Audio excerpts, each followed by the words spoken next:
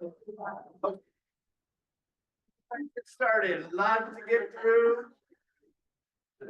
Only a couple days to do it. You did get too much, some of that water might run into.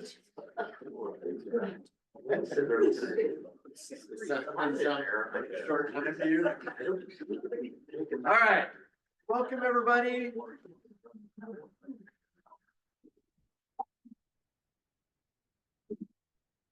Okay, welcome, thank you. This is, as you know, this is RAC 15. This is our final two-part RAC meeting. We'll have a meeting today till about early mid-afternoon, and then another full day tomorrow. So we appreciate everyone taking all this time out of your schedules. We know it's a big demand, but as we all know, it's obviously important. And we're in this home stretch of the RAC process, not the home stretch of the overall process. In many ways, the public participation process is really just beginning, but we'll get into the specifics about that later. But definitely for the RAC process, we're coming to the end of this milestone in the overall rulemaking. So again, appreciate everyone sticking with us over the last however long it's been, and we're now in kind of the next final 48 hours of these meetings. Let's go ahead and start with some introductions before we get going. Jason, if you want to kick us off, then we'll go around the room. Sure. Jason Spree, East Region Manager for Water Resources. Tim Seymour, I'm the Assistant Manager for Groundwater for Water Resources. I'm Dark Boschman, I'm a hydrogeologist for the department. Lisa Runner with Water Watch Oregon. Brianna O'Connor, Espins, Marcia.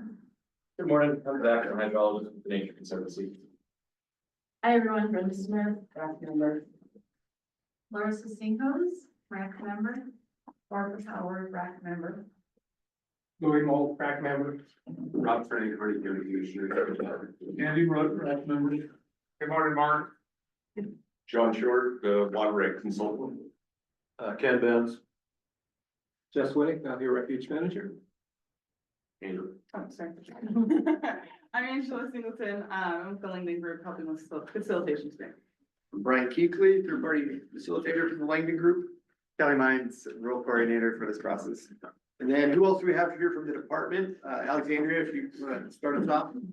Alexandria Scott, engagement coordinator for the East Side Water Resources Department. Jay Tiller, Assistant Water Master here in Burns. My name's Ian Alfred, I'm Assistant Water Master in the East Region. And Doug Woodcock, Deputy Director of Water Resources Department. Great. And Kelly, if you can help us with RAC members that are online. Sure. Ben, do you want to go? Hi, I'm Ben Scandella. I'm the Senior Groundwater Data Developer with the department. Thank you, Ben. And then Ben McKenna.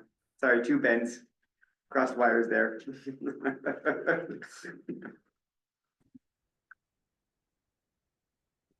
You're muted there, Ben. I see you're talking.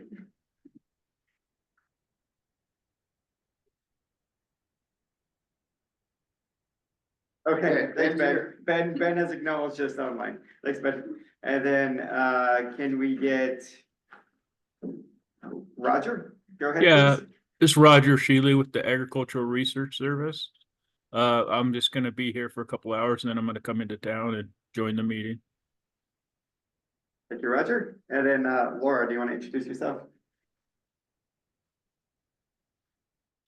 Hi, Laura Hart, Water Policy Analyst with the department. Okay, Okay, everybody. All right, that's it. All right, next slide. Next slide. That's fine. All right, so just quickly, ground rules. Here to express your viewpoint, treat each other respectfully. I think we've all done a great job with this. If you're online, remain muted when you're not speaking. Use the raise hand feature online, and Kelly will try to keep an eye out for that and let me know so we can make sure we get your comments and questions inserted into the process. Same in person. If you raise your hand, I'll keep my eyes peeled to make sure and get you get your comments and questions out there in order that your hand went up. This is a RAC only meeting, so those people around the tables here today are members of the Rule Advisory Committee. So during the agenda items specified for the meeting, please keep the conversation to the RAC. We do have public comment period times, and that'll be the public's opportunity to provide comment. Next slide. The role of the RAC is to attend and participate in meetings here at the tables, provide input and advice, and help the department consider various perspectives. So this is advisory, not necessarily collaborative, but advisory and providing feedback for the department's consideration. We'll kind of talk about where we're at in that process here in a moment. The public's role, listen during the presentations and during the RAC discussion. And then we'll have opportunity to provide comment for those that are here with the public in person and online and go over some ground rules before we do that. Right now, so we have 2 public comment period times. Right now, does anybody know if they do intend to provide public comment from the public? We've got 1, and then do we have, if there's any members of the public online, if you can do the raise hand function, that'll just at least give us some indicator of how much time we need to budget for public comment. Okay, moving on. Chris Hall online, like. Okay, Chris Hall, you got your hand there, so we will have, right now, we're looking at 2. The role of the department is to foster meaningful dialogue and conversation, consider the RAC and public feedback, and then ultimately draft the final rule. The role of the facilitator, myself, is to foster meaningful dialogue and conversation by all RAC participants and ensure that everyone has a safe space to express their viewpoints in a respectful environment. Okay, next slide. All right, so just a reminder, the IAP2 International Association of Public Participation has this spectrum. And we introduced this about halfway through our process, and we have another board in the back. But it's just kind of a barometer for everybody to understand the different levels of participation that exist. Prior to each agenda item, we always say, okay, this agenda items in the informed space or the consult space or the involved space. And it just kind of gives an indicator to all of you what level of input is the department's looking for and what's going to be useful. At this stage in the process where we're reviewing draft rule language and also, showing you where your input has been inserted, and then also asking, is there any additional input for different sections? We're really in this consult phase. So a lot of the agenda items, all the agenda items really over the next 2 days, it's going to be typically a process of we provide your feedback to a section, we acknowledge it, say thank you, capture it, and then tomorrow we go over the draft rule that's going to then go into the public process and show you where changes were made. But there won't be quite maybe the same level of discussion and conversation around these items as there had been in the past as we were kind of making the sausage up until this point in the involved phase. So just want to kind of put everyone in the right headspace and how your input can be helpful at this phase in the process. All right. Okay, our agenda. We heard it pretty loud and clear, yes, at the last meeting that we wanted to hit the ground running today. We don't want to spend a lot of time reviewing. So we heard that. That's the anticipated plan.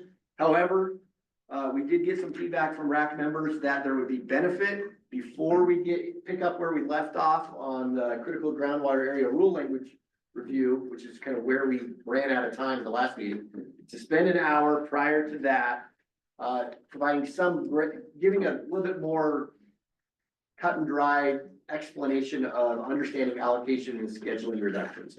We just understood there was some confusion in the RAC around that. So we do want to spend an hour doing that. Tim and Kelly are going to do that. And that's going to be just really, I think, important that we do that prior to entering into that next conversation, because it's going to help us all understand it when we get it and give us the background information that's necessary to help us provide. And to help you all orient about that conversation, that is the section 60 determinative initial allocation for all groundwater rights through section 80. We're going to just walk through what that process looks like, give you all better understanding to provide more meaningful comment and on those sections. So, yeah.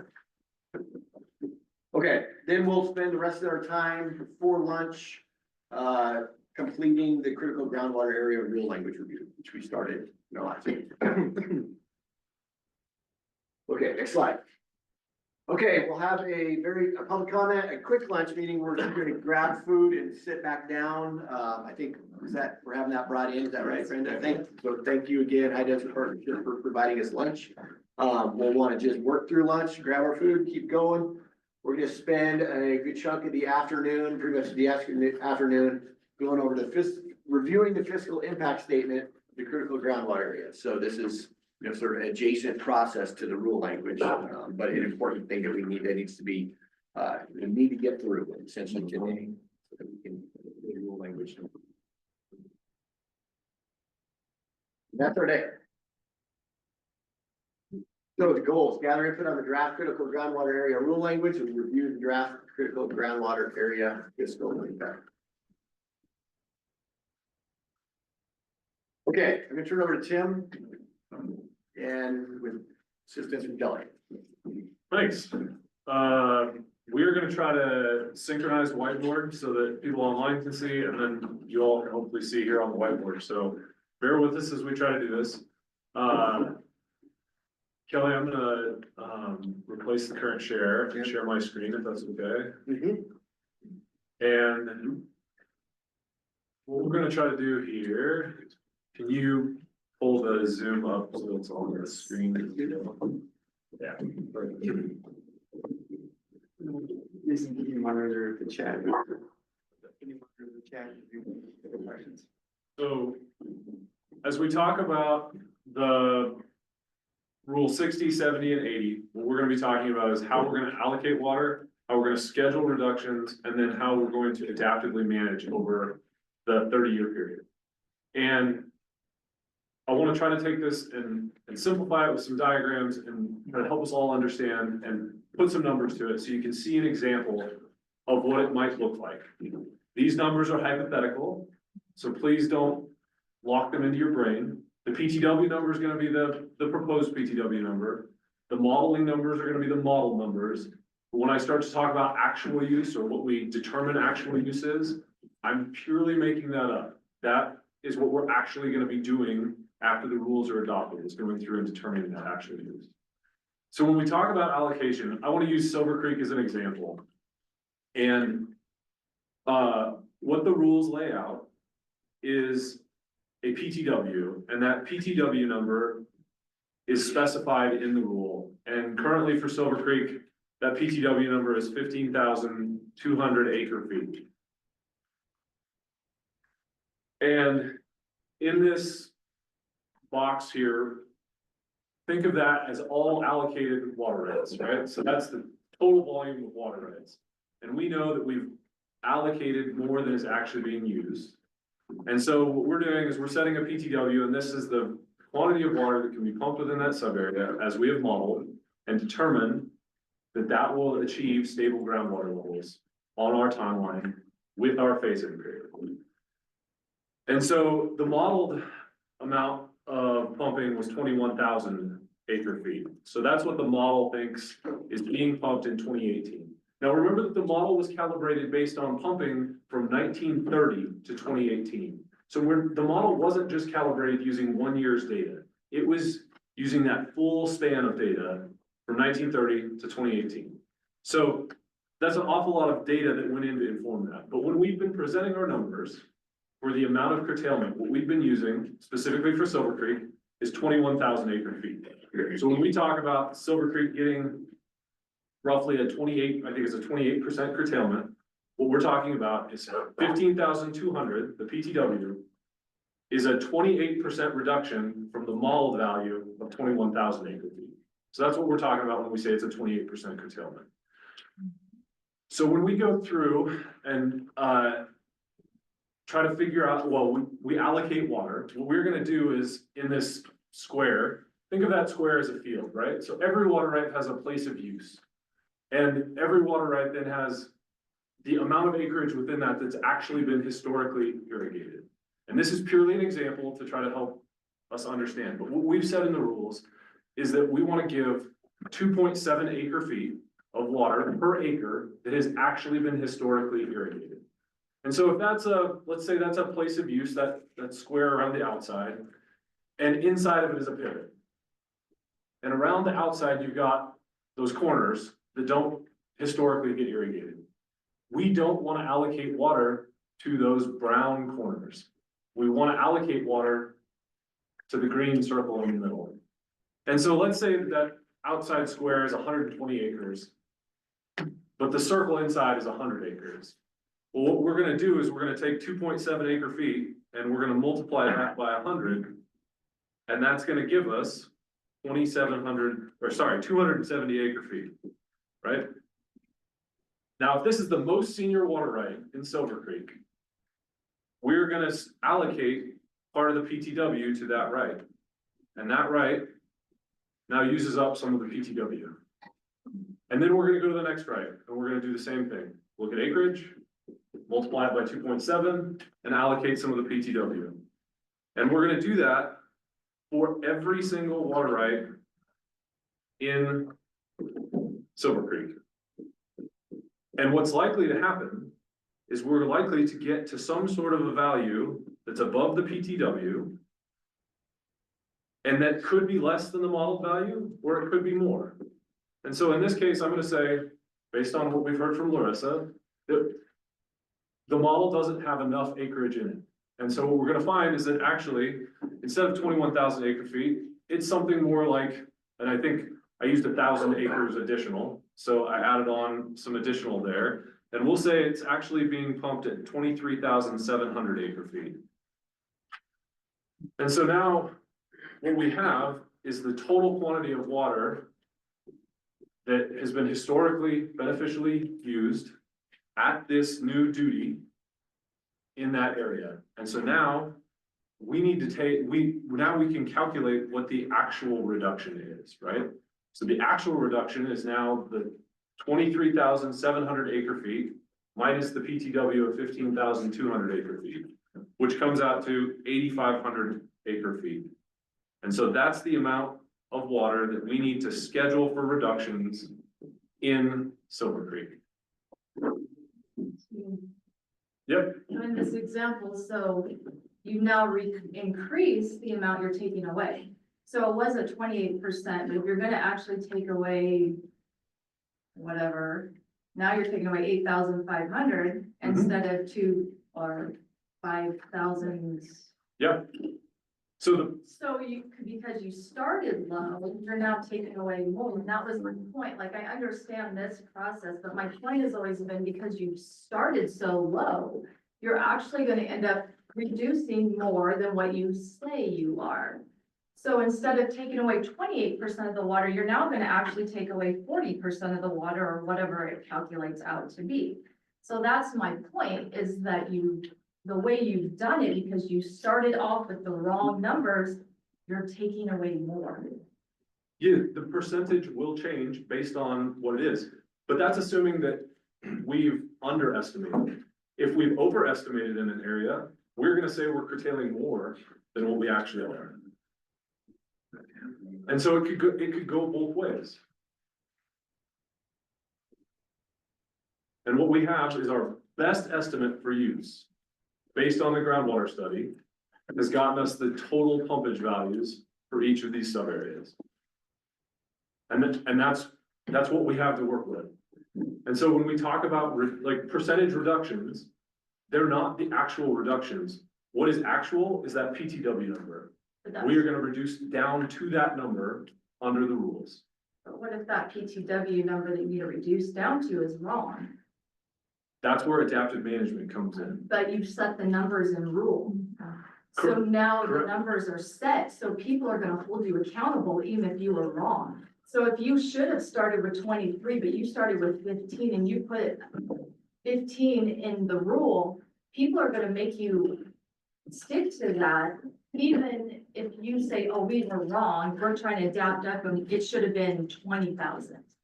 But you're gonna get trouble in court because people are gonna make you stand up to that PTW if you were wrong. And that's where we're gonna get, the adaptive management is not gonna help us because people are gonna make you stick to that number because you're putting it in rule and law.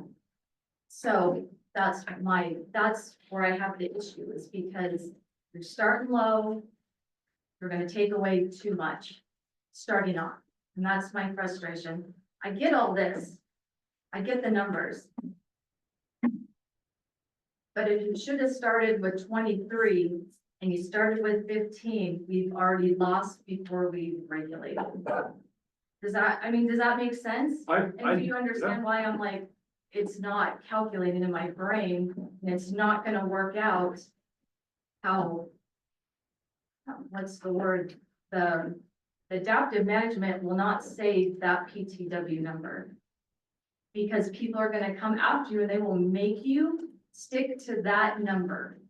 So that's where I fundamentally disagree with you, because we're putting adaptive management in a rule just the same as we're putting the PTW in a rule. As long as that adaptive management can handle the courts, when people don't like that we didn't get regulated enough, they're gonna come after that and they're gonna fight you on it. When 10 years from now, you're like, we're wrong, we want that PTW, you're gonna have a lot of data to back it up, because they're not gonna let it go, So- even if it's the right thing to do. So remember that the goal is to stabilize groundwater levels. That's what we've said. We've never said that the goal is to implement PTW.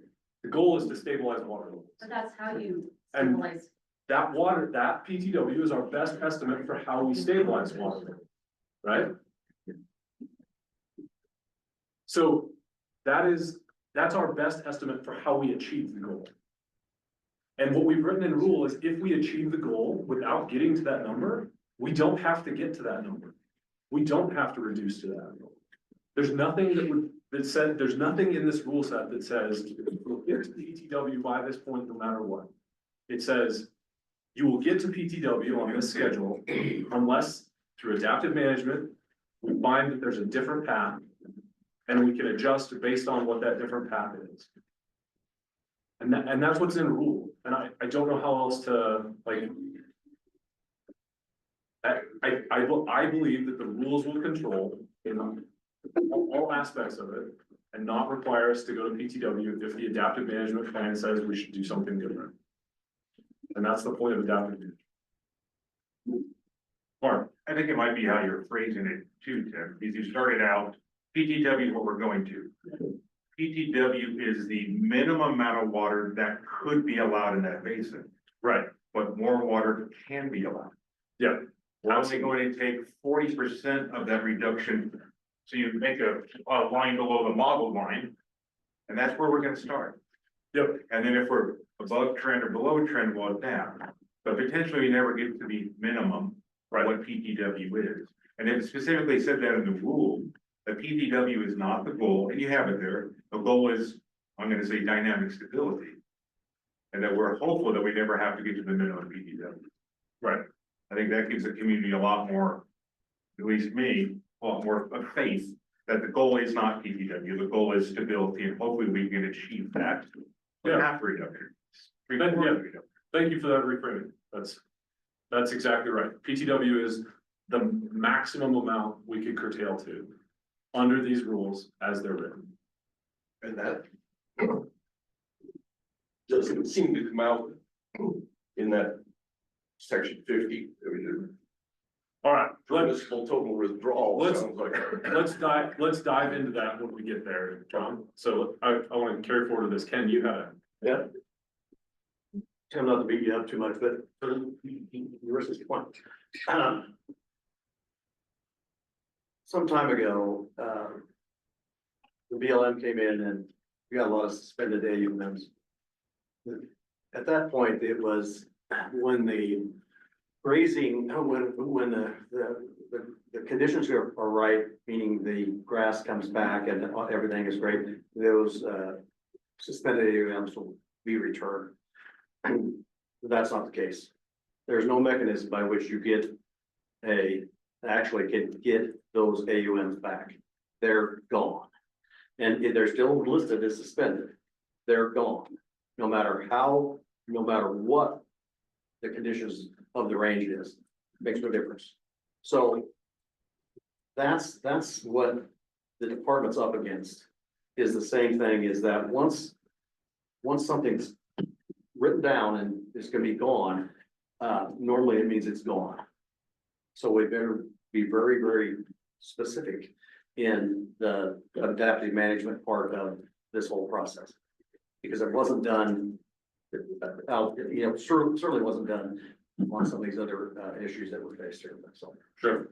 Thank you. Not your fault, I realize you did work for the BLM in the 60s, so, Yeah. Okay.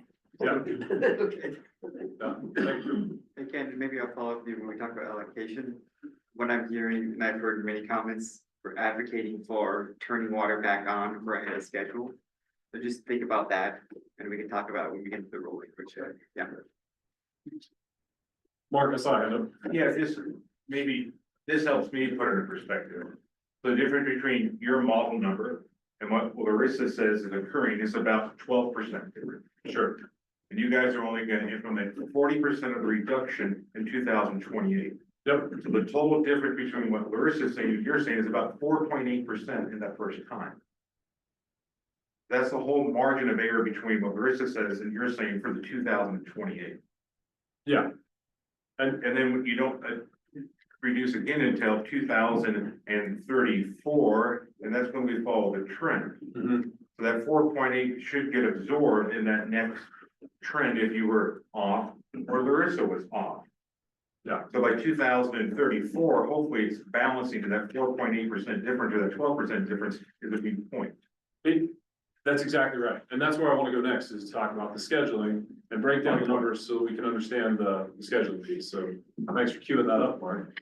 Were there any other questions about the allocation based on the historical usage of acreage and the 2.7 acre foot view?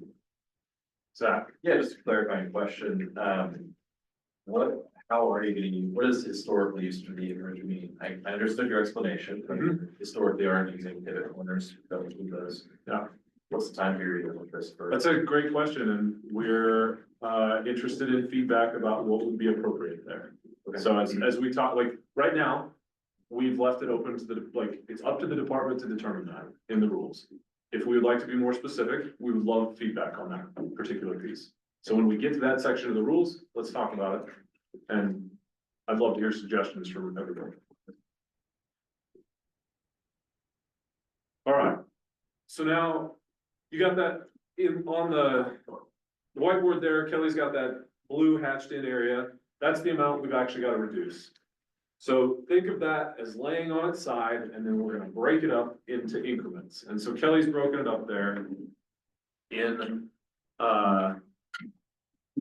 to increments of based on the schedule that we have. And so for all sub areas except Weaver Springs is different. We've said it's gonna get 75% in year 0 and 25% at year 6. But for every other sub area, we're doing 40% in 2028. And that's year 0. And that's year 0, yep. And then 30% in 2034. And then 15% in 2040, 10% in 2046. 2052 is then 5%. And then we're gonna evaluate for success at 2058, which is 30 years from the 2028 start date. And so if we do the math really quick, the 40% of 8,500 acre feet is 3,400 acre feet. So the first curtailment in Silver Creek will be 3,400 acre feet. And we're gonna start with the most junior rights, and we're gonna reduce, or we're going to take 3,400 acre feet of junior rights and curtail them completely. So they would receive an order that says in 2028, they're off. And that gets us 3,400 acre feet of actual used water shut off. Then we're gonna get to an adaptive Can you management. say that again, Tim? About 3 more times. Yeah, say that, no, say, I was just thinking. Yeah, See, so I would have gone the other way. I wouldn't have gone from the junior, I would have allocated from the most senior until I ran out of water to allocate, and everybody else was shut off. So I'm not tracking how you go the opposite way. So we already did that in step 1. We allocated water to everybody, starting with the most senior and going through. And now we know anybody that received water out of the allocation from PTW, so the first 15,200 acre feet that is allocated to the most seniors, they will not receive an order that says you are off at any point, because the PTW is the number at which we cannot curtail below. And now we've allocated then, from then on, to all of the water rights that are from the PTW seniority to the most junior at the actual use level. And so because we've already identified that, and we've allocated that actual water, now we can schedule those for reduction from the most junior to the most senior within that group. You could do it the other way, right? So you could say 8,500 minus 3,400 is 5,100, right? And you could allocate from the most senior above the PTW line until you run out of water, and then shut everybody below that off. You can go at it either direction because of that first step in which we allocated water and have reduced everybody down to a 2.7 acre foot duty and their actual historical beneficial use. Their historic acreage. So roughly, the first, you'll shut off 10.5 pivots. The first in 28. If that's what 3,400 acre feet comes out to, yes. So can I get clarification on that? Because I heard you say this is all hypothetical, but that is really hard to think of as hypothetical. So you're really not talking about 3,400 acre feet because it's a hypothetical number? If the actual usage is 23,700, then 3,400 is the actual number. Yeah, I can't. But I can't. what we've estimated there, Brenda, is that it's only 21,000 acre feet of usage. So instead of 3,400, it would be 40% of 20, I could do the math really quick. Are you saying it's like insensitive to say hypothetical, or this could deal with? And then people's- use Yeah. these numbers, and I'm like trying Yeah. to visualize what that. All you're, looks like. that's Those aren't off your real model numbers. number. 1,260. So I mean, everybody's gonna take a little different hypothetical in every different basin. So I mean, you're taking reduction from the model number. When we talk about percentages, we're talking about percentages from the modeled number. Then let's run the math from a model number instead of, I mean, I'm picking on Larissa says it's, 23.7, I'm gonna say it's 58,000 crane, Andy's gonna say 62,000 crane, and then you're gonna be already multiple numbers. You have to reduce from what your model number was, because in your model number, there was a rate of decline. Yep. And you're trying to change that rate of decline to stability. Yep. So all reductions are gonna come from that model number. No, they're coming from the difference between actual and PTW. So the difference in that example is 8,500 acre feet, and first year would be 40% of 8,500 acre feet. But 85 was from the 23,700. Correct. Yeah. But if we do it based on, we can do it absolutely based on the model. Yeah. Zach, go ahead. One, I think part of the confusion is what we're subtracting from, and a different way to state this, which is agnostic to what we're subtracting from, is just what is the pumping occurring in 2028 in Silver Creek. Right. And so that would be useful to me to show up on the board as well, not just 3,400 acre feet, which is how much we're subtracting from some number. Right. Or what is the amount of pumping that's happening in 2028 moving forward? So in 2028, the amount of pumping will be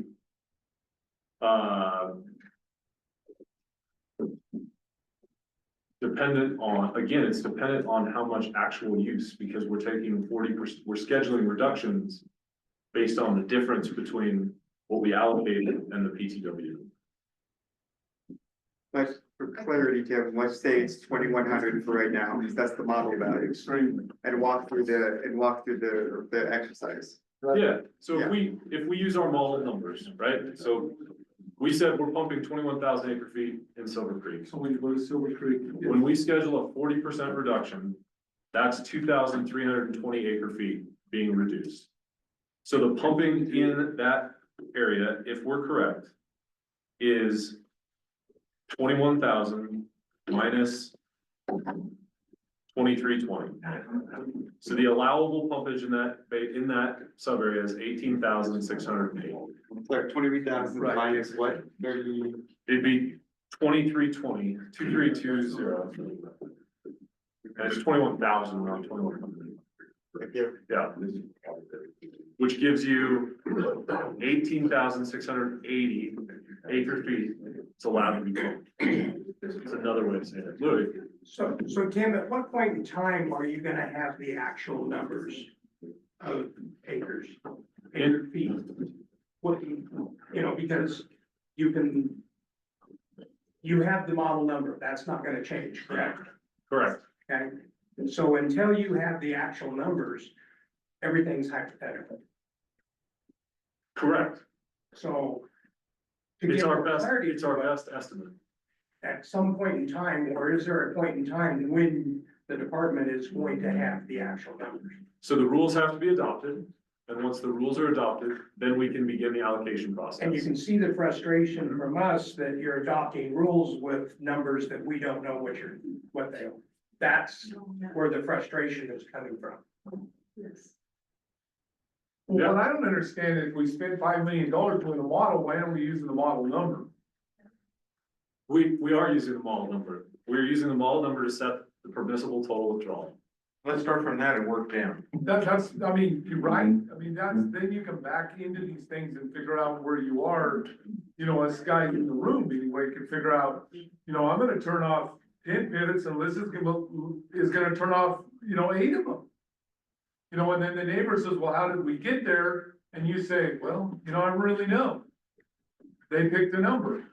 Instead of being able to say, we started here with the model number. I mean, I'm having a struggle following you. It's hard for me. Yeah. I don't get it because, I understand the big picture, but you gotta have a starting place. And if we spend all this money on the model, because that's what you guys are trying to do is stabilize the water, and that's what you're using to stabilize the water, I don't understand why we're not using the number. Yeah, Lisa. I mean, isn't the issue that the model was done at a point in time? The best thing we have, since that time, there's been more development. The department can't track that year by year, so yeah, there's been more development that needs to be accounted for somehow, but I think the model number still is a legitimate, overall number to base this exercise on. Yeah, but would it be fair to me to say that if you use the model number, you automatically are gonna turn off those 10 pivots of mine and 8 of hers, so that really isn't a true statement. It hasn't been developed because they're gonna get turned off. So I think what the challenge for us here is that we have this model 2018 pumpage. And that isn't what's actually being pumped. We know isn't actually what's being pumped in Silver Creek today. Or what you pick your number in your sub area, it's not what's actually being pumped. Because since 2018, there have been transfers and there has been new development come online.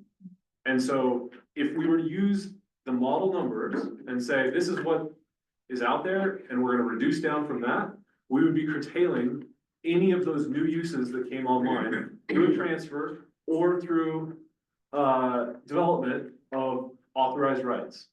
And what we've said is we don't want to curtail use before we get to curtailing use, right? Like, we don't want to curtail use by going back to 2018 to start with, and then curtailing from that. And so the first step in this process is to figure out what is usage in 2025. Okay, so and then reduce from that. So why don't you take her acres, your map, and you times that by 2.7, isn't that the usage? That's what we're doing in step one, exactly, Andy. Well, Larissa had her hand up and then over your Rob. Just to point out, the numbers that I've been using for Silver Creek are from 2018. They are actual acres in production, not counting dry corners. I mean, I know what I have, I know what the neighbors have, I have a whole list, and it's all proven irrigated. So my numbers are pretty close. They're not perfect, but they're closer than your estimates because I live there. There's 9,076 acres of actual irrigated acres in 2018. These are not today. These are not anything that's been added since then, which is hardly anything in our area. These are the numbers. You can do the math backwards. You can do what you want with it, but your numbers, if you went 2.7 from your 20,382, which is the first actual use PTW number you gave us for the Silver Creek only area, and you go backwards, it says at your 2.7, that's only 7,549 irrigated acres. So what happened to so we're missing 1,550 acres of actual irrigated, and that's like the issue that I have. Well, if you missed them, then you've already cut them out before you regulate. Yes, And we so, were, so that's the frustration, and that's where I'm like, so we already lost 1,500 acres. And then now you're gonna take away more, and then you're gonna try to do this calculation, and then we're back, and then you're like, oh, then we're gonna take away 3,400 acres the first, I mean, it's just. That's why, that's my problem, the starting number, how, if the starting number's off, we've already lost, we've already lost. right, I completely agree, and that's why we wanna do that first step and get the starting number right. But you're putting that number in law. We're not putting the acreage in law. What we're putting in law is PTW, which is the allowable pumpage that in the model shows that we are achieving stable water levels. And if that number is too strict, then we have adaptive management to prevent us from over curtailing. If that number is not strict enough, then in 30 years, we have to go back and adjust the rules to reduce the PTW further and curtail further. I get that. I guess my brain just tells me that the model, what you modeled in PTW as getting to the levels would be wrong, if you started with data that was wrong. So, yeah, so let's say we're off by 12%, like whatever Mark's calculation was, right? Yeah. We're only reducing by 40% the first curtailment period. And that then allows us to see how water levels change and to make decisions before we do the next round of curtailment. And if we're on track with the model and the model was absolutely right, then we'll curtail 30% the next round.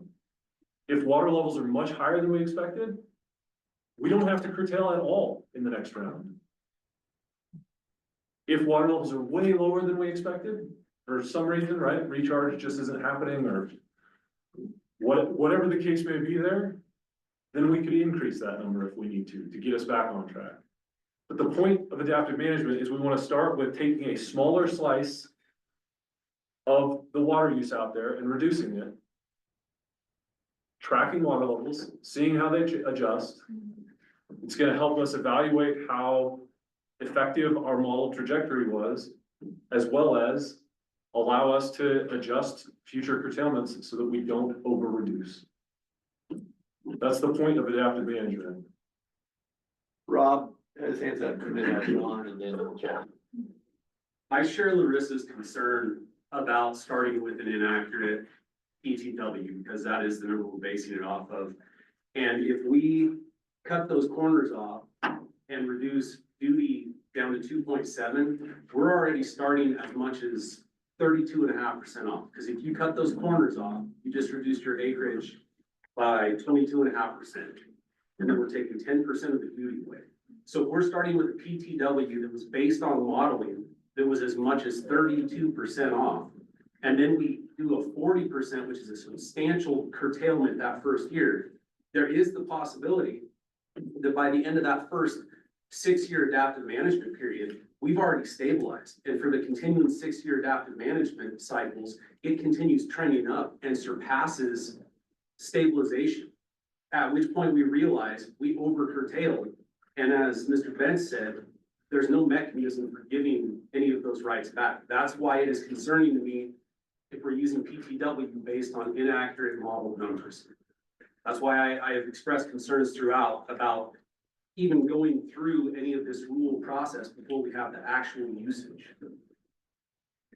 So I'll push back on a couple things. One, estimated use was done using the best available science on a basin-wide scale. It's very possible that our numbers are off by up to 20%, right, in use. But we're talking about having calculated use and calibrated this model over a 90-year period. So 1930 to 2018. That's a lot of data going into this. And there's no guarantee that those numbers are off in either direction, right? It could be plus or minus 20%. So I disagree that we are off by enough that our adaptive management plan doesn't take that into account. And if your example is true, right, and we curtail 40% and water levels stabilize, excellent. we don't need to curtail anymore. If water levels continue to rise, let's talk about how we would build that into our adaptive management plan, because you're right, Ken's absolutely right, we don't have a mechanism by which we turn things back on if water levels achieve a positive trend for a period of time. So let's talk about what that looks like in rule, and we can consider that, absolutely. To be clear, I wasn't commenting on my skepticism about the accuracy of the modeling, which I do have.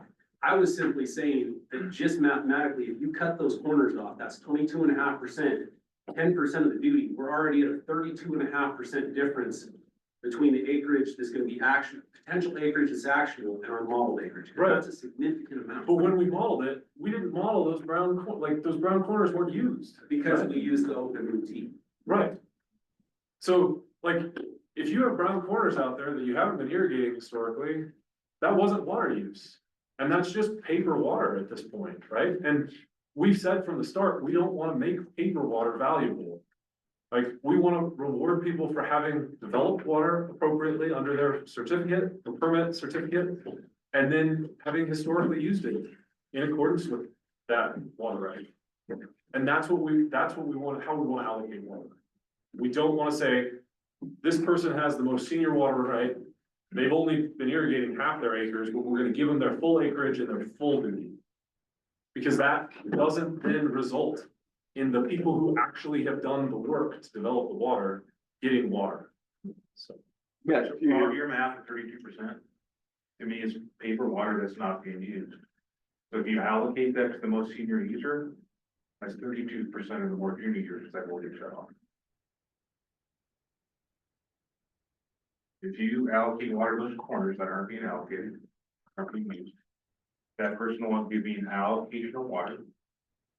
He doesn't need to grow a crop, or she doesn't need to grow a crop. And that water will come off the reduction side, so more junior users are being cut off. The 2.7 is approximately a 10% cut in everybody's maximum duty. There's no agronomic reason to use more than 2.7 acre feet of water that's basin to grow any crop that we can. So if you allow that person to have 3 acre foot, they're banking something that they're not going to use, and somebody else can't. So if you want to go down to the paper water rights with the corners and everything, you're gonna have a lot less acreage that are a lot more people. I'm not disputing the idea of cutting corners or the reasoning behind that reduction in duty. I'm just pointing out that it's a huge disparity between because we've talked about paper rights, we talked about the open ET actual usage. The numbers of actual pumpage in this study don't match the numbers. 155,000. 145 compared to 133. That's a 10% difference, 10% significant. Well, and so all these little discrepancies, and when you do significant modeling like this, every time there is inaccuracies, they just compound and compound, and that's what is concerning to me, because I think, like most people in the room, where you pull the lever too hard, it will economically, we won't be able to come back to The first cut will only be 40% of that 10%. So we're only looking at potential variance between those two numbers of 4%. So if we're making an estimation that 40% gets us to stable, it's still only a 4% difference. But if that 40% doesn't get us to stable, hopefully that 4% will be absorbed in the next adaptive management. So when the numbers you point out are a 4% difference when you only look at it imposing the 40% of the first. If we were going to impose the full PTW, like was suggested 15 months ago, at year 0, I'd be yelling and screaming. Because then there's no room to see how the underground can be above. Because we push this out for 24 years, my find is that 4% will get figured out in the adaptive management. As long as the wording to Larissa's point is correct in the rules, that PTW is the basement or the maximum, however we want to phrase it, and that is not the goal. The goal is dynamic stability. And we are hopeful with the department, we never have to reach that goal. That's where I'm at. If it was year 0, total, I would be screaming. I think it'll be You said 40% of 10%. So, yes, so the numbers that's where it gets, the numbers Yeah, I that know. Rob is saying, here to here is about a 10% difference. Yeah. But we're only reducing the first period 40%. So 40% of 10% is, 4%. huh? 4%. Like I said, so, and the first, I mean, total maximum difference that could be off in 2036 is 4%. Or 2028 is 4%. And by 2034, hopefully that has self-corrected itself in our trend. That's where my mind is. I could be wrong. But if it was all gonna be imposed 15 months ago. I think that's a really hard equation, and I think that someone needs to get the whiteboard. And so people understand that equation, you know, when you look at that there, you think you're taking a 40% cut, a 30% cut, a 15%. You know, I mean, that, I had to sit down in a room and spend like 30 minutes before I finally understood it. And it's got more confusing today. Yes, Even for it's me. harder. Really? Yes, I sat down with 5 or 6 people and I thought we were there, and now nobody's there. I mean, that's not criticism, that's just reality right now. Well, I mean, this is good, honestly, this is a great discussion, right? It's like Because we're all, you're gonna take 40% of 2.7, and then you're gonna take 30% of 2, you know what I'm saying? That's how you read it though, when you're out here. 4% doesn't seem like a significant number. But 4% of Silver Creek could be one family farm. And to lose one family farm in a county with a population of 7,500 is significant. And that's if you're making the assumption that you feel that the 40% reduction will get to stability there. If the 40% reduction could get stability there, you are correct. We could have shut off one other farm. That is fact. We better move on, we better get things done. But our best available science says we need to curtail the 15,200 acre feet. We need to drop to that number to achieve stability. That's what our model says. And so what we want to do is we want to take those reductions in chunks over 24 years. And we want to front load a little bit of that curtailment at the start so that we get there sooner with higher final water levels and have less impacts on all of those other users of groundwater. Domestic wells, natural discharge streams and springs, groundwater dependent ecosystems.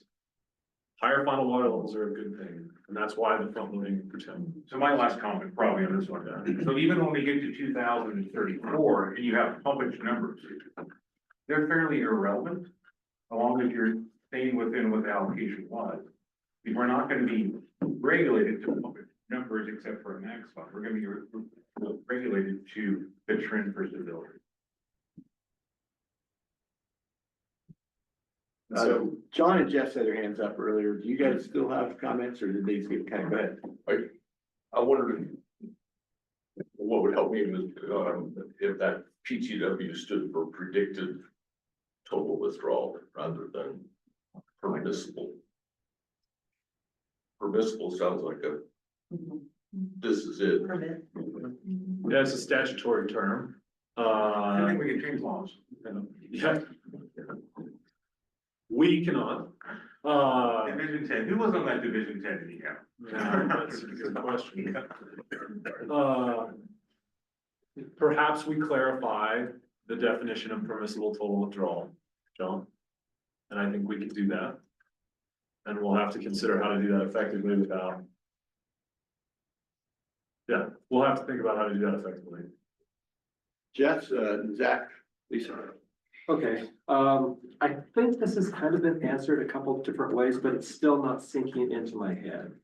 So the numbers that Larissa said of actual irrigation 2018 was a difference from what the model was saying by about 3,500 acre feet. That's what 10 or 11 pivots. That's pretty big. So then the 12% that Mark threw out, if we're doing a curtailment first wave of 40%, would that actually be a 52%? It's going to be 40% of whatever the actual was.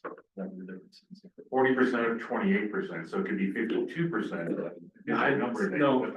So So if we use Larissa's numbers and it's 3,400 acre feet more than what was modeled, which is 21,000.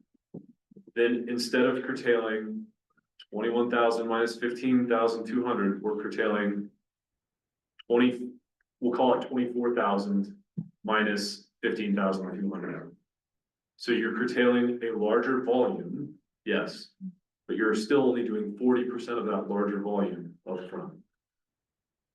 Tim, you keep saying only 40%. 40% is almost half, right? So like, I'm really trying to get around what that means. It's,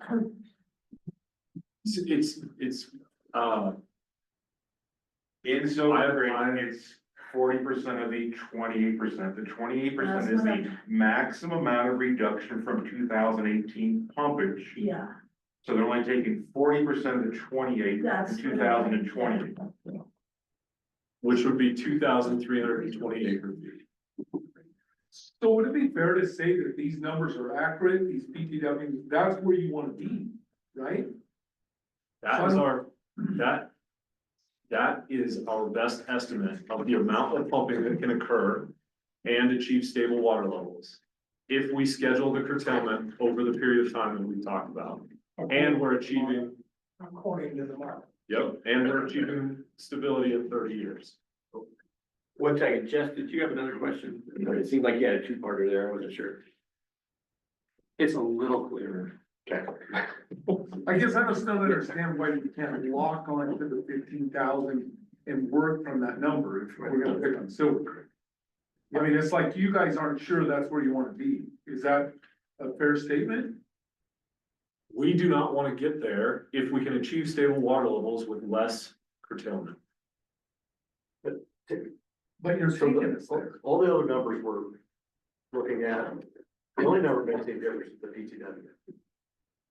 That's the only number that makes a difference, because if you allocate that from the top, figure down, cut 40% off of what's left, Exactly. then that's it. I mean, that's the model. Instead of calculating back, whatever the actual use is, really doesn't make any difference, because you're gonna start at the senior deal and move down until you get to that, using that number. The difference. That's how much will be allocated, it's right there.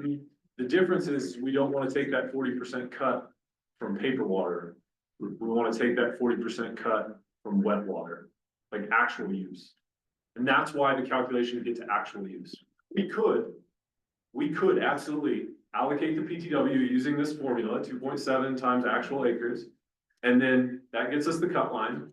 And then we could cut 40% of the rest of the water rights. After the first year, you're gonna know what the number is anyway, it's all measured. All the senior rights are measured, everything's measured. Yeah, yes, yep, absolutely. But if we cut 40% of the water rights and not 40% of the actual use, then we're not getting the reductions we need to stabilize water levels on the timeline we're talking about. Because there's so much extra paper water out there.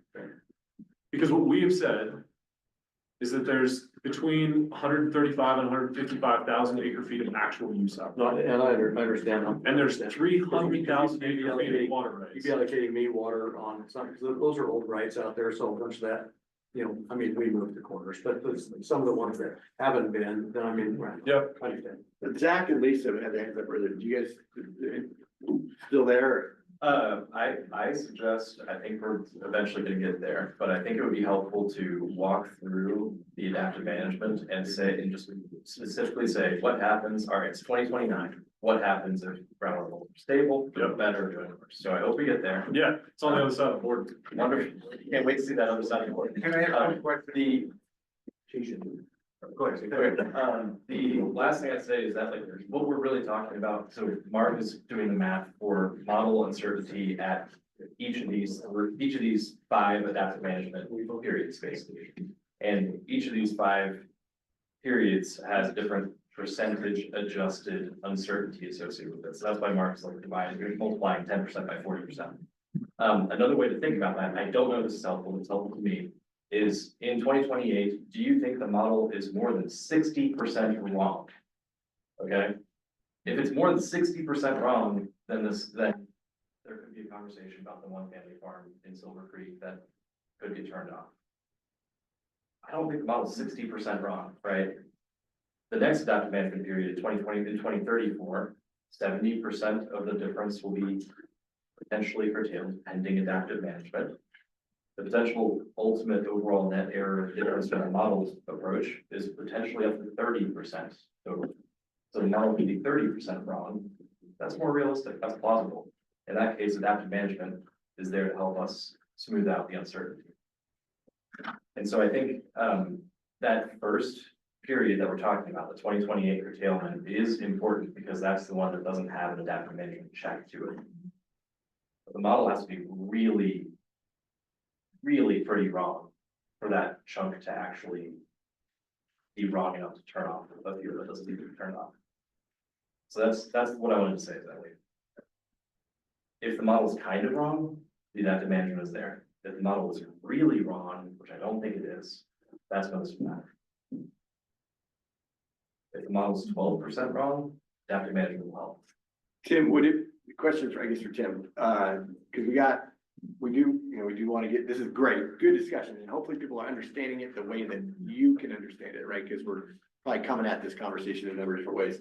Is your second graphic going to help, do you think?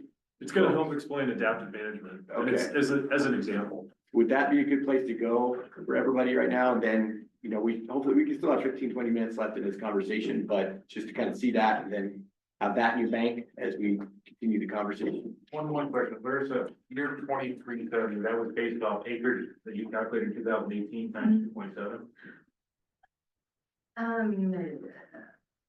2.7 is 24,501. It was 9,000 acres, right? Yeah, 9,000, yeah. So it's acreage. But but if you look at the actual use report that they did in 2018, they only assigned, depending on what sub area you're in, 2.1 or 2. In my area, they assigned, I think it was 2.18 or 2.2 per acre feet per acre, and that's why their PTWs are down. But they still couldn't tell me how many acres they used in each area. They have a basin-wide acreage that they use in their report. So that could be the discrepancy. If we're only using 2.4, but you're still cutting off acres by now calculating it at 2.7. That's where I thought you were going to be, the Yeah. volume number on average is 2.1 something, and you were using 2.7, that's where I figured the description came from. So- But I also think those numbers could be off because I would say that we use more than 2.2 acre feet on an average. We live in an area that we don't ever have a dry time or a dry period. Our wells never suck air or go dry, so we can run full board all summer long. So 2.2 calculation per acre is actually pretty low. And I think that's part of the discrepancy is that. So we actually, the PTW number that got modeled in the model is probably low for our area. And that's kind of my point, like if you put it in the model wrong, it's gonna come out wrong. And that's kind of where I'm at, so I'm done now, That makes that's all I sense. wanted to point out, yeah.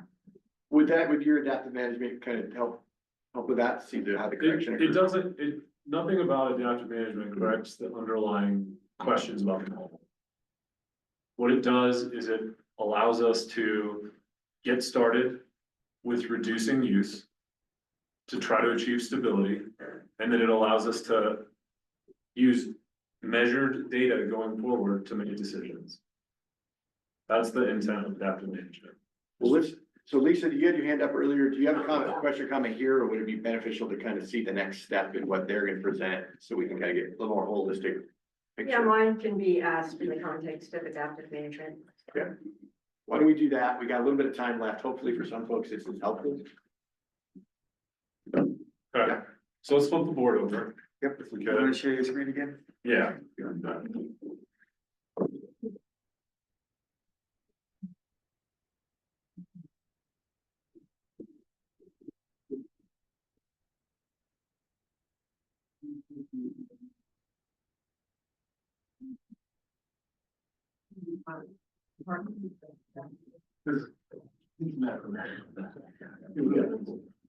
You gotta get your screen back up here. Yeah, I'm talking. I didn't know you came on.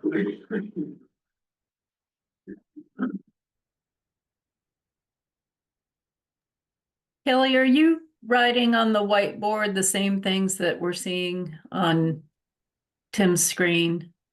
Or you Yes. guys- Yeah, Yes, we are. basically. Okay.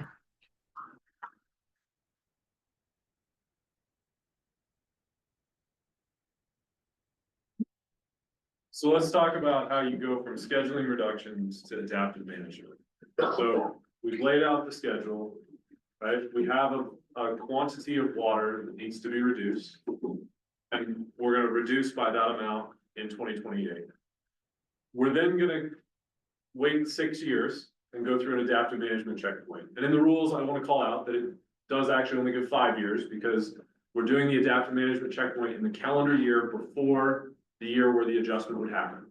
The reason we're doing that is so that there is time for us to process the water level data, make it available to people, present on what the changes are gonna be, and issue any order changes that need to happen in a timely fashion so that irrigators have the ability to make decisions before the start of irrigation season in 2026. So that's why the adaptive management checkpoint dates are 1 year earlier than the actual implementation date for the change. So let's say we get to 2034.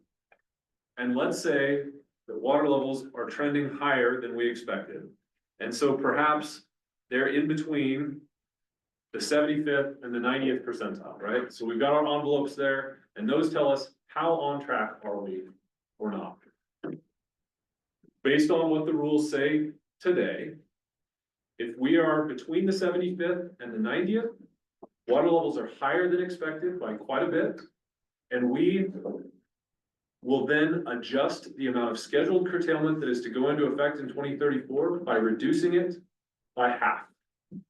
So instead of implementing the full reduction that was scheduled for 2034, we'll implement half of that. So if that was 22,550 acre feet, that's what we had on this schedule on the left-hand side. We're gonna cut that in half, so it's actually 1,275 acre feet.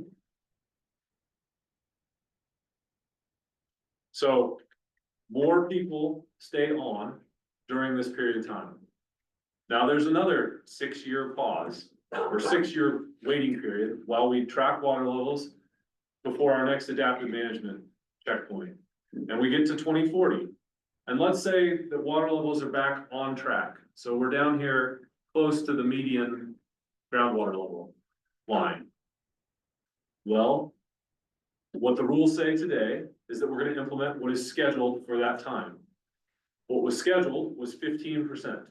So we're going to implement 15% reduction, which is 1,275 acre feet. So that's what would go into effect, and that's what would get regulated off in that year. We then move on to the next adaptive management checkpoint in 2046.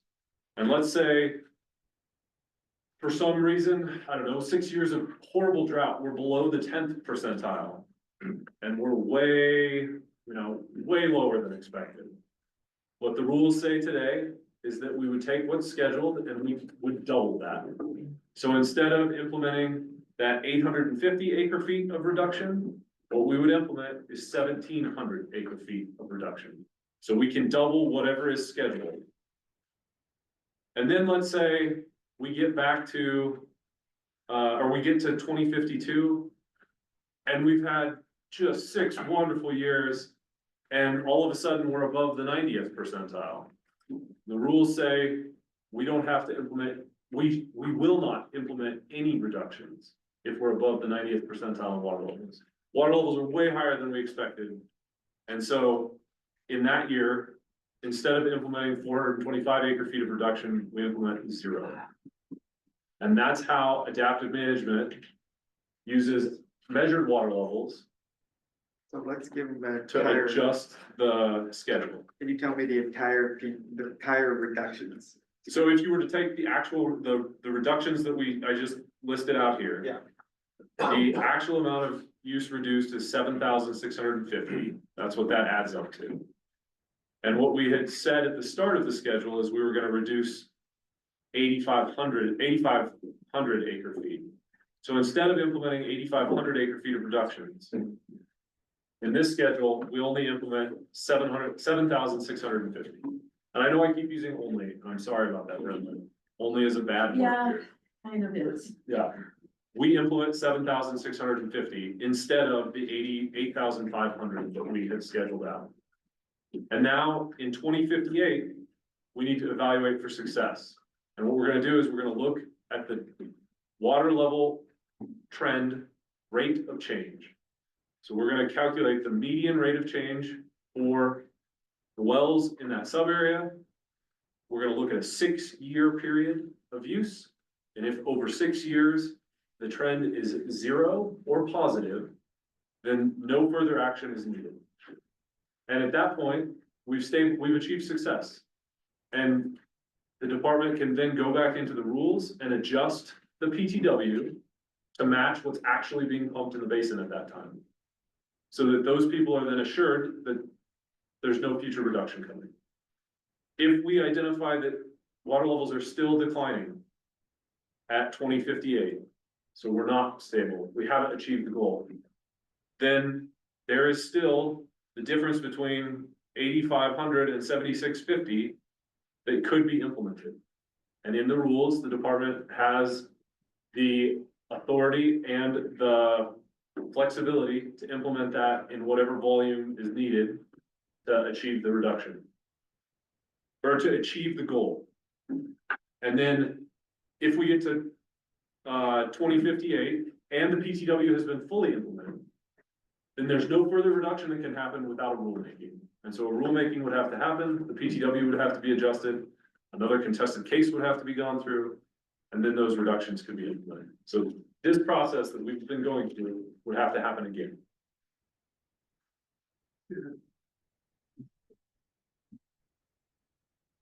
Tim, I'll be 93. Good question. I don't want to sit in the meeting.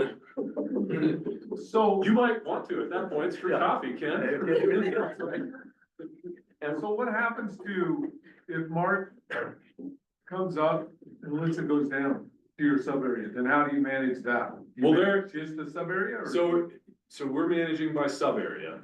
So it's the sub area's trend, So right? we're not hydraulically connected at that point. You are hydraulically connected, but we are managing you separately.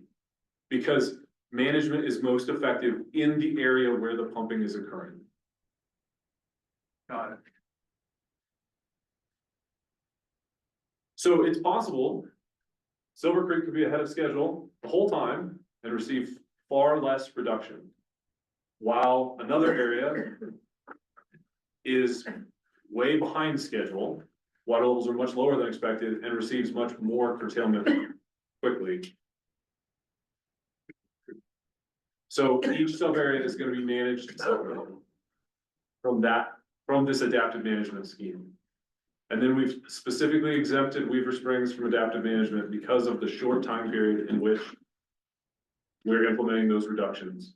And that's because that's the area of most severe declines in the basin from a rate and a magnitude standpoint. And so we want to fill in that hole as quickly as possible so that we are able to equilibrate the rest of the basin more effectively. And that's one thing we heard from this RAC as we've been modeling this out. Is there any more, so I mean, the goal here was to provide some clarity on the process, so hopefully there was a degree of that for everybody. I guess what we'd like to be able to do in the next couple of minutes, just if there's anything still on the process that isn't quite connecting for you, we want to flesh that out. Lisa, you had your hand up. Yeah, I just want to say that, you know, when you look at the effects of all of this on natural ET and discharge to springs and streams, you're looking at by 2058 and 2060, a reduction of 67% of natural AT and 39% of the spring flow, which I think is actually low if you look at the USGS report. But at any rate, you know, none of this adaptive management is designed to sort of take a check on that. So Northeast Crane is predicted to dry up 83% of the natural AT by 2058. That's, I mean, I just want to be clear. These are concerning numbers to me. This seems like a huge impact that hasn't been properly addressed. But leaving that aside for the moment, you know, none of this really gets at, like, did that part of the prediction come out right? I mean, are we gonna dry up 95% of the natural AT, you know? And the longer the timeline, and the way these things equilibrate, right, is that part of the ongoing pumping is sort of available because you dry up the springs and the natural AT, it sort of becomes available. So it's just a big concern for me that there's nothing in the adaptive management that sort of does a check on, like, how are we doing on this other beneficial use of water, which is the in-stream and the groundwater dependent ecosystem. And for those of you that didn't read my comments, I mean, my public comments, is like, I think we do need to be looking at that, and I'm concerned that this doesn't take a check on it at all. Thanks for that feedback. Thank you. Where does that calculation that the Crane sub area will dry up 85% evapotranspiration? 83, it's on page 181 of the RAC 14 amended PowerPoint. It was in the RAC PowerPoint from last time. The RAC, you know, the PowerPoint they did for the RAC 14. I'm just using the numbers that were in there. That came from the model. And just one more thing is we talked about model uncertainty, and all of this is to address model uncertainty. And there is model uncertainty on both of those things, the effects on lowland natural ET and spring and stream discharge. And I think that's known, right? I mean, there's some uncertainty there. So, but we don't have a process like this to sort of evaluate what was that uncertainty and should there be adjustments as far as those components of the beneficial use. Yeah, you're absolutely right. If we get to 2052 and Double O Springs goes totally dry, there's nothing in the rules that does anything to fix that. Oh. Right, and that's also affecting, I would think, senior water right holders on surface water streams. You know, because they could be drying up their water rights, and there's just sort of no component here to say, hey, wait, we are having these impacts that are even beyond what was predicted. I may respond, I agree. However, the whole reason that we've got the large 40% initial cut is to benefit the ET and spring flows. Well, that's still we're still ending up at 43% of natural AT across the basin. Which, you know, 60% reduction in your native vegetation is significant. But yeah, I agree. I think that 40% piece is important in helping to address that. Totally agree. Larissa, then maybe we'll kind of bring this to a conclusion. Go ahead. I was just gonna point out that in the model report where they did the at full pumpage with no changes, they modeled that the springs are still gonna be viable. They will have reduced a little bit, which they don't know that number because they don't have enough historical data, but even if we don't make any changes, a lot of the springs are still gonna be viable. Just wanna point that out. With some reductions going a little bit, they don't know the amount or anything. Maybe they do, and then don't have that number anymore. I think the model report, with my memory, aggregated all spring and stream flow in different areas. Yeah, it was by water budget region. Yeah.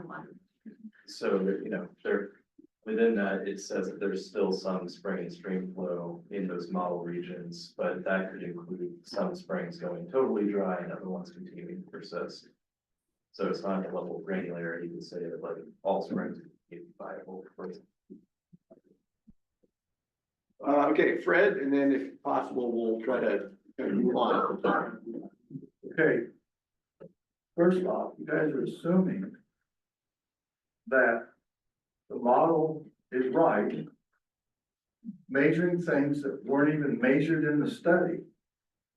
The Department USGS started to do increase or decrease your functions and streams. And maybe they did one or two, that was it.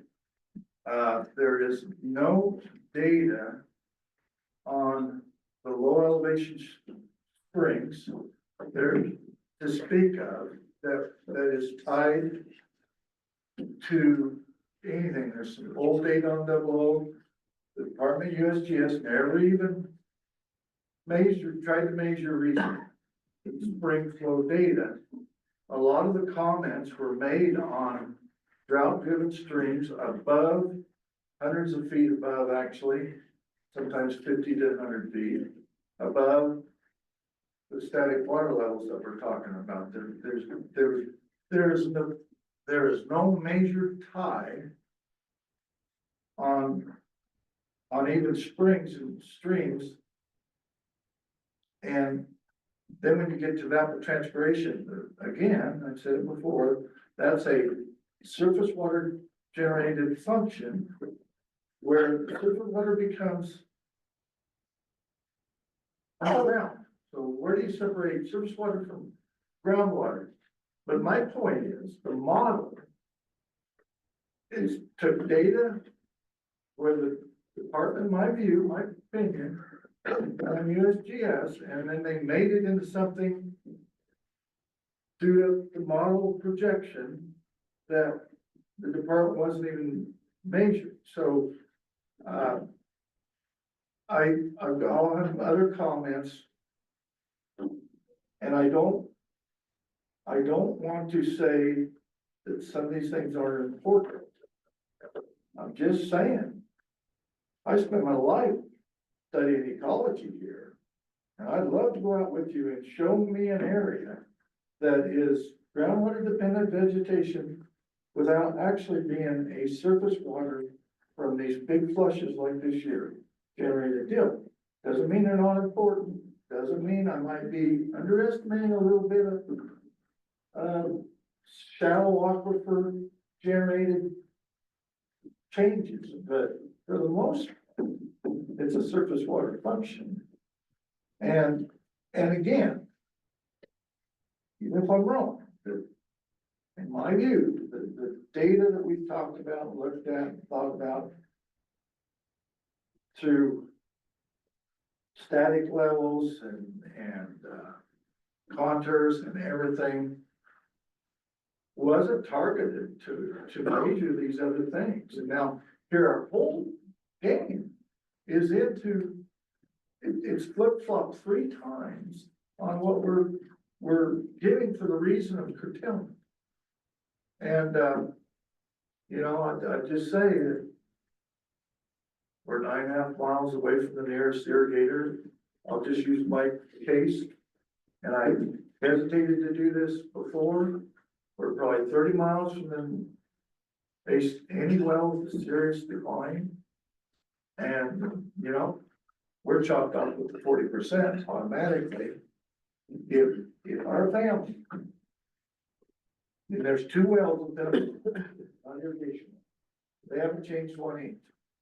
If our family thought we were cutting into somebody else's water and restricting their ability to pump and sprinkler, use a pivot, we'd shut off ourselves. But my whole deal is I know that everybody had perceptions going in, and in some cases, some of this stuff supports those perceptions, but it is not really a data-driven situation here. It's some pretty good information on part of it, but it takes us down paths that I don't think it takes us down.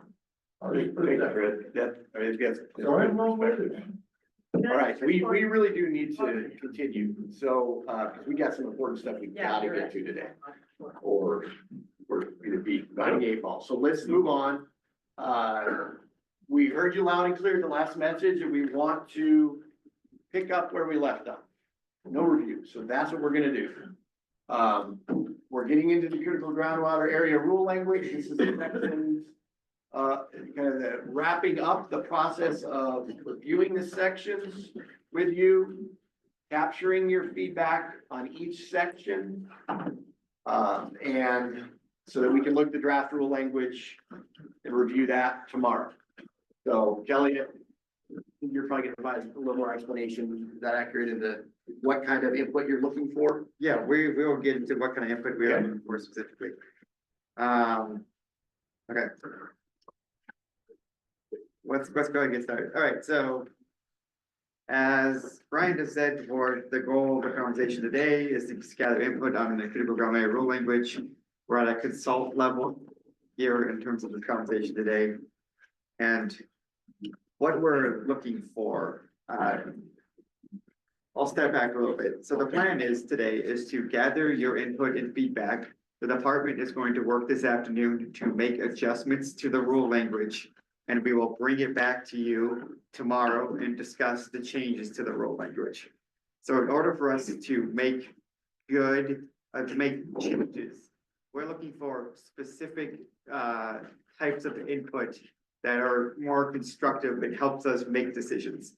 So on the screen here, we have two examples, right? So an example, a comment that won't necessarily help us change rule languages. I don't like that rule language. Really, what we need is, I don't like that rule language because of this, and I suggest that we would change it to this. Or I feel like you are missing this aspect in this rule language, and I suggest adding this and giving us specific wording. I know that's gonna be hard on the spot, but like specific wording on how you would change the rules is what we're looking for today. In the comments that I sent to you all, there were some great examples in there where they would highlight their concern and then they would give a specific rule language. So that's what we're looking at today. So real quick, before you go on, I guess I want to make sure everybody's got their eyes on this slide. This is maybe the most important slide of the day, because we gotta get your input constructively in this format so that we can look at the draft rules language tomorrow, if you know. So try to tighten it up, try to give the department something that they can capture and utilize. Mark. So Kelly, a lot of the signed on to specific comments that was submitted to you, that was Yes. in the packet. You do not need us to reiterate those today, do you? Only if you feel like there's something that you really is important, you can read it. No, they're all gonna be- no, Mark, you do not need to restate everything that was written. We have considered what was in the written comments. We are considering changes. We are not presenting any changes today because we wanted to pick up where we left off. But if you wrote it down and submitted it to us, it has been reviewed and it has been considered. And you will see changes in rule language tomorrow, and we will talk about what and why it was changed. Yeah. And other important, I guess on that theme. If it's been said, if it was written, we got it. If it's been said in the room, we got it. Saying, I think that's great, I support that, that's not gonna add any more value to the comment. Makes us feel good. What's that? It makes the department feel good.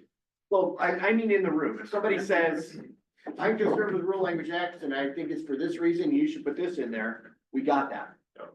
We don't need to hear it again. If you disagree with that comment and you think, well, I think they're wrong, it's, you have to say it that way, but I say, well, my belief is that rule language should say this, tell us that. But we gotta keep them bite-sized, and I'm gonna try to be a little bit of a hard ass on that, because if we tell stories and long explanations, it's not gonna help the department get where they need to be tomorrow. Understood? Okay. Okay, great. So, before we get into rule language, as part of those written comments, there were a couple of themes that we want to discuss that are outside rule language. That's around transfers and cancellation of water rights. So I'm gonna throw it to Jason, who's gonna talk to you about that stuff. Thanks, Kelly. So with transfers, you know, we've got comments about doing transfers between sub areas and. I just want to point out that when we consider transfers, when the department is doing the evaluation of a transfer, they don't consider basin rules. So adding any language to these rules. To impact transfers won't actually do anything because transfer process doesn't consider these rules when they evaluate transfers. However, Water Resources is going to be, working on preventing transfers between sub areas. We have, you know, internal management directives related to transfer evaluations that we can look to that will prevent transfers between sub areas. And the department is planning to do that. So we're effectively doing the same thing, it's just through internal management directives and review directly. Slide, please. We also heard about canceling unused water rights. And we are committed to canceling any unused water rights or pursuing cancellation of water rights that appear to be forfeit. Right now I have staff in the East region working on evaluating the basin, looking for areas that don't appear to have been irrigated over at least a 5-year period. And all of those, and there's actually, we're finding quite a few on the initial look. And so we'll take that information and pursue cancellation on those. Those landowners will have an opportunity, of course, to protest that cancellation order, but the department does have the authority to pursue those, and we are doing that. And part of that process is going to be, once we find those, we'll have Dally and Cade or East Region staff go out on the ground, look at that information or look at that field. And verify that it does not appear to have been irrigated as well before we actually pursue the cancellation affidavit. And we'll go through that process. So we don't intend to write additional language about cancellations because we already have that authority to pursue it that way. Questions about any of those? Just got that question on it. So in that example, the corners around the pivot, if irrigator is using something like triticale or whatever that just maybe needs water to get it going early in the spring, but nothing after that. Is that something, are those corners going to get canceled, or is that considered efficient, being efficient with your water? Using a crop that doesn't need that. Yeah, in that case, those corners would not be canceled because there is water required to get that crop started. And even though it may be less than what we might allocate or what's on the water rate, we would pursue cancellation on that.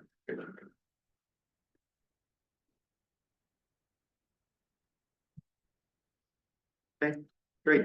So we're gonna get into the rule language now, but let me orient you all to the rule language packet in front of you. We're gonna be we're gonna be skipping around sections today, so I'll just be calling out each section and orienting you where you are. So my first question, yes. Basically, if you ever permit the land that's not being developed, are they gonna be allocated water? I don't believe they will be allocated water if they haven't been developed and haven't been used.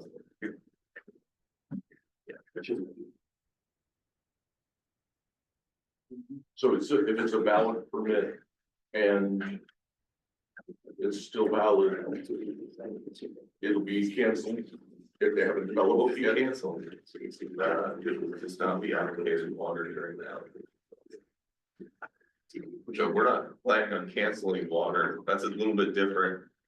You know, if it's a permit that hasn't clearly not been used, but it has been developed, but hasn't been used, then we would pursue cancellation. If it just hasn't been developed, and we get to the allocation process, we would not allocate water to that permit.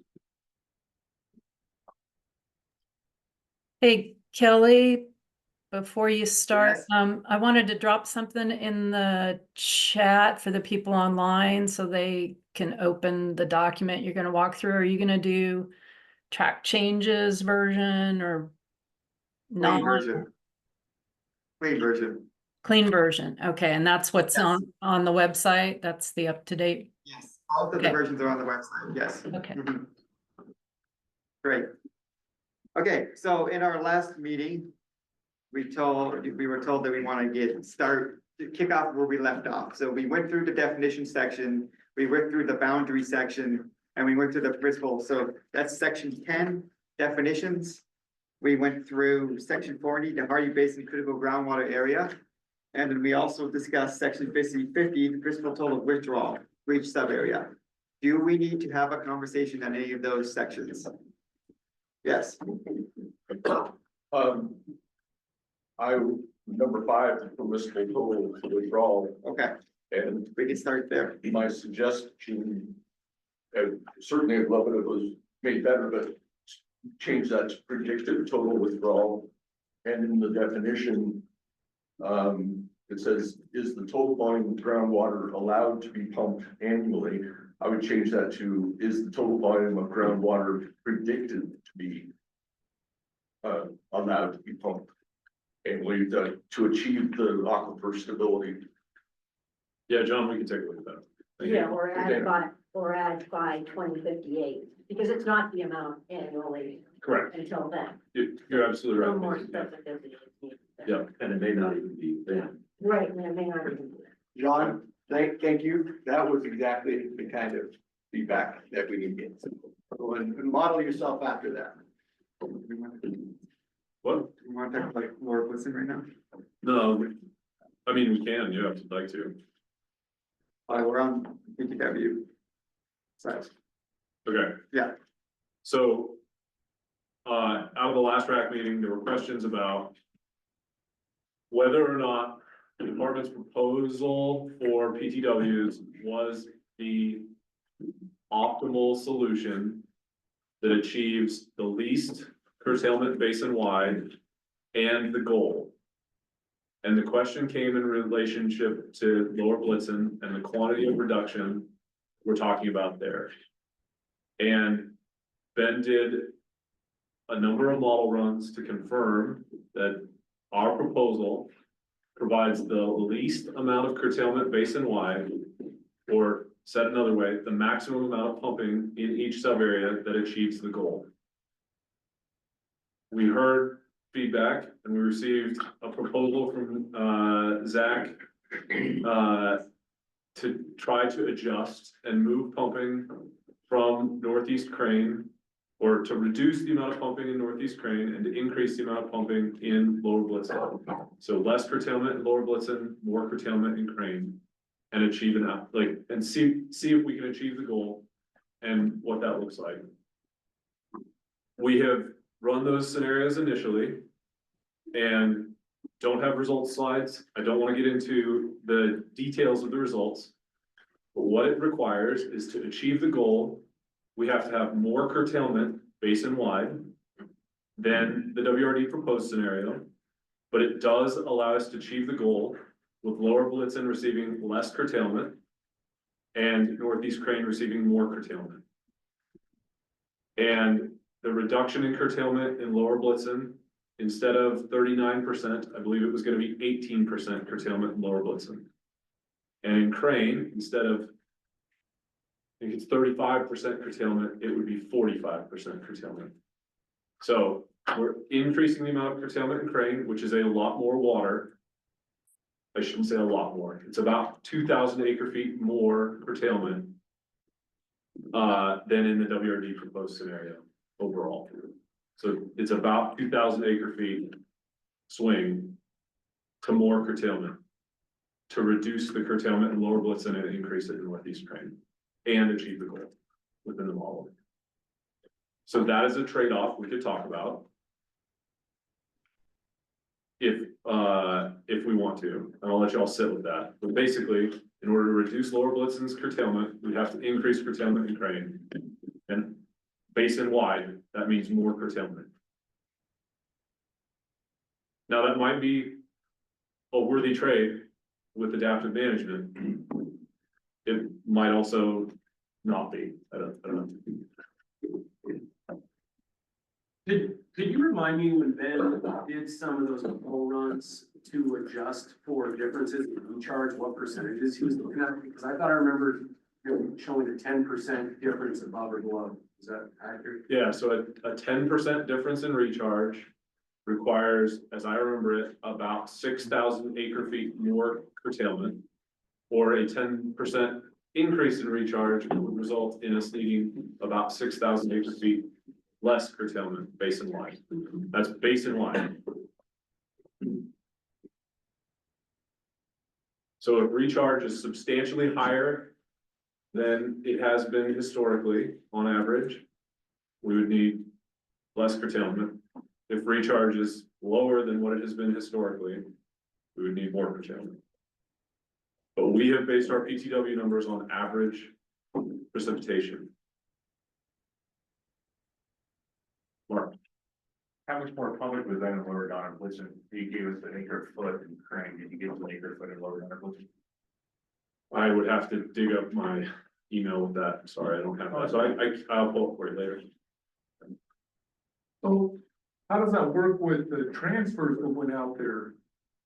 You know, how does that play out? Do those transfers follow where they came from, or are they now part of the Donner Blitzen? So as I understand it, as we've talked about it, Jason and I, a transferred water right, if it contains the condition that water must be available at the original point of appropriation, then that water right will be evaluated for its priority date and its water availability in both sub areas, the originating sub area and the new sub area.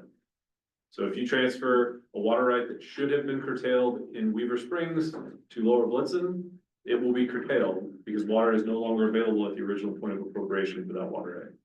Because what happens to the guy that had a later water right, he won't get turned off then. You're gonna turn off you'll turn off the stuff that came from Weaver Springs and leave the later water right on that was at Donner Blitzen originally. I cannot promise you how it will come out in the priority scheme because we haven't allocated the water. Right. But what I can say is we will compare that water right to its priority within the sub-area it exists in currently and the sub-area it came from. That's a good enough answer for me. You guys are looking at it. I mean, because it's like maybe not totally fair, you know what I mean? Give an example, maybe, Tim. Sub-area A had water transferred out of it. So Sub-area A will get curtailed down to 1980.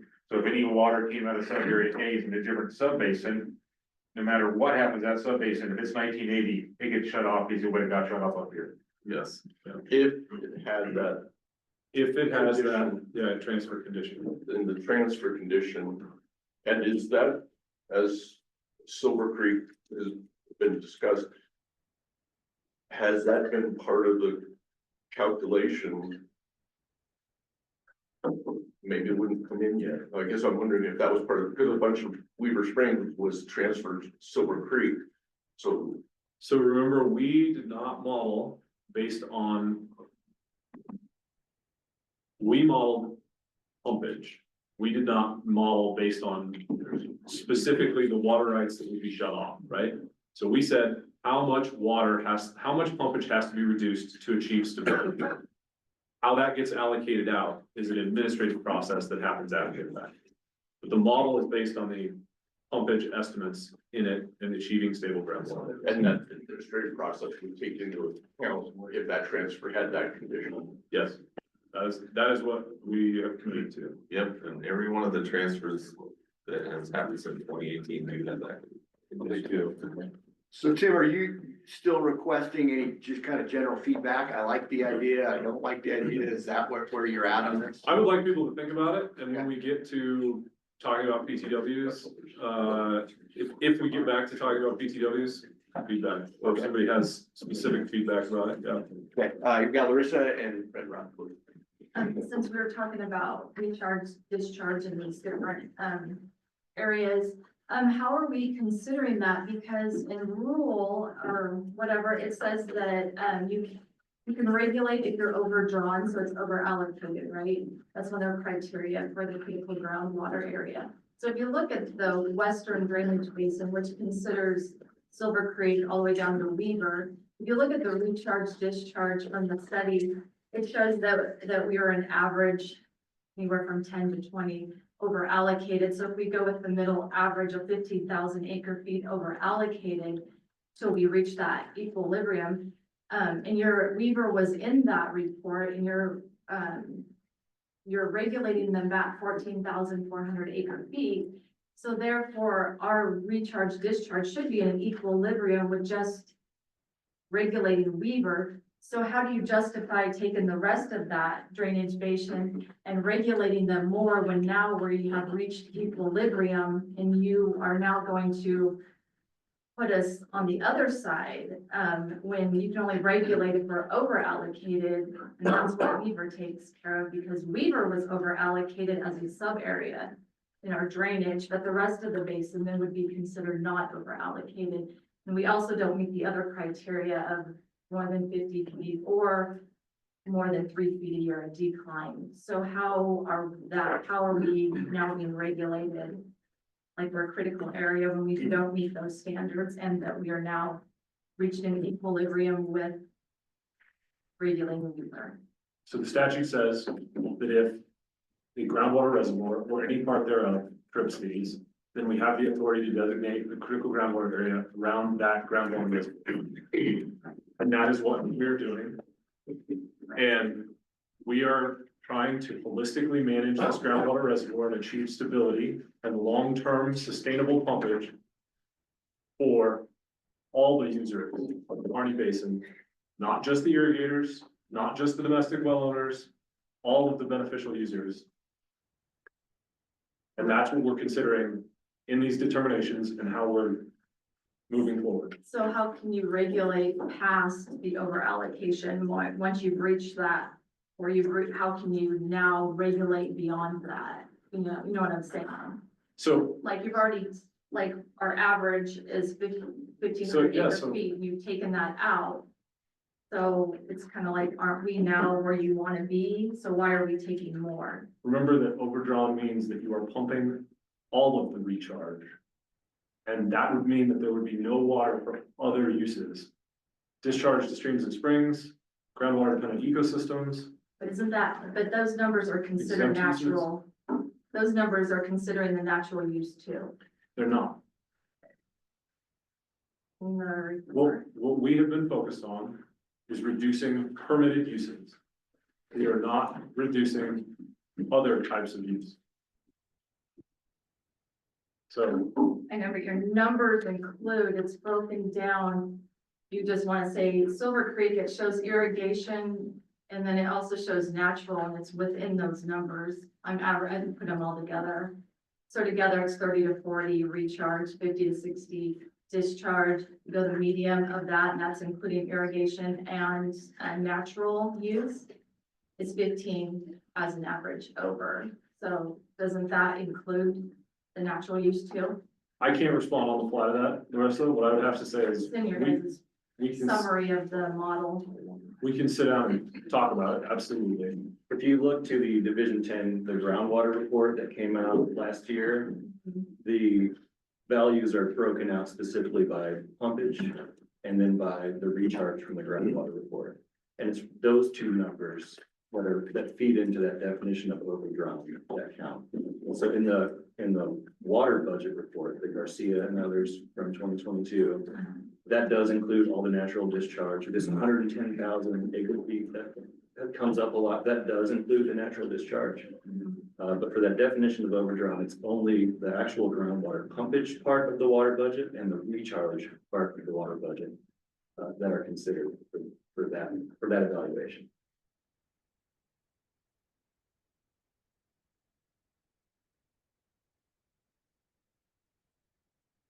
I have to see those numbers, because I would think that in a drainage basin, you have to consider both to see what you're doing. No, I point back to, if that occurs at any portion of the groundwater reservoir, we have the authority to regulate the entire groundwater reservoir. So we have two conditions, well, three conditions: overdrawn, declining excessively, and excessively declined. And we're gonna manage the basin holistically to fix, or to stabilize groundwater levels. We're not actually fixing the problem, we're not recovering water levels, but we're stabilizing. Right. But you create equilibrium. I guess I'll have to see that other, I'll talk to you in the break and get where that information is. Yeah, happy to chat. Okay, Rob? On the rule summary above section there. I feel like that term of reservoir is new to me, maybe I just haven't noticed it in the past, but I have a problem with the term Harvey Basin groundwater reservoir, because even though you guys have explained how it's hydrologically connected, when I look at the maps, I fail to understand how it is one big reservoir.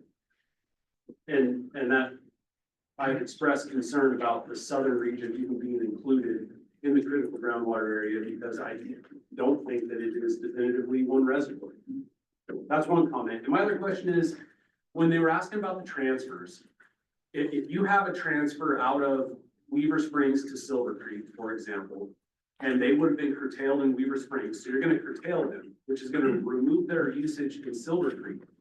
Is that also going to count towards the curtailment that you're striving to achieve in Silver Creek? Or is Silver Creek still gonna be curtailed their full 40 amount? Let's say they're 40% of 30% or whatever it is. Does that make So sense? if that right is shut off, because it was should have been shut off in Weaver Springs, had it remained in its original location, it would not be allocated water from the PTW in Silver Creek. So when we allocate water to the senior users, that PTW number, if that right was going to consume some of that PTW, it would no longer be included in that calculation.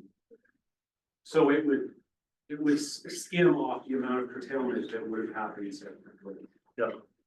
Okay, let's get back on track, Kelly, to kind of take us. All right. Section Moving by on section. to section 60 here, termination of initial allocation of all groundwater rights. Okay, what section can you? Section 60 in your role. 60. Page what, Kelly? Yeah, you don't have page numbers. Section 6. Section 6, Rule 60. Why does it say sets total municipal withdrawal for the 15 sub areas? Is that just an oversight? That's just an old number. Karen pointed out, we adjusted it in the new rule language.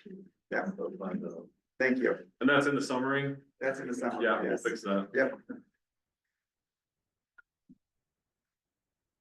Yeah, Okay. Couldn't go back to the thing. you want to, Fred? No. Stay here. Okay. Section 60, starting with rule 1 here. So to establish a schedule for reductions in groundwater use, the department will determine initial allocation for each groundwater right within critical groundwater area, which will be implemented through an order after completion of the contested case process as required in OAR 690 Division 10. Those are our critical groundwater area rules here. The initial allocation shall not exceed the total quantity of water authorized on the water right. Right, so we just talked about this. This is describing how we're going to do the initial allocation. It's on the other side of the board there. What we should do is we're just gonna go through the rules and then we'll take input on what you guys think of the rules. So let's go through all of it first and then we can have a conversation. All right, so moving on here to section 2.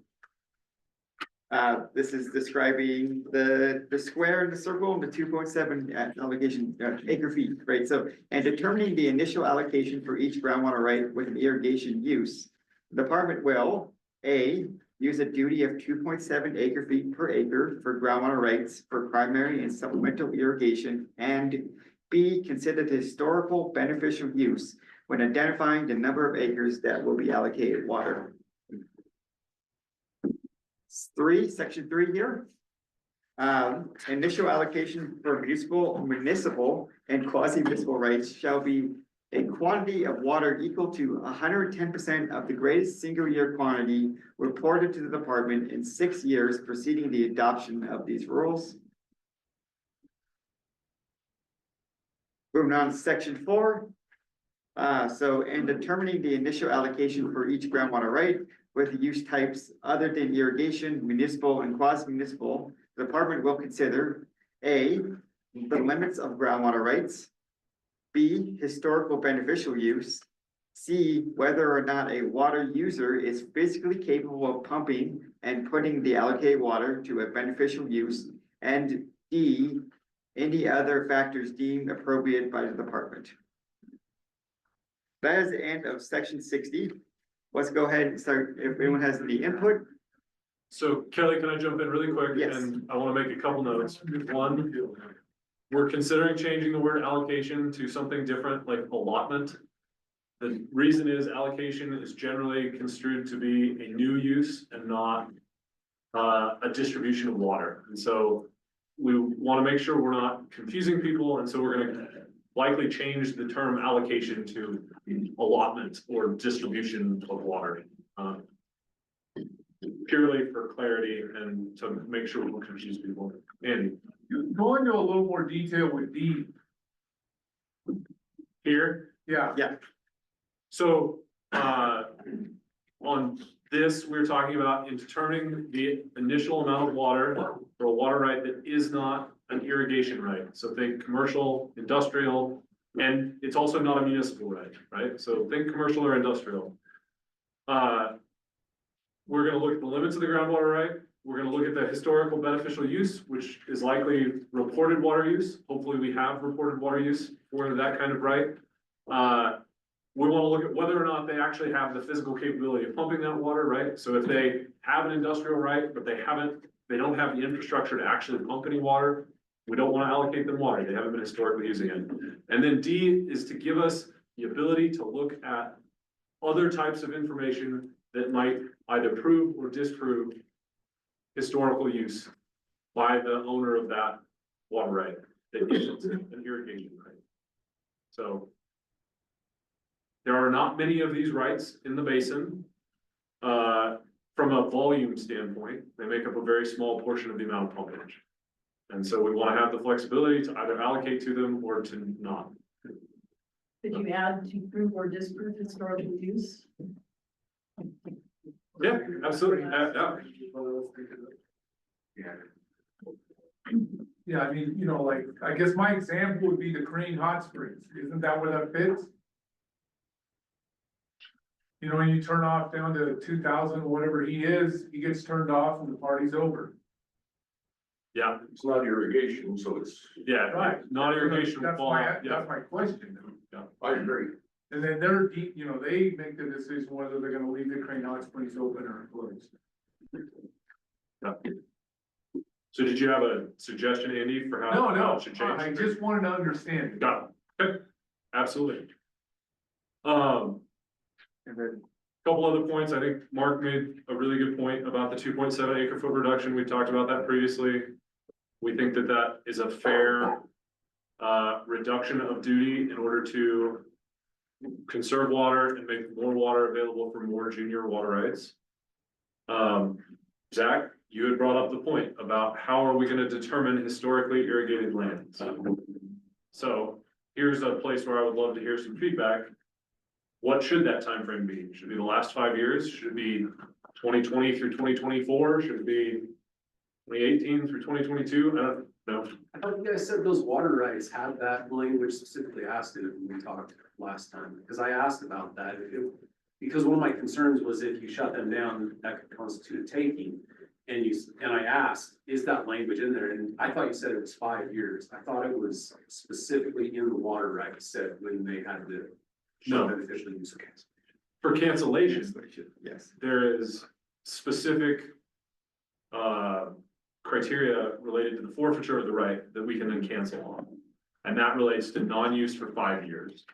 And it's what, any 5 years? Any 5 years in the past 15. Yeah. So for this process, what I'm asking is, how should we determine what's been historically irrigated? What does this group think? I have to ask one question, even though we're a public comment, Kurt Blackman. When you do historically, you do 5 years, some of these like minor supplemental water rights, you do 5 years of wet years, there's no usage charge at all. So it's gonna be expanded towards those guys. Because on a drought year, we might use the 2.7, so I don't know how you would fit that in there. Sure, so 2020 through 2022 were pretty severe drought years. we were to do 2020 through 2025, would that capture both good and bad years? We might only use 1 acre feet all those years. Yeah, but we're not looking at the duty, Kurt, we're looking at acreage. So what's your historically irrigated acreage? Okay.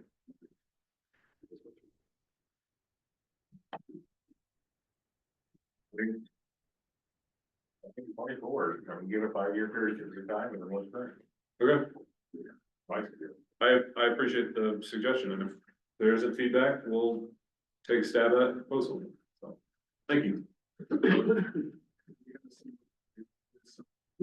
Hang on. Yeah. So does that? But it would be different for the transfers that went into the basin.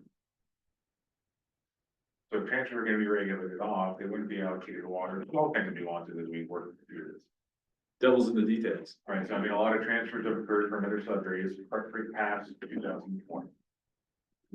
But if they were gonna be curtailed off, they wouldn't be allocated water, even if they're a wet acre in that area for that 5-year period of time. Right. I believe so, if I'm understanding what you're saying. Just keep saying, yeah, we're doing it, I'll go to the next. I think we're on the same page. Okay. John.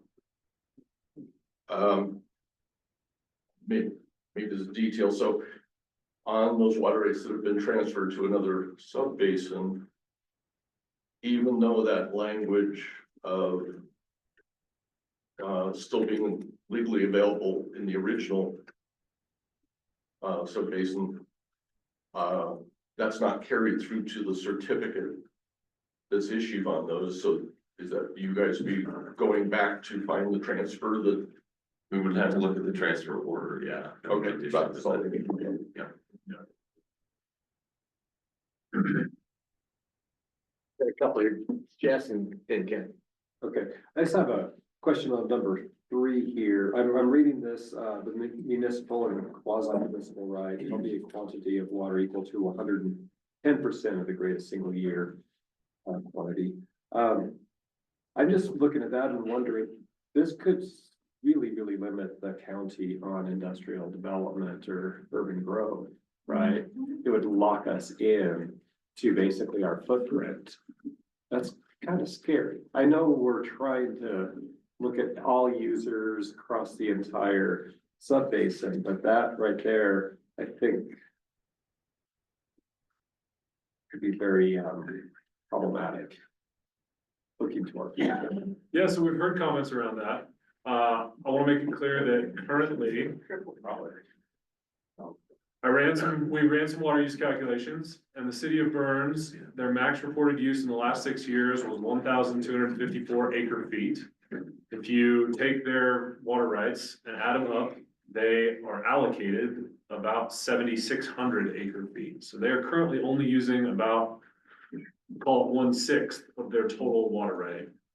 So the city of Hines is in a similar situation. They have about 5,800 acre feet of water right, but they've only been using about 760 was the max use in the last 6 years. So in this situation, any water we give to the city, we're taking away from a junior water right holder somewhere else. So if we allocate the city their full water right, you need to now take 7,600 acre feet off of Sylvie's and an additional 5,800 acre feet off of Sylvie's that goes to the city. And we've got to reduce all of the other water rights in the Sylvie's by that amount. Just about all the Sylvies. So what we're proposing is to try to balance that by giving the city 110% of what they've been using, so they can grow by up to 10% of their last 6 years of use. And then you'll see in the adaptive management piece that we reevaluate that every 6 years, and we can increase them by up to another 10% each 6 years. So the cities could grow by 10% of their water use every 6 years for the duration of this adaptive management period. And remember that that growth comes at the expense of another water user in the basin. Well, in the Sylvie's sub-area specifically, because that's where Burns and Hines are. My apologies, Kelly, I cheated. I didn't have a solution. I just wanted to make sure everybody was thinking. Yeah, that's what I want to clarify. I mean, based on that additional information, do you have any suggested changes to that language or? No, because it's so complicated. Okay. That's one way to move on. Ken. So back to the transfer, if a water rights transferred out of Weaver Springs, it's shut off. I mean, and it ends up being, subject to being shut off. What, and it quits pumping in the Lower Blitzen. Does that amount of reduction go toward Lower Blitzen or toward Weaver Springs? Lower. Depends if it was transferred in there prior to 2018. It goes to Lower Blitzen. But at the end of the day, what it does is it doesn't consume any PTW. So it means that if it was a more senior, let's say it's a 1990 right in Weaver Springs that's getting shut off. And it's a 1990 right in Lower Blitzen because the priority date carries with it. But 1990 isn't getting shut off in Lower Blitzen, right? We're only shutting off in say 2000. It is no longer taking any of the PTW. So now the cut line, instead of being 2000, might be 2001 or 2002 instead. Okay, so that's so that Lower Blitzen will get the benefit. Lower Blitzen gets the benefit of that, yep. And Weaver Springs would have gotten the benefit of it too, because it would have been shut off anyway, because it was a junior right. Okay.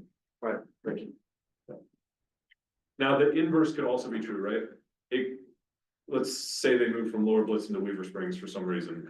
Yeah, I know, it's unlikely. But let's say in Weaver, or in Lower Blitzen, it wouldn't have been shut off. It's a 1990 priority date, and we're only curtailing to 2000. Then we're evaluating it in Weaver Springs against both Weaver Springs priority dates and Lower Blitzen's priority dates. It wasn't shut off in Lower Blitzen, so it's not shut off for that reason. But if we're shutting off to 1980 in Weaver Springs and it's a 1990 right, it's gonna get shut off in Weaver Springs because of Weaver Springs' priority date couplings. So water has to be available in both places. So those transfers are now evaluated against two different priority date schemes. Okay. I'm just trying to, again, protect some of the senior mates in Lower Blitzen. Yep.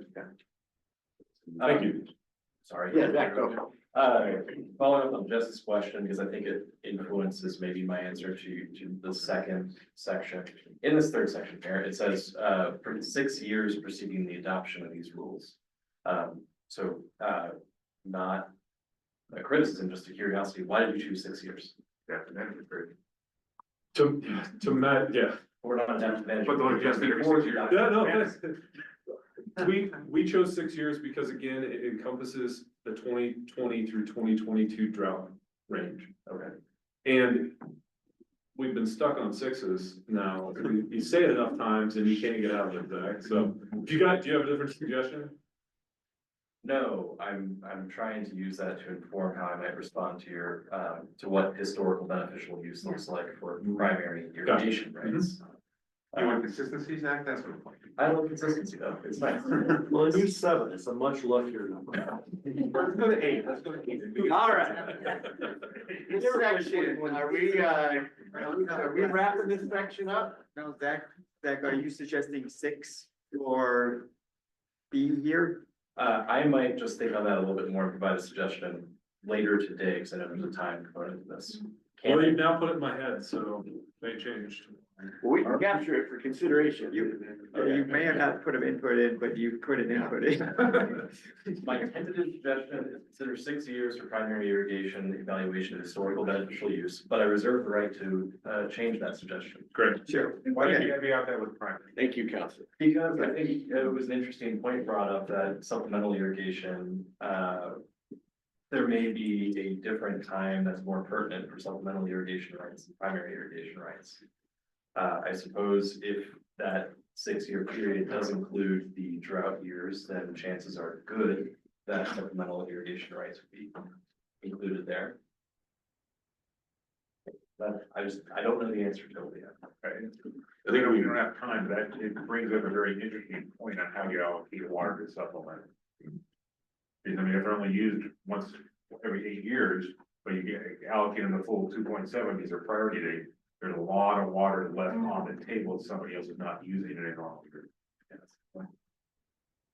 Lot. I mean, that's something we probably need to try to figure out. Yeah, so But the other side of that is that when you have a good year, you know what I'm saying, when you have a bad year, then you're gonna use more water than you really should use. You know what I'm saying? So is that a place where voluntary agreements could solve that problem? And is that the right way to solve it? I don't think possibly, but if you fully allocate supplemental rights to the full amount, and not knowing the numbers, there's definitely, however much you allocate there, other people are gonna get shut off. Yeah, no, I'm right there with you. Yeah. My question is, shy of the water master in a good year, saying, hey, I delivered water to this primary right, therefore the supplemental is off, now you junior can turn on. Right, and that then, like, that's a live management challenge. And it doesn't give your junior the opportunity to say, oh, I need to have a crop in the ground this year, so I need to be ready, right? Yeah, I mean, that's hard in this county, especially on perennial crops the last 5 to 7 years to flip the switch on, flip the switch off. And if they're actively haven't been farming for 3 years, the water master calls you up, hey, you gotta pivot. How many of these are we talking about? Because I mean, a supplemental right is supposed to be only issued from a different source, right? So I mean, we really shouldn't have like two ground, I mean, I don't quite understand what we're even talking about, what the numbers are here. I think we estimated, Beaver and Hoskinson estimated 15,000 acres of supplemental right. That's a lot. Like groundwater permits that overlap groundwater permits? Groundwater permits that overlap surface water permits. Oh, they overlap, sure. And a big portion of it's gonna be in the sewer. So, yeah. You know, they're not gonna be. Yeah. Yeah, you have to have this, you have to have a primary surface water. There is some out in the, those cities. Because as far as I know, we have not issued in the Harney Basin any groundwater rights to supplement a primary groundwater right. Okay, that's what I was. That, that's what I that was would, thinking of. it's not how the system's supposed to work. I know, but it doesn't. Yeah, So just putting a finer point on that, if we assume 2.7 acre feet per acre, and there's 15,000 acres of supplemental rights, we're talking about 40.5 thousand acre feet of BTW that may or may not be attributed to supplemental rather than primary. Right. That feels like a big number, yes, yeah. So I guess the PTW doesn't necessarily care, the aquifer doesn't necessarily care whether the wet water use comes from supplemental or primary, so that feels like a kind of a values question. Yeah. For the RAC and the community to consider. Do you prioritize allocating or distributing water towards primary rights over supplemental rights? I don't have an answer to that, or posing that to.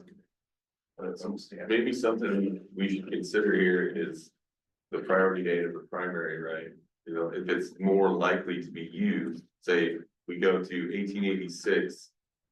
Anything senior to 1886 likely gets water most years, surface water. Anything junior to, I don't know what, down to 86, 87s on an average year wouldn't be more likely to use that supplemental water. Maybe that's something we should be thinking about. You know, it's on a priority date scheme. You know, like 15,000 is a stretch. So to be clear, or is there a place in the rule language for this, or? Yeah, is this- it's right here. Yeah, we're capturing that. Yeah, we are. This is an. All right, so I think we got the input that you guys can take back with you to consider. I would like to ask one question on that. Is it worth it to consider a different duty for a supplemental right rather than the 2.7? That's exactly what I was going to ask. So is there a prorated duty that would kind of align better with the frequency of use of supplemental rights? Yeah, and what is that? What is that duty? Is it a half an acre foot for a supplemental right that's senior to 18, what'd you say? 1886. Is it 1 acre foot? I would say, yeah, you're not gonna, cause you're gonna use, like, a supplemental guy is going to, you know, if you have ample water in the spring, like Kurt, he's wet, and then he's gonna use it in the summer, so he has no way that, you know, the last 30 days of, you know, after his crops to be took off, to regrow the second crop. Also, some of those are different drainages, like cottonwood creek, or not cottonwood, but poison creek, sillies, they all drain some, like a lot of the supplementals, like alignment. Their early water rights, you get a little bit of flush early in the spring, then it's gone by. On a real drought, well, real drought, we get rainwater, and we're irrigating on through. Or supplemental all year. In a year like this, we might not turn them on till July. You know, but you can't, it's one of those hard things that you guys say, you can't regulate it because it fluctuates so much. I don't know how, you know, you can't cut it down, okay, you only get 1.5 acre feet or half an acre foot, it's just, you can't do it. Some years you'll use, there's years that it's almost the whole round. Louis, go ahead. To Kurt's point, it would be a management nightmare to try to regulate how much water is used, primary versus supplemental. Kurt's kind of the same way I am. If my slough is full, that runs right up here just north of town, I won't turn, I haven't turned on yet. Normally I'm turned on the end of March. Okay, I haven't used an ounce of water this year, just the simple fact that I'm still trying to get rid of it. So to that point, there's no way you can manage how much water is actually being used, because I don't actually take water out of the slough. It's basically when the slough's full, it's something out there. Sure. So then what would be your suggestion, Louis, in relation to how we allocate to a supplemental right? Should we give them the full 2.7 acre feet? Because you're gonna deal with the drought year, you're gonna deal with I think you have to leave the 2.7 there. Okay. So then we're shutting off more usage, just to Yeah, that's sad. reiterate it, Yeah. you're shutting off more primaries that are junior. In order to make sure that senior has the water, and I guess. Have the water available. Yes, have the water available to them, and I guess that some sort of voluntary agreement is how you get around that. I think we gotta give that one some more thought, because it is 15,000 acres. I mean, that's, you're talking, you're shutting off 50% more than you to have a simple right, full duty available and. Another element of it to think about is how that fits into adaptive management, because if you do allocate the full duty to the supplementals, you've got a series of wet years, we pump a lot less. Then the next step of curtailment is gonna be a lot less in 6 years, so there's some maybe balance there. I guess the voluntary agreement argument that could be used to address the issue goes both ways also, you know, the rules could propose a prorated lower duty to supplemental irrigation rights, and voluntary agreements on an as needed basis could potentially provide the subsidies to the supplemental irrigators during really dry years, so they need a greater duty, and when they need this full 2.7 Yeah, acre feet. that's a good point as well. Couldn't you just credit it, say we average 1.5, some people more, some, and just use that as the level for supplementals and say that you can use higher, but over the average of all the things, you're gonna have so many acre feet that you can do, I mean. Do you really want WRD in the banking business? At an average, Yeah, I mean, it's an interesting idea. you know, just Well, I- average is 1.5, that's the average, yeah, you can use 2.7 on a bad year, but you're probably only gonna use one on a good, on a normal, or 1.5. Yeah, then what does that do in our, So you would have to turn to juniors. yeah, so let's say we have 2 bad years in a row, 3 bad years in a row. Everybody turns on, we end up pumping a lot more, and water levels are way lower than we expected. Then we have to curtail off a bunch more junior users, right?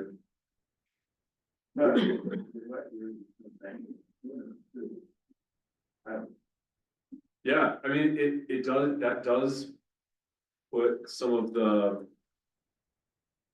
uncertainty of Mother Nature into the business while also trying to even it out. So it's a That's an interesting point, Kurt. We'll think about it. Do you think you got kind of some good? Yeah. Kind of some good feedback to work with this afternoon and then come back tomorrow with? Or- Yeah. That's the plan, right? You're gonna chew on this afternoon, come back tomorrow, review the draft language based on this feedback. So, Yeah. Okay. Find out what we did wrong. Or Right. make clear. Moving on to section 70 here. Section 70 in your packet. So this is scheduling reductions. I wish we had the right board over. Yeah. Okay, notwithstanding, so section 70, we're doing rule 1 here. So if everyone following along, we're on section 70 now. Okay, all right, notwithstanding adjustments made by the adaptive management methodology defined in 695-12, section 80. Upon consideration of all water rights, determining the initial allocation for each. A, water use within Weaver Springs sub-area will be scheduled to be reduced to the permissible total withdrawal, with 75% of the total reductions being scheduled for 2028, and remaining 25% of the reduction scheduled for 2034. Right, so we're talking on the reductions over here now. Weaver Springs is out. We are not doing adaptive management. And key note here, the word notwithstanding in the sentence is doing a lot of heavy lifting. It's saying that if we.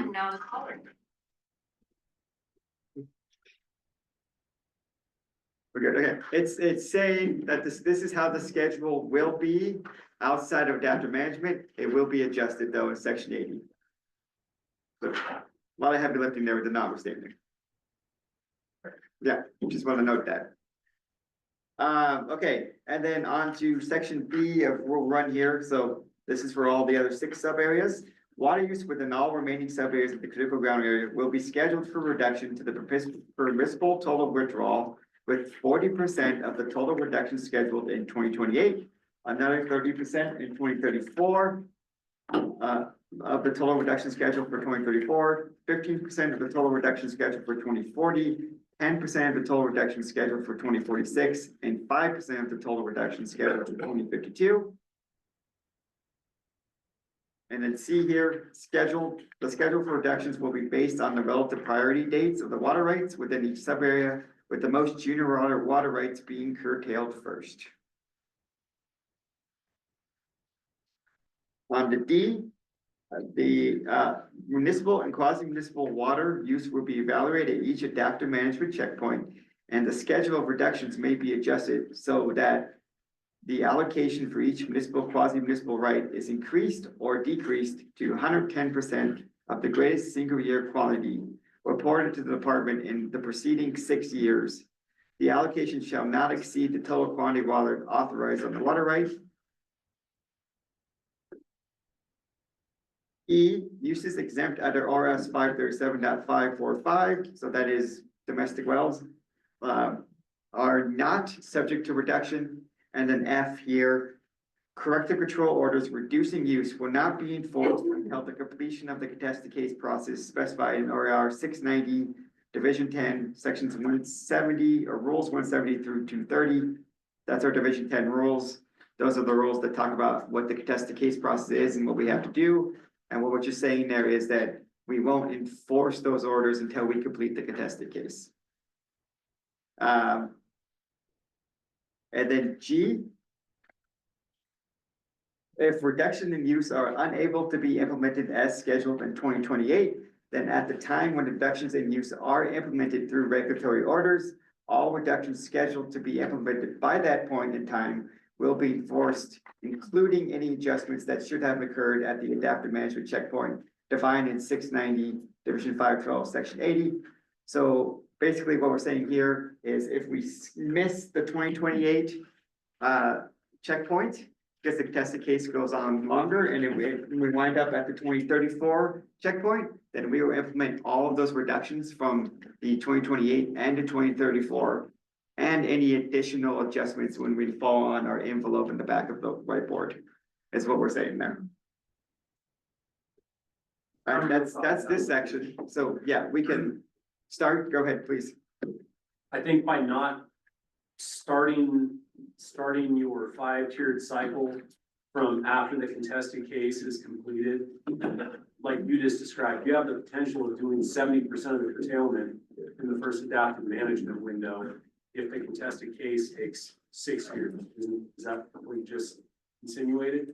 I'm not saying it's gonna take 6 years, but if it does, if it goes past 2028, yes. Which exacerbates that concern of if our modeling and our PTW is inaccurate, that could really showcase and pull the lever too hard. And I also have concerns because this modeling is based on the estimated pumpage using the open UT.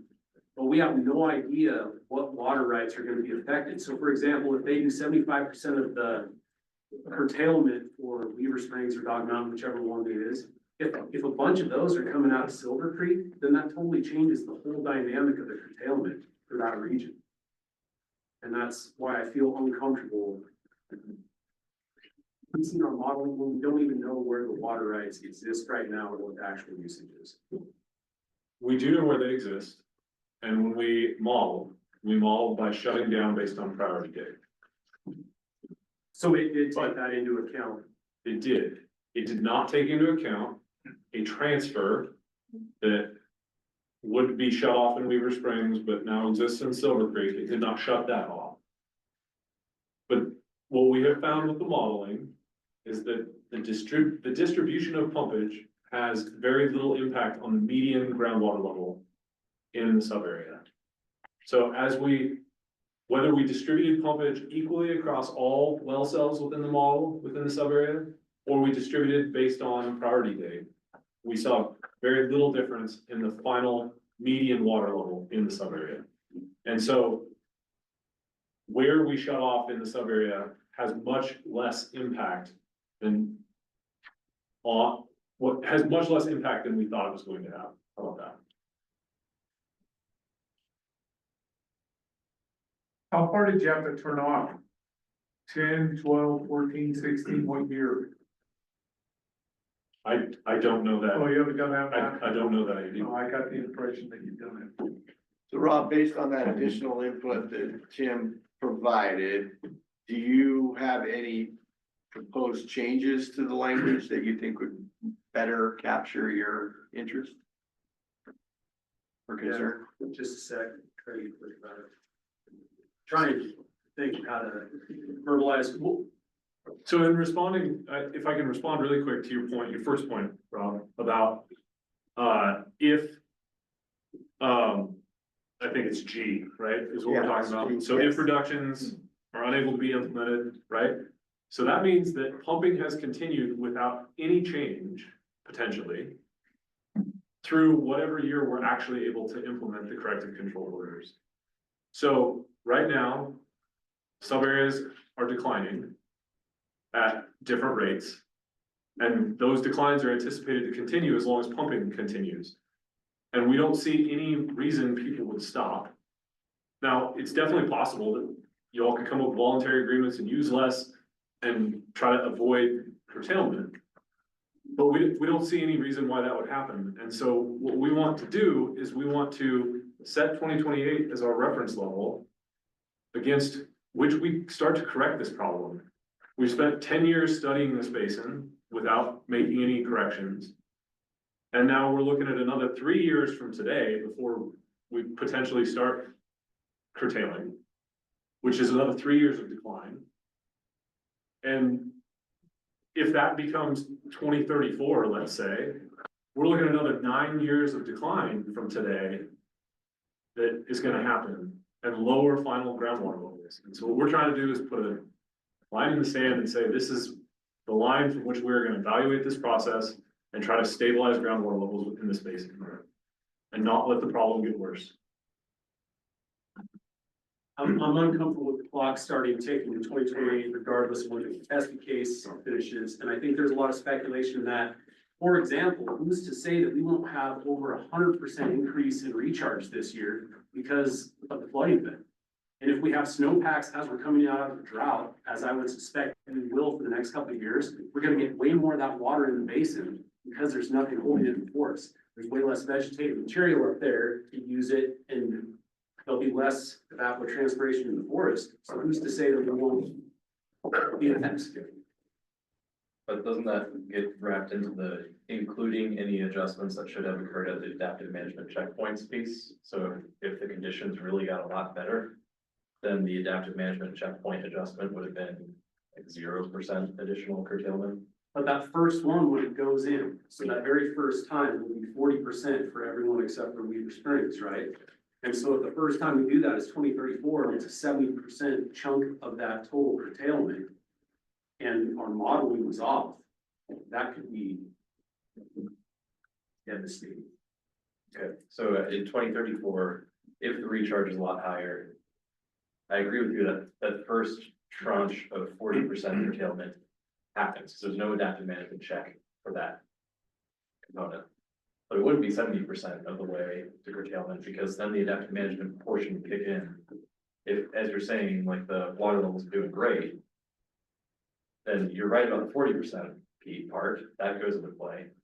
But the 30% will get adjusted down to 0 because it includes the adaptive management checkpoint. Well, maybe I'm misunderstanding this language, but the way I'm reading it is the clock starts ticking in 2028. For that little bar graph up there. If we don't actually implement it until 2034, we will implement all of their curtailments up to that point, which would be the 40% and the 30% combined. It would be a 70% chunk of the total curtailment. That's what that says? Including any adjustments that should have occurred at the adaptive management checkpoint. So if water levels are above the 90th percentile, then the scheduled reduction of 30% would be 0. And so we would implement the 2028 reduction of 40%, the 0% reduction of 2034, and that's a 40% reduction. So we're gonna take a measurement before we implement. At every adaptive management checkpoint, we're gonna calculate the groundwater level change. So the median change across the sub area, and compare that to the model trajectory, which is that graph on the other side. Look at it in comparison to the envelopes and determine whether we are on track or off track, and by how much, and then adjust accordingly. Would it be, hold on, we got a lot of hands, hold on, so let me make sure I go in order. Just maybe something to chew on then, Rob, would be, is there just a way to write the language a little bit different to make that more clear? They did that. Could be more relieving, I get, and Lisa, you know. Yeah, I actually have a question on that. So you're saying that in this hypothetical where the contested case goes beyond 2034, which I want to address, you would in any case do the checkpoint analysis? Yes. Okay, yeah, it would be good to be clear on that. And then, you know, I have done a number of contested cases, and really you ought to be done way before 2034. I mean, I think that this schedule in G helps move the process along. I mean, unless there's like really kind of undue delays happening, you shouldn't be in that situation that you're concerned about. I would also say in G, instead of the language that says to be implemented by that point, I think you should be specific, like as stated in this section and in accordance with the adaptive management, something, rather than to be implemented by that point, which is sort of subject, you know, subject to different interpretation. I don't see that language to be. Oh, in G, Oh, there is. to be implemented by that point, and I'm just saying, like, there should be specific, like, we're talking about the schedule above and. That's really helpful feedback. Okay. And then wait, one more Yeah, point, no, which is, there you nothing in this schedule section talks about these other rights that were addressed in the 0060 sub 4. So don't we need a schedule or some mention of what the schedule would be for those rights? Like, don't we determine They're on a case by case basis or something? They're gonna be in when you're talking about the other rights, you mean like the commercial and industrial Yeah. and whatnot? We were considering them included in the full list of water rights. And we would reduce them Okay. by their seniority, just like everything else. So If it's commercial right with a 2020 priority date, and it's gonna get shut off, it'll get shut off. Okay, so, good, that was good. We got a couple good, some clarifying language and also just some more poignant language. So there's a few hands, we see you there. Let's see if, to the degree possible, write the feedback like that, so that we can just go in the language. So I think I saw Louis, Fred, and Larissa. Are you all still, and John, everybody still has their hands up with feedback to that language? Okay. So this is kind of hypothetical, but with your ground static water level trends, starting in the last couple of years through to 2028, does this give you the option of not even curtailing your 40% if in certain sub areas those trends have exceeded expectations over your 90%? So, But isn't that what it says right there? no, because the reference date for adaptive management is 2028. So you're using that as your starting point. So in the facilities sub area, if those trends continue to go up every year, how is that gonna be played into it? Are we gonna just start with 2028? In 2028, we're gonna curtail 40% of the use that needs to be My curtailed. point being is that it's not necessary if the water level trends in 2028 are way above where they were at any of your starting points in the past, then you're curtailing something that doesn't need to be curtailed. Okay. So in that rule language, does that give you the option to say, we don't need to do that percentage in that unit? It does not. So somewhere it should be able to say that to adaptively manage. I mean, it kind of says it the way I'm reading it, but you're saying no. Right. So is what I'm hearing, Louis, is he proposing adaptive management essentially starts here? That's what I'm hearing. That's Is what I'm that hearing fair? too, yeah. My point is if it proves to itself through now till 2028, that the water level trends have come up in certain sub areas, why would you go there? Or if your groundwater levels in 2028 are as high or higher than 2022, the initial reduction will be delayed until 2034. That's helpful framing. He said it's for for a suggestion. period of time, and That kinda if goes they to trended, the point. if they haven't gone down, maybe you. And you use 2022 because it's 6 years prior. Like 6 years. Yeah, thanks. I appreciate that. All right, That's really that's a helpful. tight, Angela, did you capture what he said? Thank you. okay. Well, it's like- All right, that's really helpful. That's productive. Thank you. Fred. Well, along those lines, that's been concerning me a lot, but I advocate that, the schedule 40, 30, 15. I really would flip flop those numbers around. In my view, the initial one maybe should be 20. 20, 30. What is left? I just think that when we watch this move around, the issue and the data interpretation has moved around to what's being looked at, and et cetera, that a fair starting point to give irrigators time to adjust. It should be flipped around 20, 30, 40 or whatever.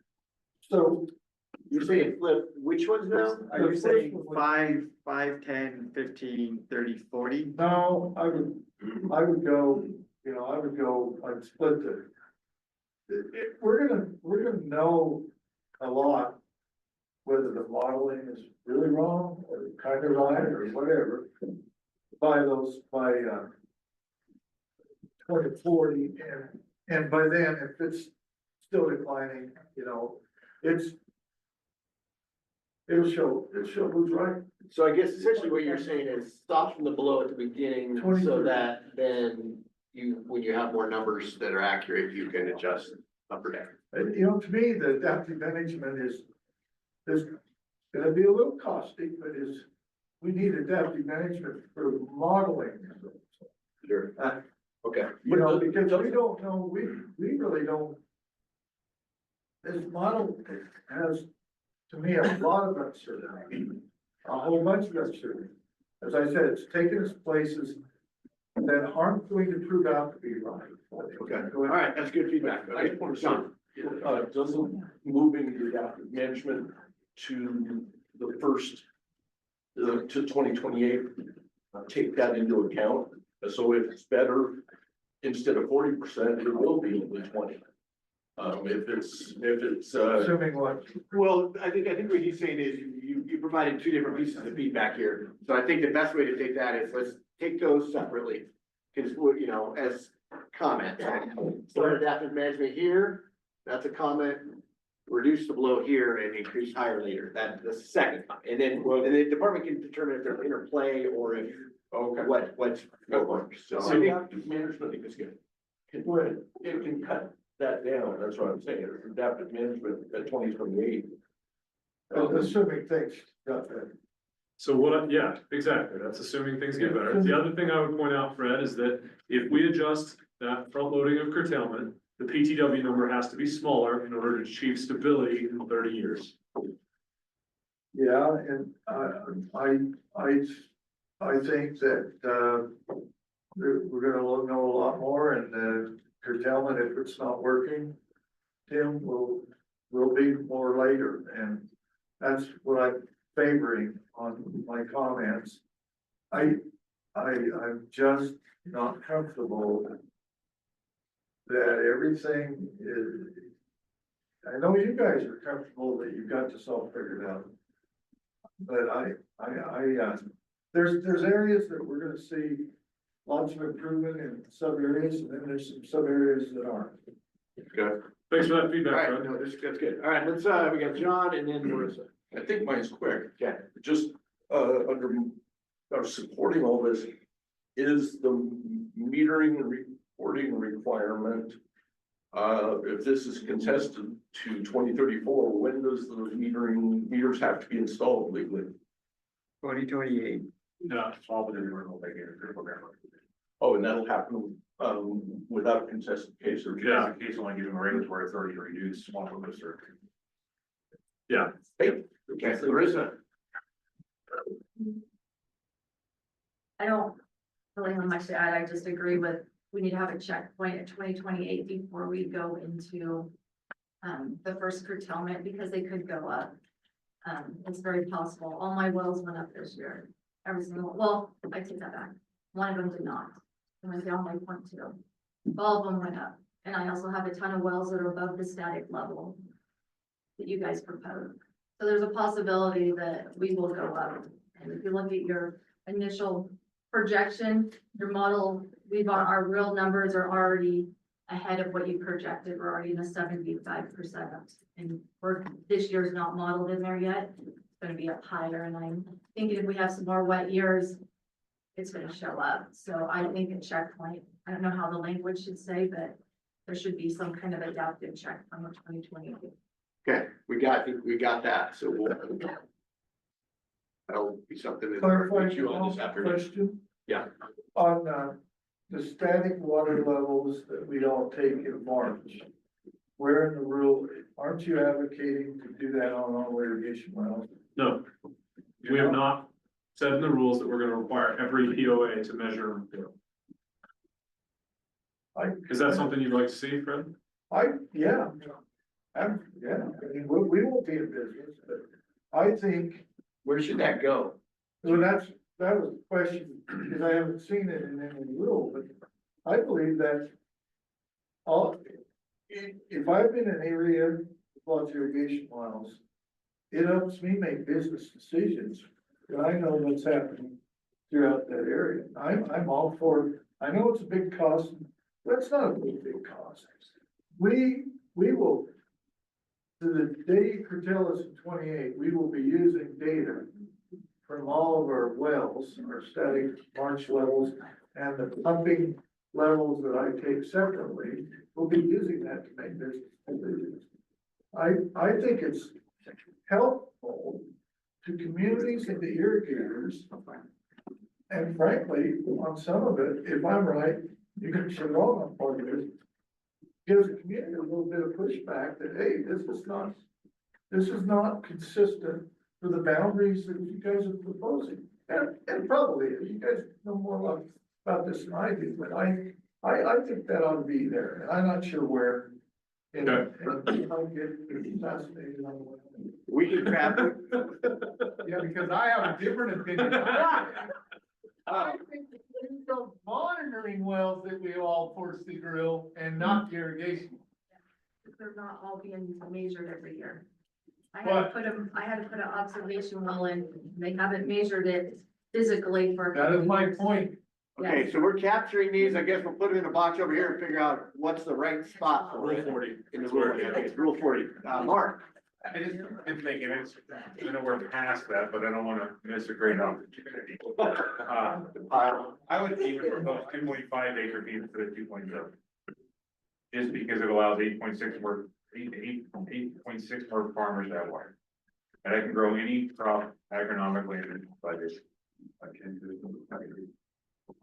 That might not be the case in Riley, though. Who knows what that is. I'll even say I propose that it's right. Well, I get, you know, I'm like Mark, I just feel like 8.8% of the people that will get turned off get to stay in business. And I don't need that water to make an economic crop in there. Well, so consider a lower duty than 2.7. That way our power will probably drop another 8 or so a kilowatt. But it'd be less power, so the trade will probably say it's not.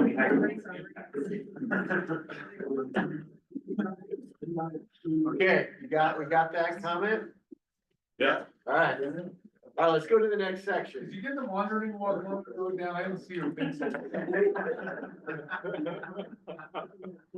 Angela's got it, she's typing way I fast. had 3 of them. Yeah, we know. I know you're wired right into the office in town, but still. Hey, man, bring those wells.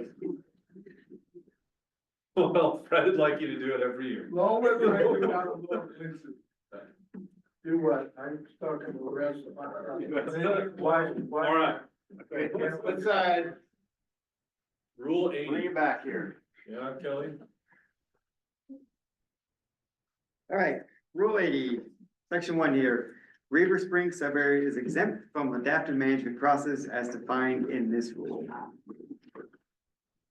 Number 2, groundwater level changes will be evaluated using representative wells with sufficient data as determined by the department. 2A, for each representative well, the groundwater level change will be evaluated based on a reference groundwater level determined by the department. The reference groundwater level for a well shall be the spring high static water level measurement in the calendar year 2028. If one exists otherwise, the director may establish the reference groundwater level based on the analysis of another water level data. What does that mean? Exactly. If there's not a static. So let's, measurement, so let's say you have a permit condition requirement and you fail to submit a water level to us in 2028. And then in 2029 through 2034, you submit water levels to us. So you submit us 5 years of data. We want to be able to use that well as part of our evaluation for adaptive management, but we don't have a 2028 water level. So what we're going to do is have our hydrogeologist figure out what the likely water level is based on representative wells nearby and determine what that water level should be that we would evaluate against. Otherwise, we would throw out any well that does not have a 2028 water level measurement for the rest of the management period.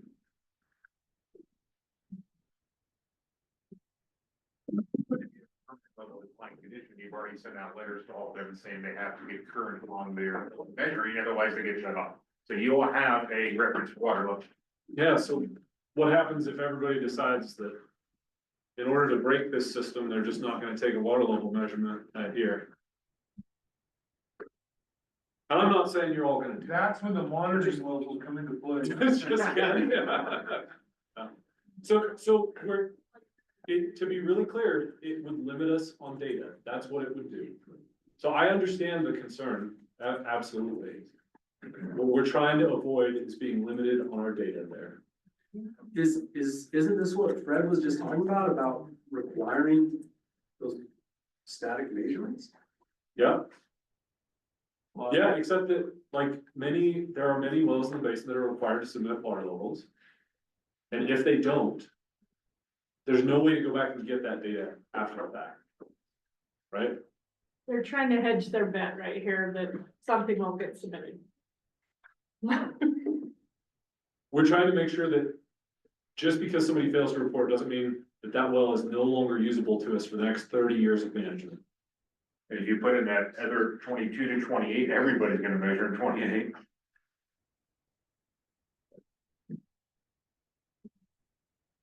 Yeah, Zach. Doesn't matter. I mean, it's interesting to me that the department determines what's sufficient data and the department determines the reference groundwater level, but then you have to like call up the director to figure out the 2028 reference level. Ivan was looking for something to do. Yeah. So I noticed that as well when I read through them last night and I scratched that out. Okay. Well, we're likely to change that to the department. Okay, cool. Yeah.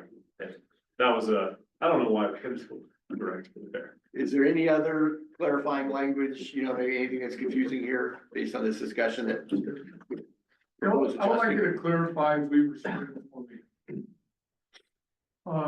It's taking a 75% cut. Right? It's already took a 75% cut, so what happens to the balance? It's self-medicated, so what's going to happen to the pivots that still have water?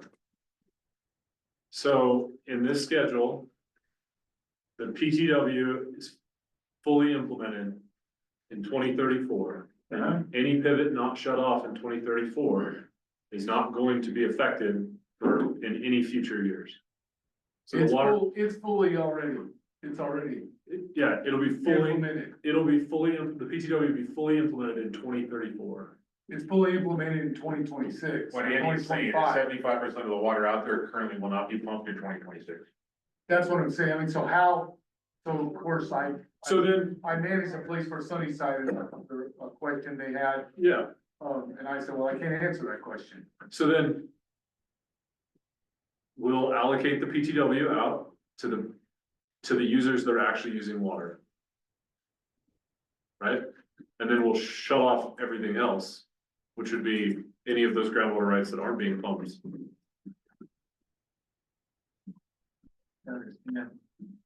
Maybe I'm not explaining myself. So So it took the 75% cut already? Without you getting involved, Yeah, it just naturally took the cut, uh-huh. and there's 25% of the water still running. Mhm. So what will happen to that 25%? Will you just take your PTW and then manage it just like you are the other sub areas? Essentially, yeah. And so what if a pivot has an old water right? Doesn't have any water? Are they going to, I guess you can move the water to that pivot? From a different point of. Yeah, so you'd have two options, right? To move the water to that pivot, do a transfer, or do I guess that's three options, or do a voluntary agreement. So this automatically won't take place, so if you say pivot one's running, but pivot five has the water, you have to do a transfer to get it to pivot one. Yeah, Or a voluntary agreement. Or a voluntary agreement. or a voluntary agreement. You answer my question there. Great. Bye. Okay. Fred, yeah. On the monitoring wells, I'm confused, I assume the ones that you required, they're not all being used by the department? The ones that have conditions on them are being used by the department, yes. The rest of them, they work, what they want. Observation. Yeah. Yeah, the one observation, well, they have it physically came out and measured it for 2-3 years, so I don't have any data, and the data isn't posted on the website unless they typically, even though there's a electronic one in there, so I was just saying I don't have access to that data. And I can't measure it myself because there was a ad lock on it, because I tried to have people measure it for me, but they can't. There is a lock on there, and it's because we have the data loggers, the equipment installed in that well, taking hourly measurements.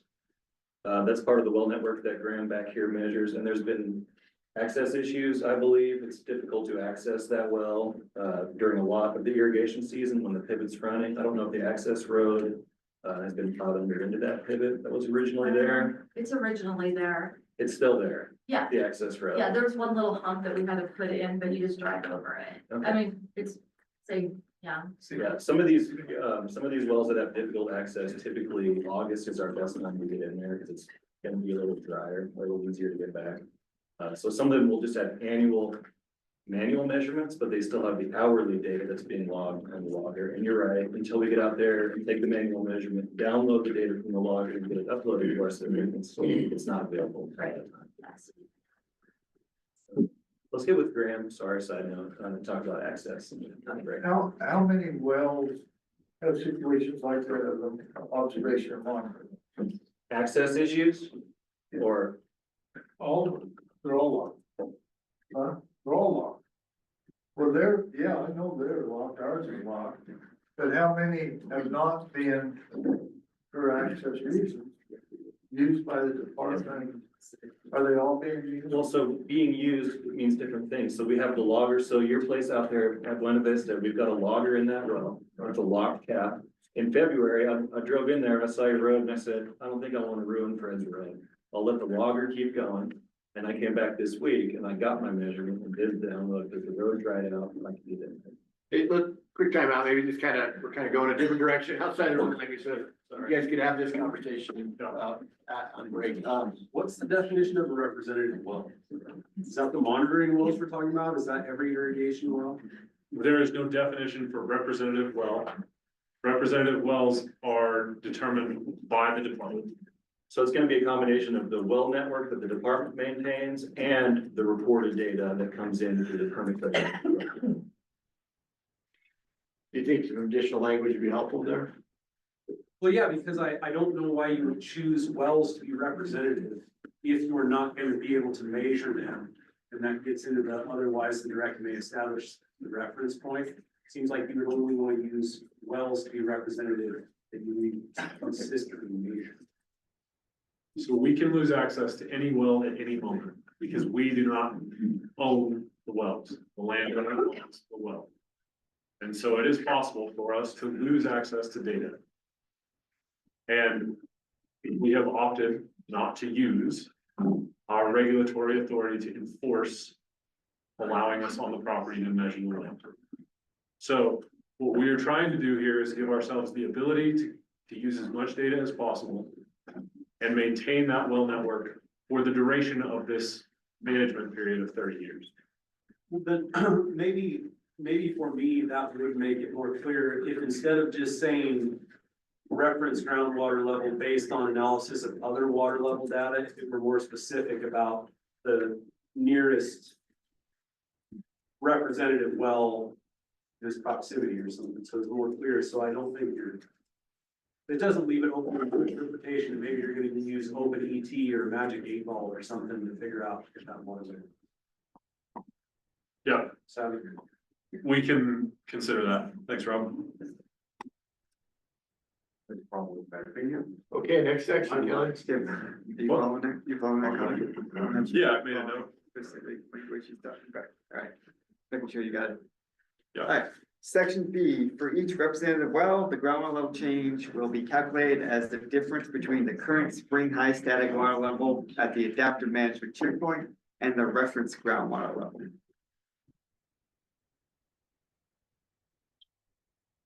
Lisa. I would just, this is maybe too nitpicky for the group, but I would redline current, then I would say the spring high static water level measured at the relevant management checkpoint. In other words, I mean, current. Okay. Where? Yep. And that's a great.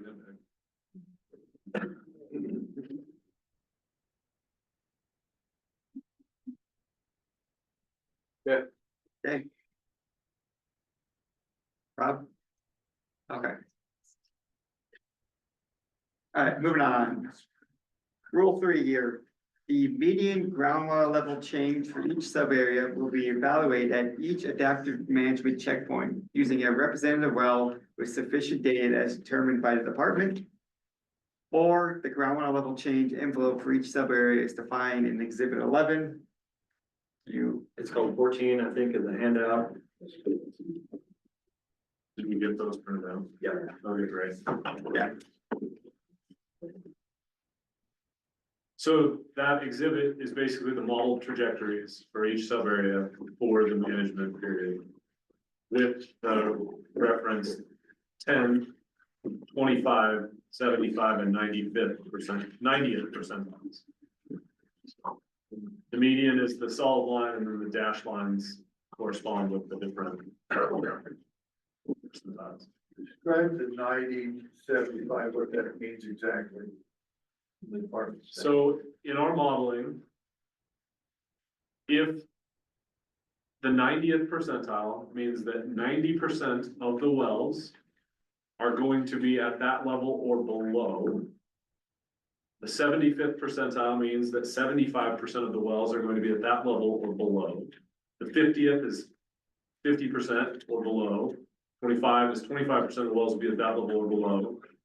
And the 10th is 10% of those wells will be at that level or below. Okay. And the inverse is also true, right? You could say the 90th percentile, 90% of the wells are below, 10% of the wells are above. So if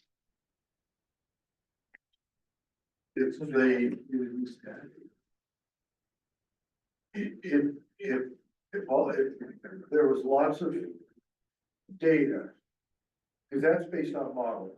Those percentages are based on model, and those are projected lines based on model. That what I was getting at earlier on static level data, to me, it'd be nice and good for the community, good for everybody, if all of a sudden, instead of 3 wells that you're looking at to see what the situation is, that you had 20.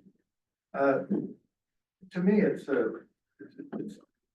to me, if the department would embrace a way to work together and get even better data, that's the world I want to see us end up in, and that's not where we're at. But anyway, I'll leave it there. Thanks for that feedback, Fred. Jack. I think Rob had said that. You better go ahead. Okay, cool. Well, I'll just say, I still think median is a very, very generous assessment here, because that still allows for substantial outliers of wells that are declining well beyond, well outside of the envelope to occur, as long as the median falls within the envelope. So, my suggestion, I brought this up in a prior rack, I still would be valuable to consider a median plus approach, where it's median approach with some threshold for if 5% of the wells are, below 10th percentile, what do you think? Then you consider additional adaptive management adjustments. So to be clear, we'd be looking at 5% of the measured representative wells. It wouldn't be all wells, because we don't count all well measurements. Totally. Observation or otherwise wells. I would advocate for some sort of outlier prevention, where the bottom 5% cannot exceed something. Got a recommendation for what that threshold is?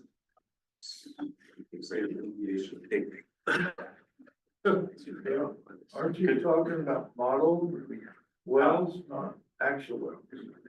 I'm talking about like measurements in actual wells. That's projected. No, you're talking about 2 totally different things. Zach, what you're saying though, to make this graph. Yeah. You would have to create a new measurement in 28. You couldn't use the measurement from 1986, you would have to, right? Am I correct to make this graph work? Am I understanding it right? The measurements we'll be plotting onto this graph will be compared to the measurement for that well in 2028. So you have to have that number for 28 Yes. on these wells. You know, for example, my well that has dropped 50 feet because we over allocated the water.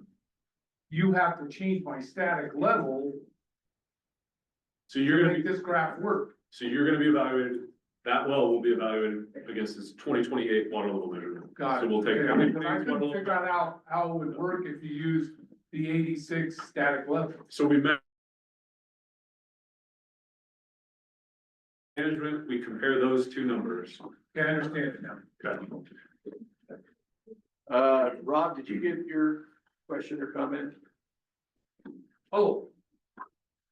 I think there needs to be a mechanism to expand water usage if it's above a certain threshold. For example, if it's above the 100th percentile, Allow 10% or something. something. Restore. So right off the top of my head, I'm willing to say like, that is probably not gonna be functional for you because there are some extreme outliers in the model. And in some of the sub areas, those extreme outliers show a well recovering by like 100 feet. Well, and so it's unlikely that your representative well is gonna recover to that. I was trying to find, I think it's in the 2022 study, but there's the chart and it still has the 15 sub areas, but it has those ribbons and it shows the median and then it has normal and then it shows the outliers. And so I think moving away from the median and talking about a certain percentage that are more than a standard deviation away from the median would be important, but that would also apply to if your average well, and there's no outliers that are below a certain percentile, and you're showing a clear upward trend, I think there needs to be a mechanism to expand the, not expand the PTW, because that's not gonna change, but scale back the PTW. So I'm not a statistician. But I do know that when you're using standard deviations, it's best to have a normal distribution of data. And we are unlikely to have normal distributions of data. The distributions are likely loaded in one direction or another. And so in doing that, your standard deviations then become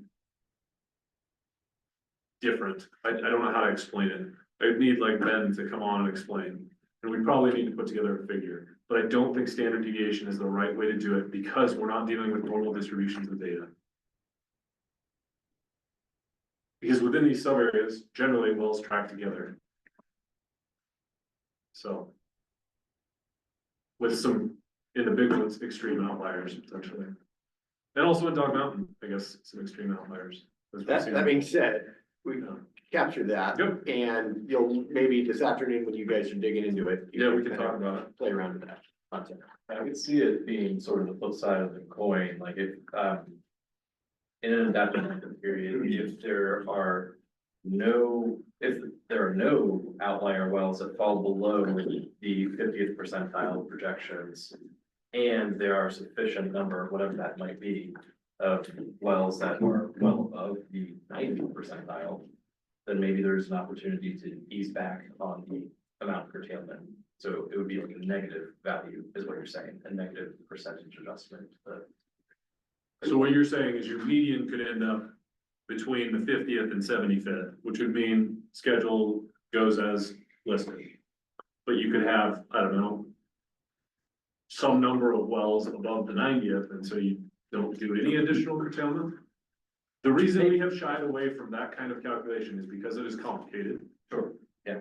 It requires us to be able to communicate that, which we've shown we're not real great at communicating complicated examples like this, I think. And it is unlikely that somebody could read the rules and understand it on their own. Okay.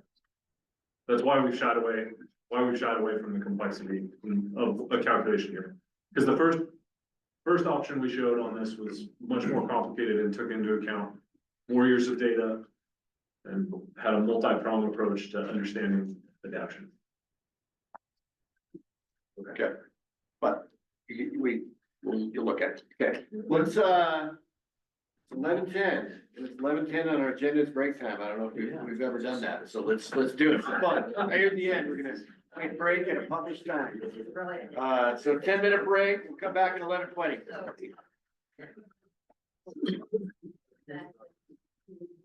What happened to them?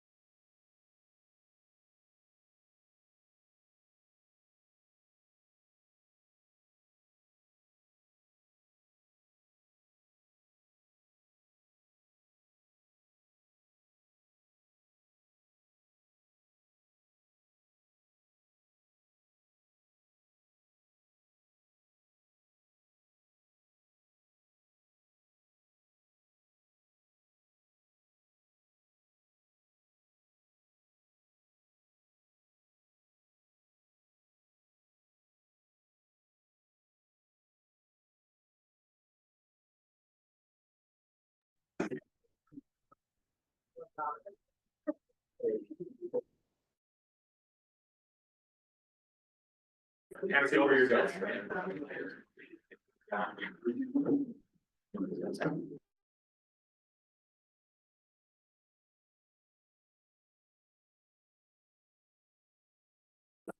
Oh, sorry, that's same section, next, rule.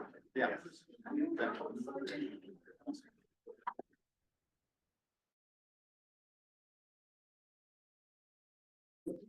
Okay, sit up, Kelly, it's all yours. All right. Section 5, at each adaptive management checkpoint, the departments will compare the median groundwater level change for each sub-area defined in RR 695-12, section 40, with the groundwater level change envelope. If the median ground level change for a sub-area is, and then we get into a bunch of subsections here, A through E. So A, below the 10th percentile, the scheduled quantity of reductions will be doubled. Between the 10th and 25th percentile, the scheduled quantity of reductions will be increased by 1.5 times. Between the 25th and 75th percentile, no adjustments will be made. You want to flip over the whiteboard again? There. Reductions will be halved. And above the 90th percentile, the scheduled quantity of reductions will be reduced to 0.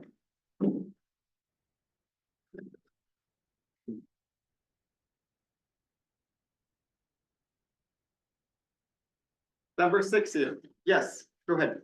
I would propose whether or not or how to word a mechanism to expand the acre feet of curtailment. I would use a term from the level trends report and say if the inner quartile range is above the 90th percentile. Because that's a metric that's been used in your own studies, and that makes sense. Okay, Okay, we'll consider it. so you're saying something like Range is above the 90th percentile of the envelope. Thank you. Okay. Consider doing X. You're up. Okay, on to section 6 here. At the end of each adaptive rule, groundwater area boundary. Of the evaluation of the groundwater level changes. B, the comparison to the groundwater level change envelope, and C, any adjustments to the scheduled reductions.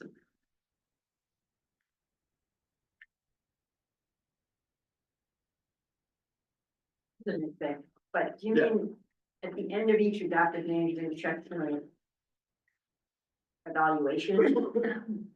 Yes. Thank you, Lisa.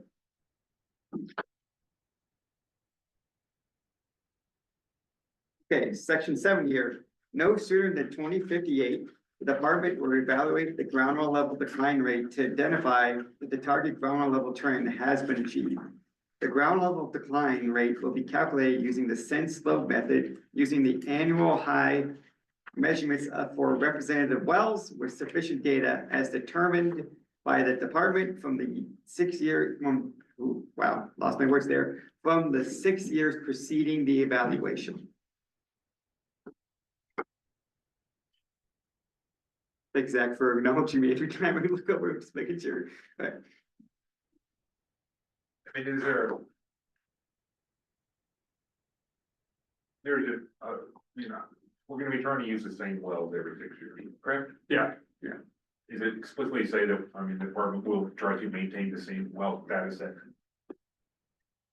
Yeah, we can consider that. There's the reasons we can't, but I mean, just so everybody understands, there's gonna be trying to be continuity from the time we started. I don't see that in language. Yeah, that's basically, they would try to work in there. Did I look for that? It's not. We use the word must. Must maintain the same. I mean, that can always be done. So what if the well collapses? What? Would you like to spend your tax dollars that way? Yeah, if it keeps consistency, because this is the biggest part in our basin that drove us to this point today, was lack of consistency. And then if there's a landowner that says, well, darn, I don't want you coming on my property anymore. I think it's those monitoring wells come back to play a role again, be a good thing to use. And they are being used. Right, I mean, they're very consistent, you know. But is there sufficient amount in the picture? They're bulletproof vests. Well, what about like language that is permissive of continuing to use the same wells consistently over time, but it's not necessarily a must because of the potential for things to happen in the world? But no less than that amount of wells, so like, that's the problem, like, if one goes down, and now you're only dealing with a smaller subset that you're using, instead of maintaining at least the same amount, you know, there's gotta be the ability to expand, but not go below what we're trying to do. We'll consider that. Cause it kind of comes back, that's point of, when we go to less data, then we're trying to make decisions with less data versus, that's how we got to this spot today. With too little data. Sure. And a lot of the monitoring observation wells are doing your water rights and, you know, I'm gonna be a little cranky.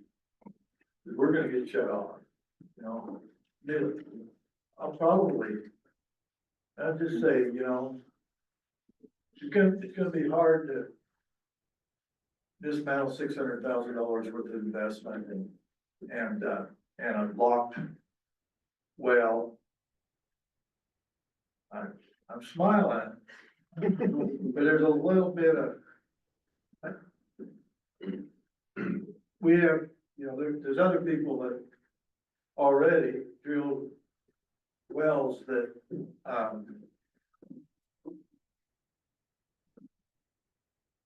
they couldn't get through the process and the department wanted to use those wells that they just spent, you know, $60,000 in drilling. It wasn't, anyway, I'm just saying, in the spirit of cooperation, that I mentioned earlier, that's sort of what I'm talking about, that, be nice if we were able to encompass a positive arena to go forward in, because like the anomalies, if you're in the middle of a declining area and your area, your well goes up, that should be broken out. You should, you know, in your water rights permit, you should be judged on your well and what's there. And that's true with ours, but anyway, go ahead. Can I ask a question? Yeah. I'm curious why it is by 2058, just looking at the previous 6 years to determine whether groundwater levels are stable. I mean, it seems possible. I mean, I don't know that things would bounce around, and should we do, why not just look at the whole trend? Why limit to just 6 years? Because we know we have ongoing declines, and we know that on our path to stabilization, there will be periods that there will be a downward trend. And if we include the full 30 years of data, it's impossible to achieve success using a small slope fit on that line of data. And so 6 years for us is what we use in our groundwater level trends analysis both times. And we have required a minimum of 4 data points in the well over that 6-year period to draw what we believe is a representative line of trends over a long enough period that we're capturing more than just 1 or 2 years, but it's short enough that past declines do not penalize the sub area when we're doing an evaluation of success. I think. So,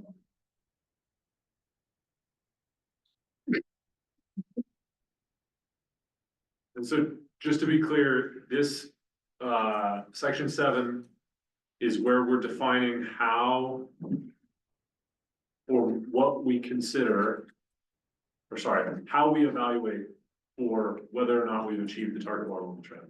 So we're not looking at 1 year of data, we're not looking at 2 years of data, we're looking at over 6 years of groundwater levels essentially stayed the same. Is that line, that best fit line drawn through the data points, 0 or above?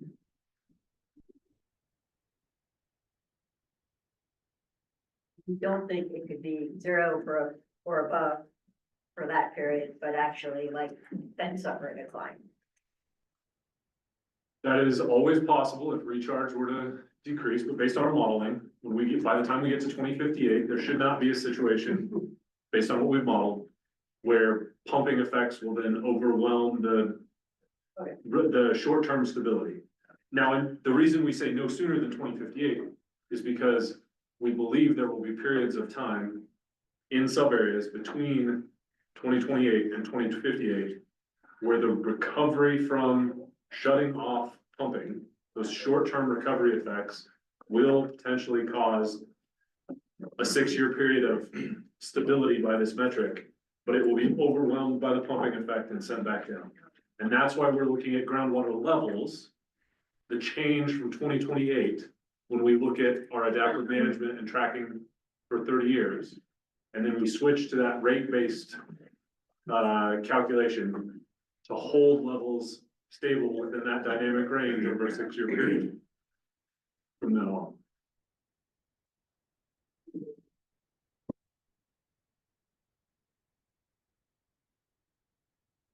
Okay. Any other questions, comments?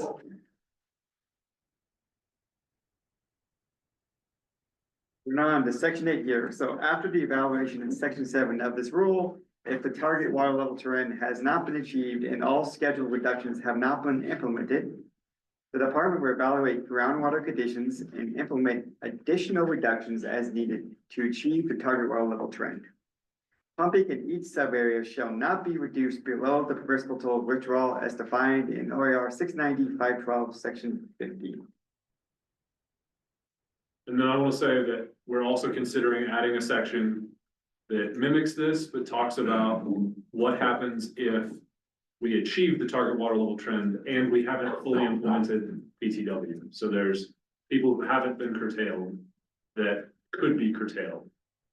And we're talking about adding a section there to say that if we achieve the goal, PTW hasn't been fully implemented, the department will initiate a rulemaking to adjust the PTW to the current amount of pumping in that sub-area. So that we make it clear that the goal is achieving stability, not achieving PTW. Wait, I think if you do that, we also need some rule language, because that last sentence, pumping in each sub area will not be reduced below the permissible total withdrawal. I mean, that would require another rulemaking as well, right? So I don't think we want to say it's not it's not allowed, it's just you'd have to do another rule. So if you're gonna have another section talking about another rulemaking, if we never got down to the PTW, I think you should wrap that in there as well. Okay. I will consider how to adjust that, because I see how it makes it seem like You'd never do it. we'd never do it. And that's not true, Can't say that because that's not consistent with it. but yeah, that's 2058 Tim's problem.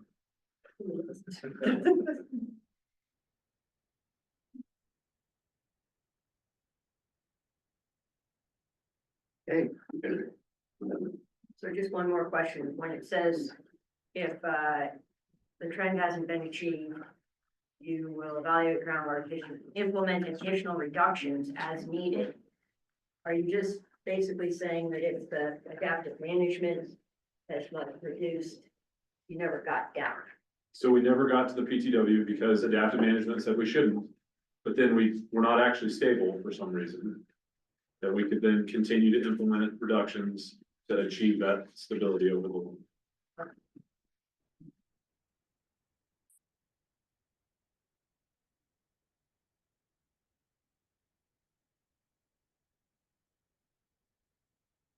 Just an overall comment on adaptive management. I think it's good, but we have significant comments on trying to make a interaction with the community on a yearly basis. I mean, they're in the written comments, but not to repeat, but Kelly said, if I thought something was important, I could bring it. I know, he did. And working through how we work with the community on that, so there's not surprises everything. And it's more than reporting to the commission every 3. It's also figuring out how we have an adaptive management team, and how a lot of that can be led locally with the department. Yeah, thanks for that comment.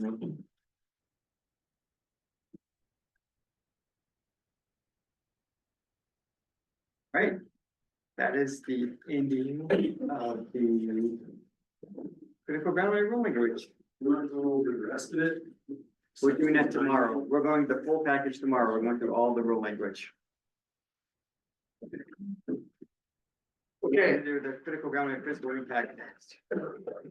So we're at our public comment period time, but we also need to sort of stick with the agenda. Should anybody come, because the intended to provide comment at 12:10. So we'll just hold on public comment or stick with the agenda. Those of you indicated you want to provide comment, we will be doing that at 12:10.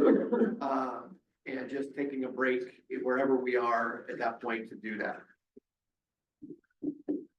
Okay, you very good with that? All right. So we're gonna move on to the agenda and to the fiscal impact statement review. We're ahead, good. And then we'll also, when we do that public comment, that'll spill into our lunch break. It's like take a little bit of an extended break then, since we'll have a little bit extra time. Okay. Yeah. Any, let's go. The intent of this public comment was to be about the rule language stuff. And if we go through physical impact statement. Okay, the alternative would be, we do public comment now, but I'm still take a timeout at 12:10 to see if there's anyone additional that would like to provide public comment. I think that's. Would that be Yeah. preferred? Okay. All right, let's do public comment then. So again, kind of the rules of public comment is, try to keep it concise, 2 to 3 minutes if possible. This is a opportunity to provide any comments to the department and the RAC for consideration. You can ask questions, but the department's not in a position to answer questions. So the conversation on any response to those questions would occur after the fact. So that's it. And I think Kurt, who indicated he wanted to provide comment, I don't see that he's here. We do have one, okay, one, anybody else in the back looking to provide public comment? Okay, so we have one in the room here. Feel free to please just stand up, state your name and, yes, I am talking to you, yep. Sorry, what was your name? I'm Debbie Gouveia. Okay, thank you very much. There are several different references to using monitor wells. I think in the verbiage where it's really representative wells, I think monitor wells actually need to be put in so that they are used. Thank you. Okay, we had one person online that indicated they want to provide comment. If there's anybody else online that would like to provide comment, raise your hand. Who was our one commenter? Christopher Hall. Christopher Hall, if you're, You repeat the comment. So if people online cannot hear the comments, you want to repeat them?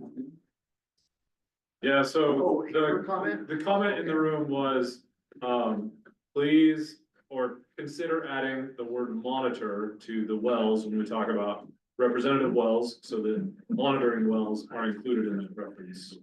Thank you. Wells. Okay, Christopher Hall, it's your opportunity to provide public comment.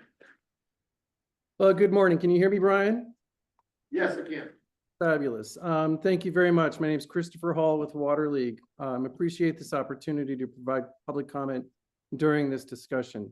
I just have a couple comments. The first is, and they're both related. The first is that there's 110,000 acre-foot deficit in the Harney Basin in terms of recharge and discharge each year.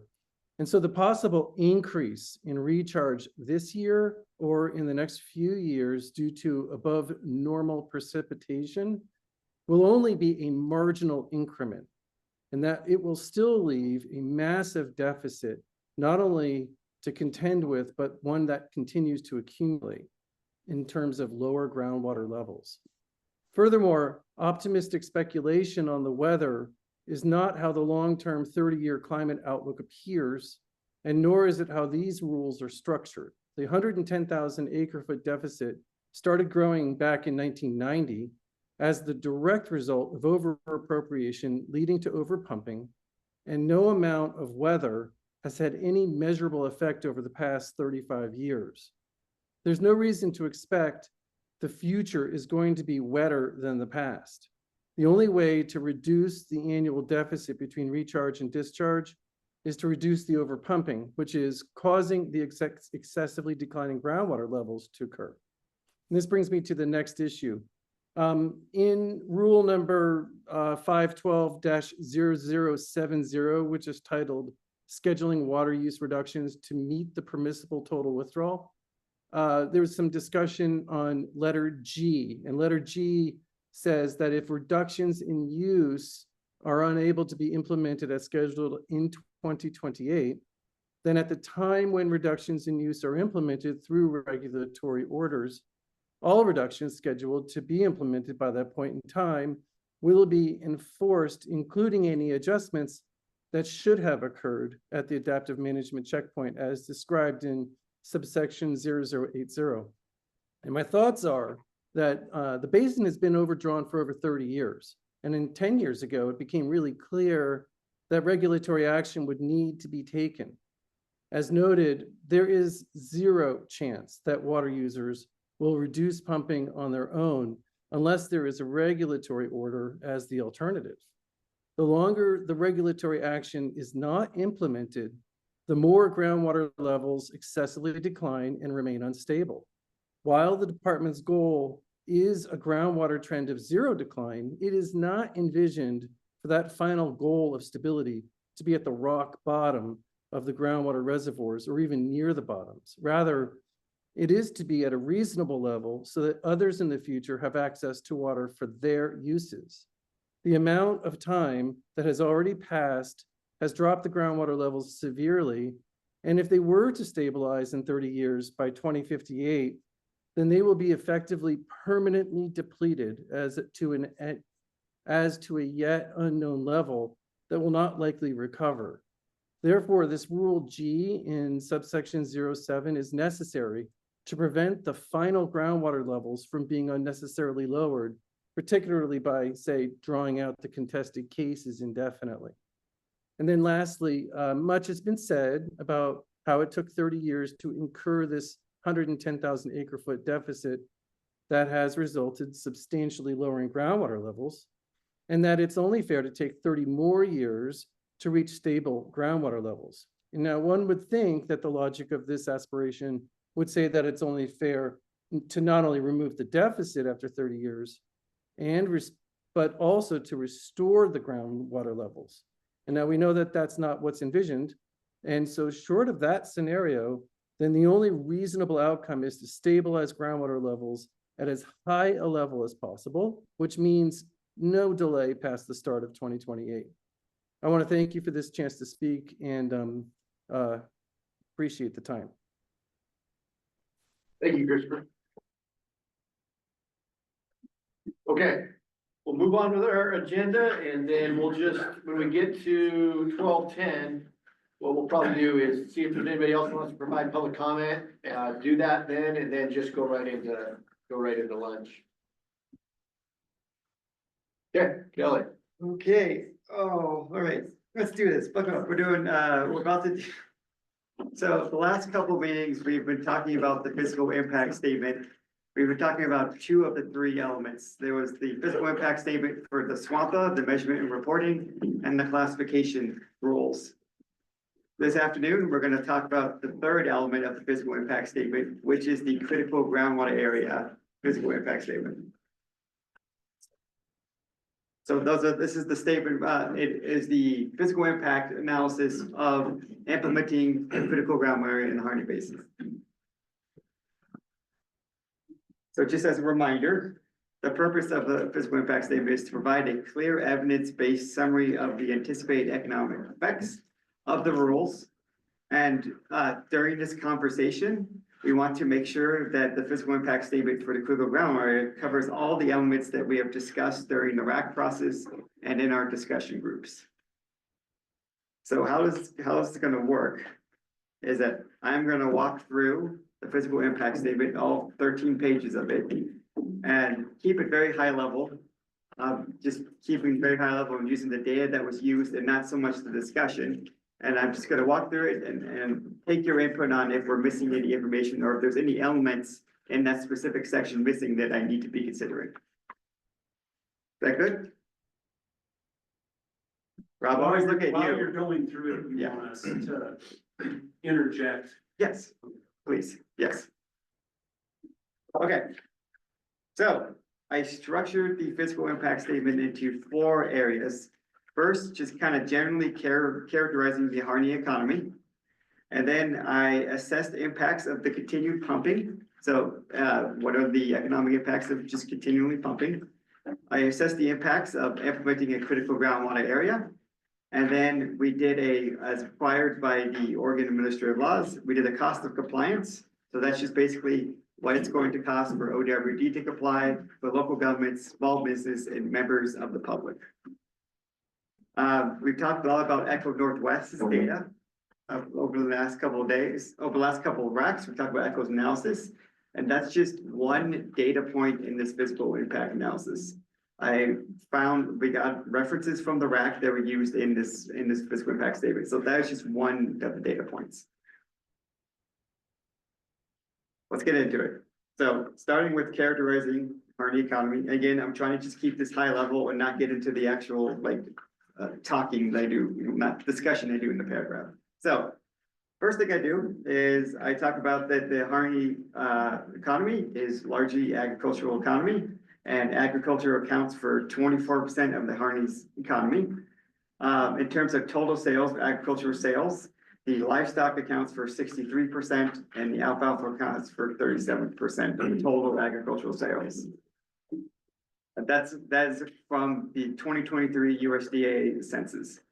That doesn't get filled out by everybody. That doesn't get filled out by everyone. So that's a good point, and I have to use the best available information that I have.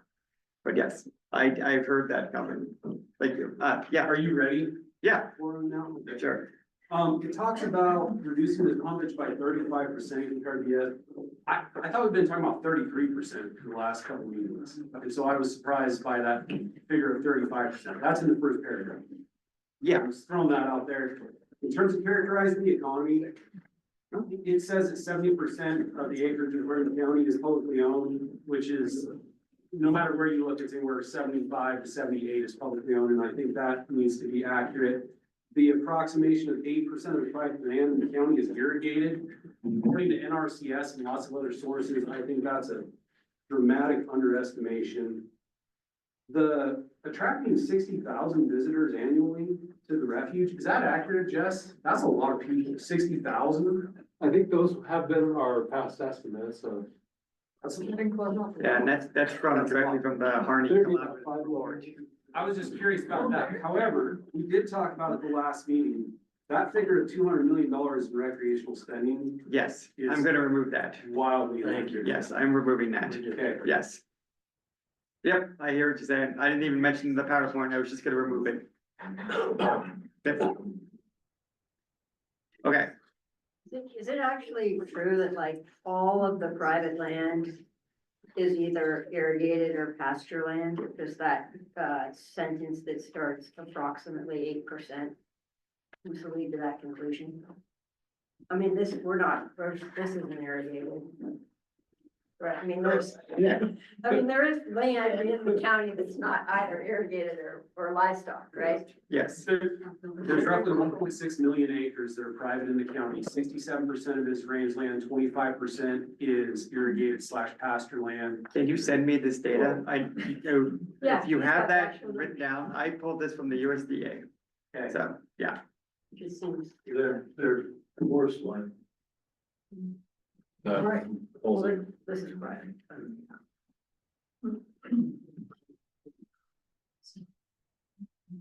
Okay, any other comments for this section? There's one more comment because it tracks through to other questions I had. Are the only agricultural products in the county livestock and alfalfa, or are there others? Some goats. I mean, it should. A couple. By total name, okay. So there's nothing significant other than needs to mention. Assume there's meadow, there's some rhubarb. Well, there's horses, right? There's Yeah. horses, there's triticale, I mean. Well, horses are under the livestock portion, even though the government doesn't consider horses livestock when you come to. I never knew that. That's how it is. Okay, we can go on. In terms of ecosystem, ecosystem services, so the refuge generates 3.4 million to the local economy yearly, mainly around bird watching and fishing, right? So this 3.4 million supports 85 jobs, generates 2.8 million in labor income, 7.2 million in economic output, and 4.1 million in economic value. That account comes from the Harney Collaborative recently published report. Yeah, we're gonna have to work on your reference because it's not a Hardy collaborative. I mean, there's some reports, but. Oh, I just read that. Okay, Yeah. all right.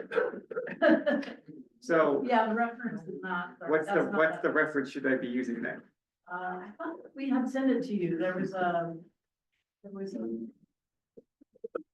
report that was done on the refuge by USGS economists several years ago.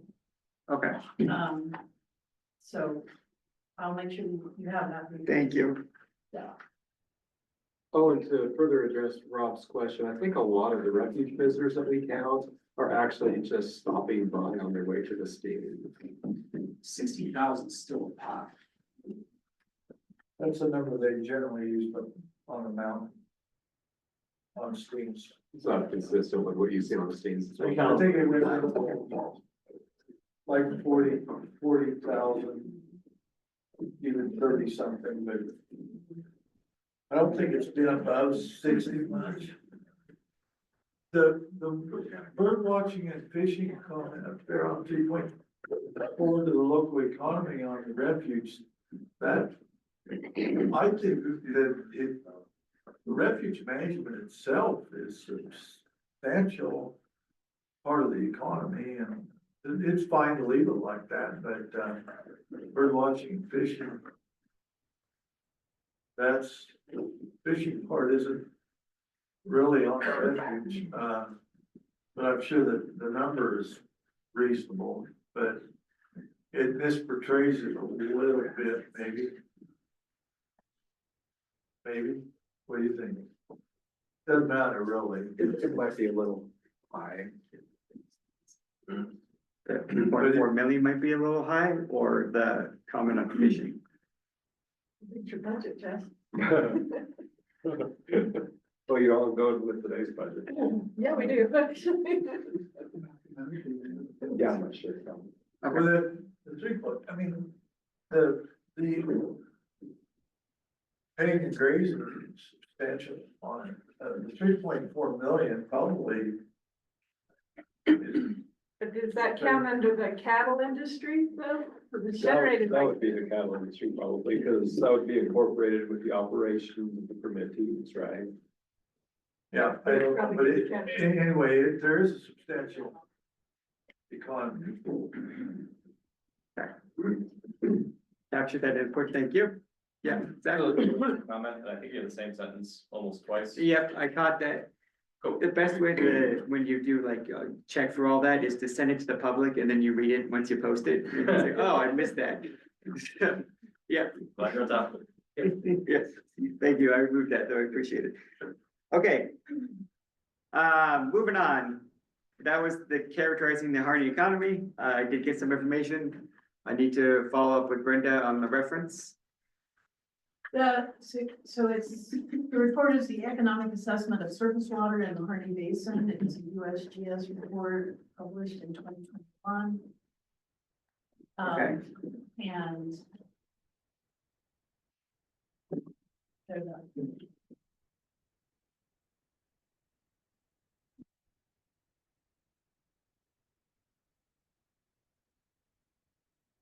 Okay, then we get into assessing the impacts of the continued pumping. Yep, When you talk about surface water accounts for 54% of the total irrigated land, I'm not disputing that, but I just think that further showcases that in the previous section where we talk about approximately 8% of the private land is irrigated. If 122,000 acres were irrigated, that means like 50 or 60,000 of those acres would be groundwater. And jumping around a little bit here, so just respond to that 54%. So that was Bill Yeager's assumptions when he was running the Harney economic model. That was not our assumption. and that percentage might be fairly accurate, but my concern is that the acreages, there's a lot of margin of error in the acreages we talk about. And later in this, it talks about 133,000 acre feet was applied to 48,000 acres. But in 2015, according to WRD's website, there was 95,000 acres of permitted groundwater use. And I have a hard time believing that only half of the permitted groundwater use gets used. And so that just causes me to question how accurate those acreages are, if that makes any sense.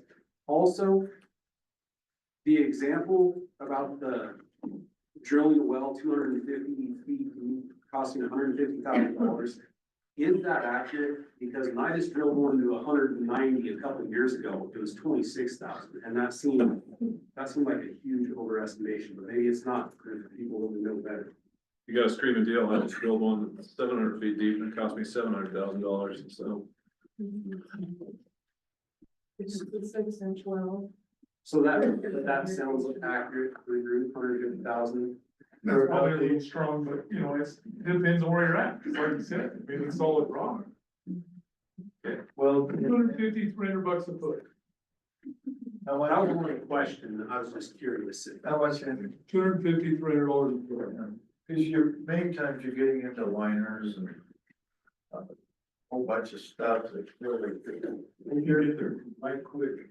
Yeah, that take long.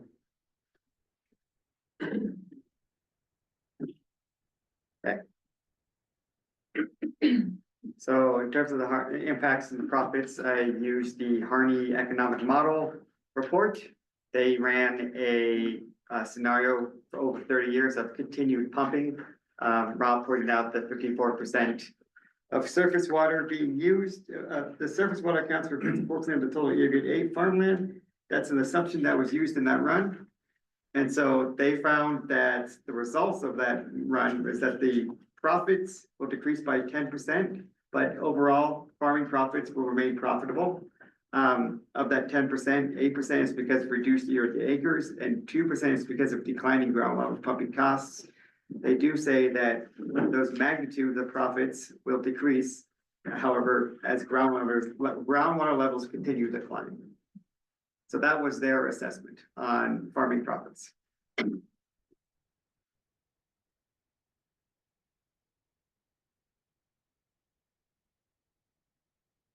Okay, we also assessed the impacts of continued pumping on domestic wells. We've talked about this a lot already, so I just did a summary slide. Took the average, the maximum, the minimum from the Harney Domestic Well Fund and Well Abandonment Replacement and Work Fund. And we had the model project how many wells are going to be going dry at 2,100, which was 200, and we determined the total cost of domestic wells. Then we discussed the collaborative some alternatives on delivery water to 1,076 households, and we discussed those projects for domestic wells.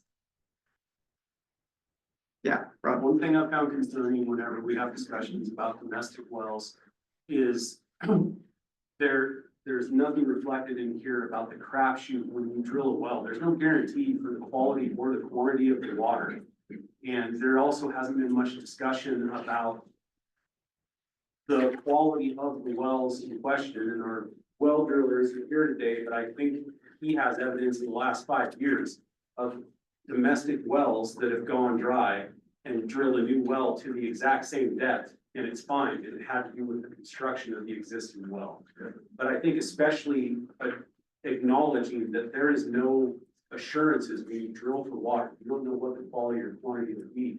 And so I almost feel like we're addressing this with the assumption that the whole, yeah. Okay, so so you're looking for a statement about redrilling a domestic well does not guarantee water or the quality of the quantity of that water, and a domestic well could go dry because of poor construction or something like that. What are you looking? Drilling any well, there's no assurance. There's no assurance, okay. Quantity of water, it's kind of a crapshoot.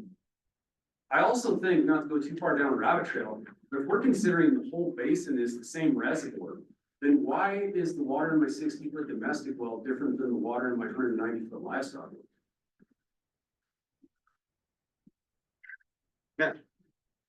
Because it's groundwater and it moves at different rates as it moves through the ground, and the water dissolves different subsurface materials as it sits there and as it flows through. Dark's probably the better person to answer that, but just because the water has different characteristics doesn't mean it isn't all connected. And if you pump from deeper, it won't cause the shallower water levels to decline, right? Like, it is possible for it to be more complicated than a bathtub, and that's what it is. It's much more complicated than a bathtub. Indeed it is, but I feel like we're treating it as a bathtub when we're from the whole basin as a reservoir. And that's why we have multiple sub areas, why we started with a 15 sub area approach instead. So are you suggesting that the average cost should be higher for redrilling domestic wells because there's uncertainty in when you drill a new one or deepen a new one, whether you would actually hit water or not? So they may have to redrill multiple times. No, I'm not suggesting that we should adjust the cost of drilling those wells. I just think it should be reflected somewhere there because we cite the statutes that the department is supposed to regulate to assure safe and ample drinking water supplies. But when you're drilling a well, whether it's domestic or irrigation, it's not like when I hook into the city water line and there's an assurance that I will get water from them. There's no assurance that you get water. And so I think going on the premise that if you drill a 60-foot well, you should get water, and get water, and then it's gone. That's the fault of the irrigators next to you. Okay, but the fiscal impact of somebody whose well is going dry, regardless of why it was dry, is going to be the cost of drilling it deeper or drilling a new well, right? Right, but I'm not suggesting that we should. I wouldn't know how to change those. They're basically here. So I hear what you're saying. I don't look at, so when we look at the cost of compliance, we discuss some of the other impacts to domestic wells, accessing water, finding a well driller, and we can discuss also no guarantees of when drilling a well of getting water or the water quality is good enough, and we can add that into that section there. I'm trying to keep this section at a high level. This is generally how it's going to cost to get 200 domestic wells. Would that be kind of addressing your concerns here? Bruno, I'll think about it. Better just keep going. Okay. Great. Thank you. Appreciate the comments. Impacts on irrigation wells, right? So we estimate it's about $600 to $750 per foot, depending on seal depth, borehole, casing size, ground hole, packing, depending on a lot of things. So for a well drilled 250 feet, it can cost $150,000. Again, this costs depend on what needs to be done in that area. Okay. impacts to ecosystem services, right? So at the current pumping rates, we know that we're seeing reduced discharge to springs and streams. And this is going to potentially be impacting the Pacific flyways, fisheries, wildlife, domestic livestock raising, GDEs, ground dependent ecosystems.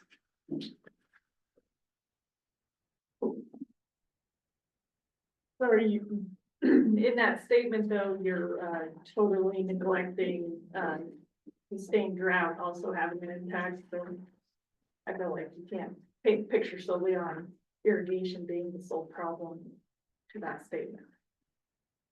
Okay.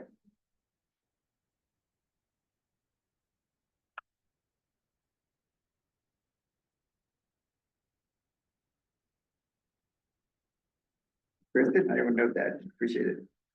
Question I had, which we haven't really talked about in here, but, what about sage grouse and mentioning them as well as the Pacific Flyway? I mean, if we're drying up a lot of native vegetation and springs and kind of wet areas around the basin, which we don't really know where those areas are. We haven't really gotten to that level of analysis, but,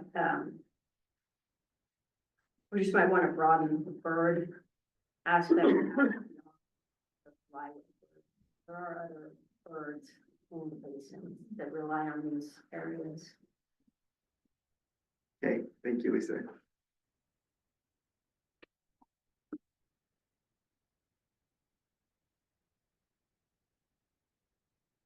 Okay. I've already heard some of the information, but is there anything we're missing in terms of assessing impacts of continued pumping? I do think you can, in the GDEs and springs and streams and ecosystem services paragraph, I noticed that you don't necessarily refer back to the Gingrich paper, which does show that assuming no drought, here's what the impacts are to to natural discharge to springs and streams.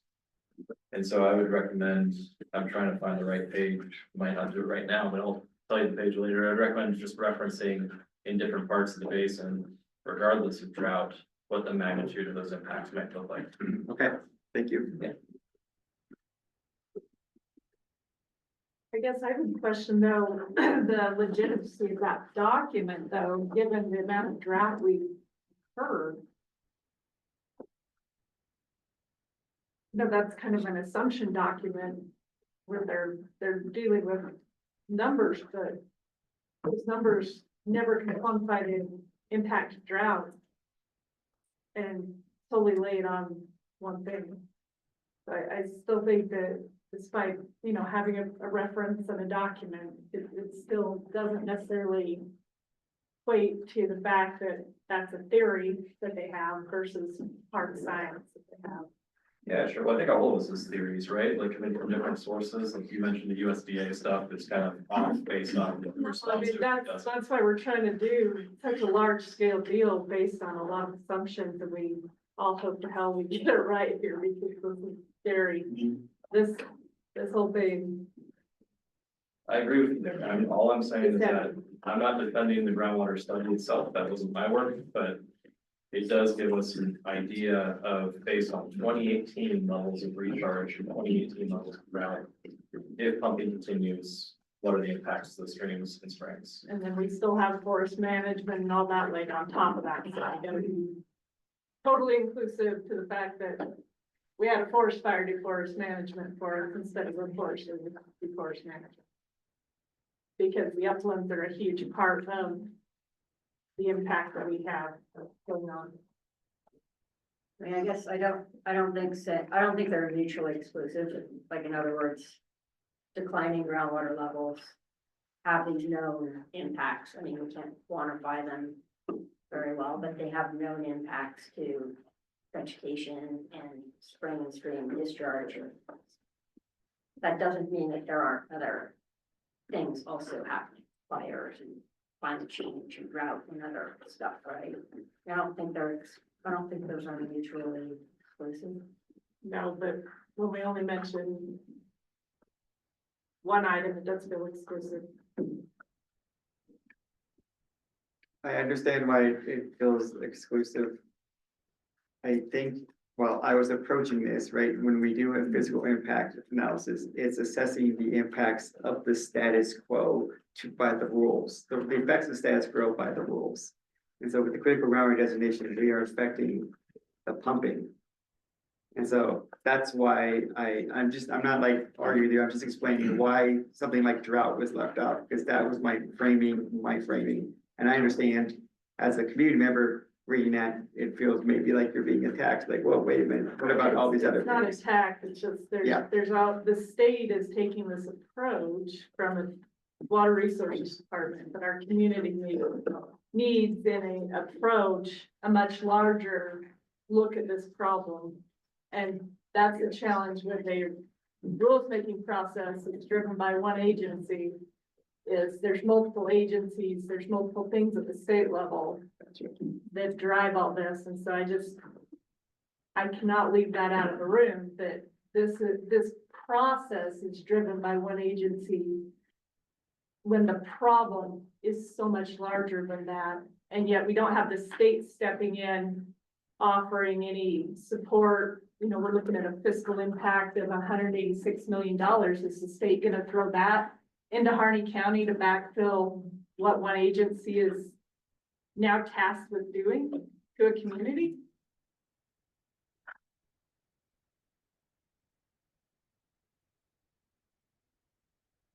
And I'm not, you know, I know, you're I the know. messenger. I'm a but- messenger. I'm but here. that's where Yeah. this is so much bigger than these couple pages that we have in our hand.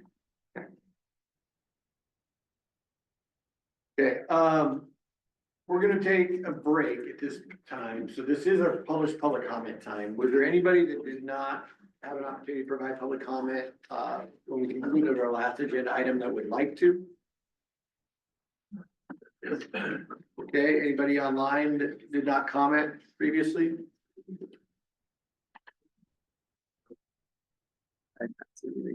All right, so we're gonna go ahead and just roll into our lunch break. Like we got box lunches, again, thank you Brenda and High District Partnership for providing those. Okay, what, you have any idea what the difference is? Okay, okay, well, we got, I'm not sure there is. any. all right, well, they're in different boxes, so I don't know, so we got.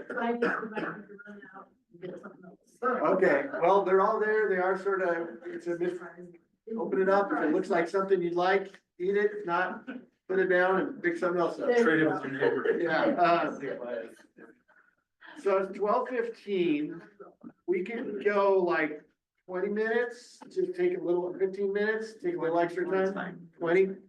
And we'll, come back at 12:35, I mean, we're not going anywhere, but give you some time to stretch, grab your lunch, and then we'll pick up where we're at 12:35. It just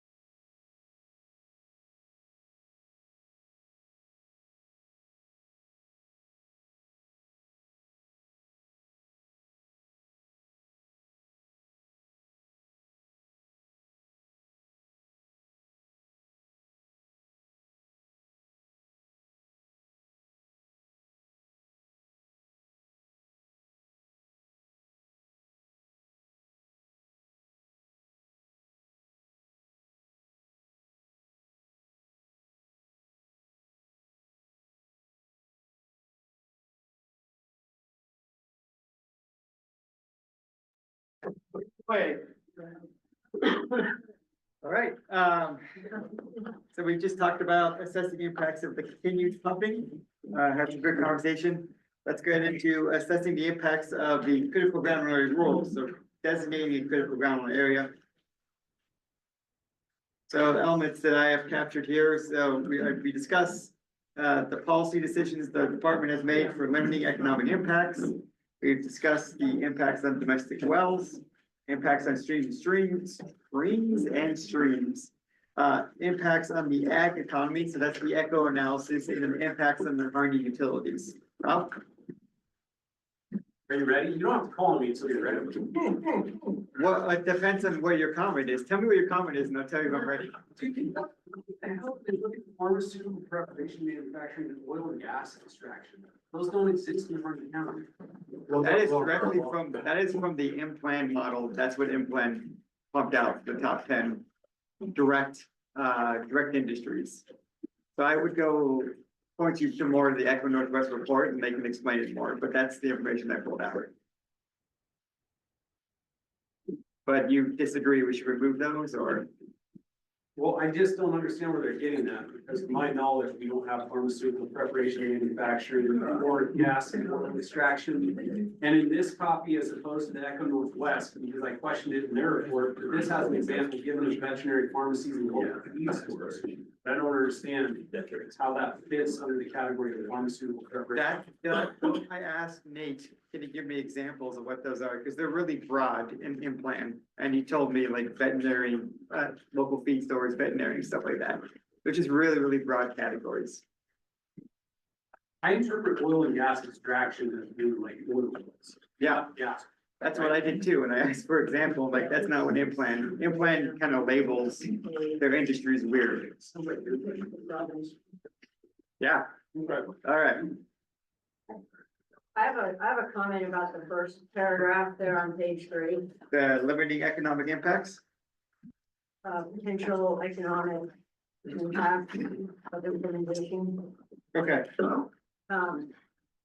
You know, and I raised this when Ben first presented the model that is now run to maximize groundwater pumping while stabilizing groundwater levels.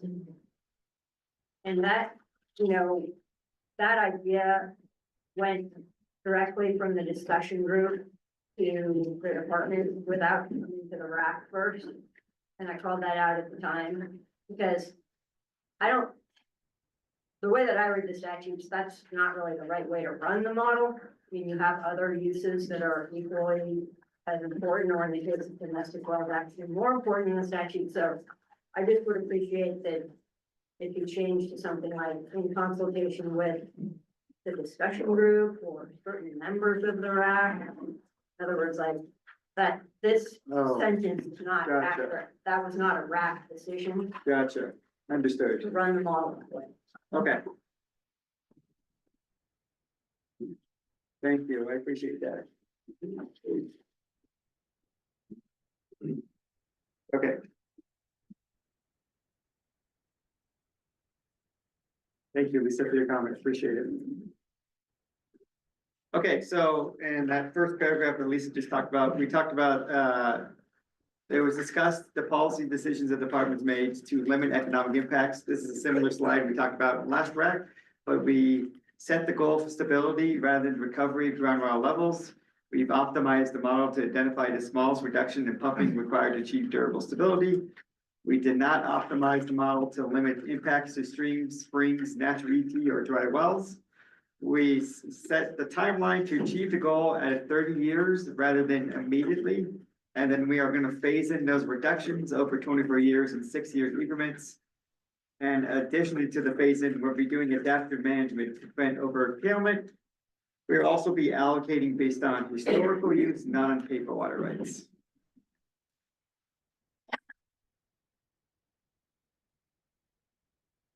Then we talked about domestic wells again. Again, the difference here was that we evaluate the cost savings versus the 200 domestic wells going dry with continued pumping and the 98 domestic wells going dry under our proposed plan. So the impacts to Lisa, now I'm looking at ecosystem services, and I'll likely change the language. Thank you for your comment. So the proposed rules expect to stabilize ground levels after 30 years.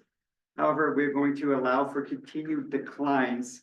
So this will reduce long-term, so there will be impacts to spring streams, GDEs, and the refuge, but it would reduce the long-term impacts of ecosystem services because we'll be stabilizing after 30 years. You should add ET to that list, less spring and stream. Thank you.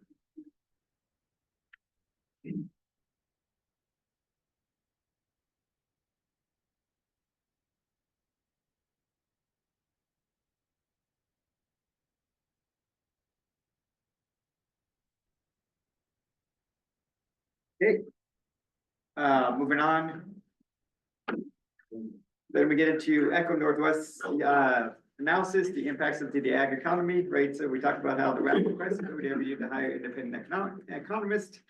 We did hire Echo Northwest to assess the economic impacts on the ag economy for reducing groundwater only. This is gonna get to your question, Rob, about where I thought we were talking about 33%.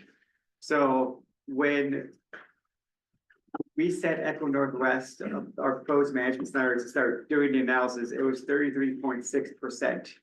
And then we had conversations with RAC, and we ran sensitivity analysis, and we got to our RAC 14 proposal, which increased the overall reduction by 35%.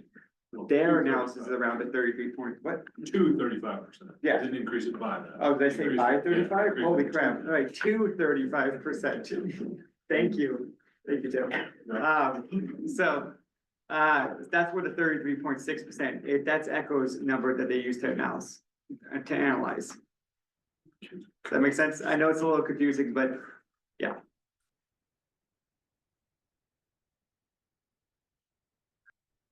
I can't reach your face right now because you have a bug up. Yeah. Yeah, okay. All right, so I'm keeping this very high level. The specifics are in Echo report, which is in the back if anyone wants to read it. But so first they analyzed the impacts on the ag economy, so the total annual revenue. So at the 2023 baseline, they found that alfalfa generates $58 million annual revenue. Livestock generates 65 million for a total of 123 million of annual revenue. After the 33.6% pumpage reduction is implemented after 30 years. The alfalfa revenue is reduced to 40 million, a reduction of 18 million. Livestock annual revenue is reduced to 43 million, which is a reduction of 22 million from the baseline, leading to a total of 83 million. So an overall reduction of 40 million to annual ag revenue. Then they assess the economic impacts at the direct, indirect, and induced levels. So direct is ag-related spending, indirect is along the supply chain, and induced is more of consumptive-driven spending. So that's restaurants, grocery stores, whatnot. And so at the baseline, the direct economic output is 123 million. The indirect is 47 million, and the induced is 16 million. After the reduction, 33.6% reduction, we're seeing the direct should be 82 million, which is a difference of 41 million from the baseline. Indirect, which is 33 million, which is a difference of 14 million. And at the induced levels, it's 10 million, which is a difference of 6 million, leading to a total of 125 million economic output. That is a 61 million difference from the baseline. And then in the fiscal impact statement, that is, I stretch it out more to how many jobs will be impacted and whatnot based off of there. So they kept it high level here.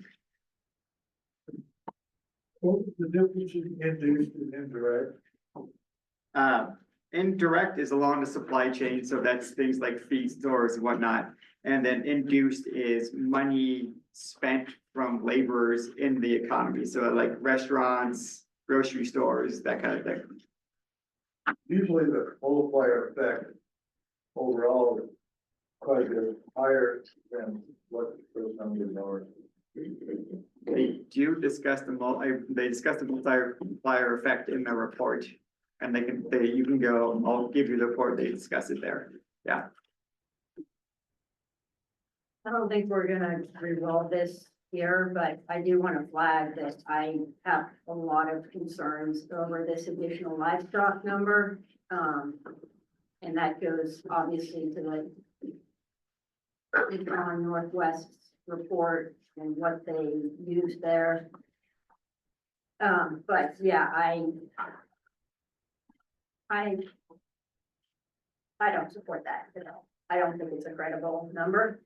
And I think it diminishes the overall credibility of the effort here. So Okay.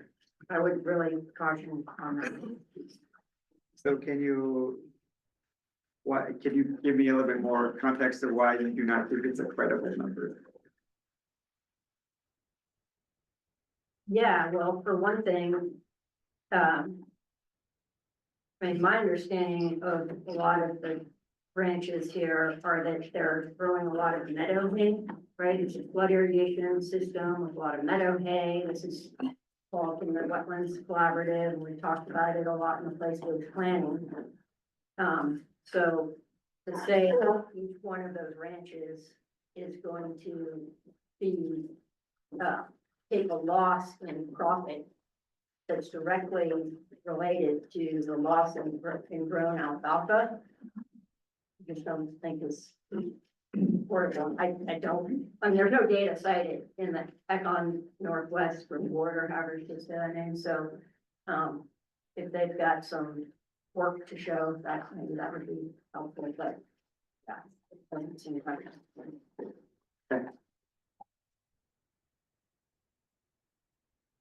Richard?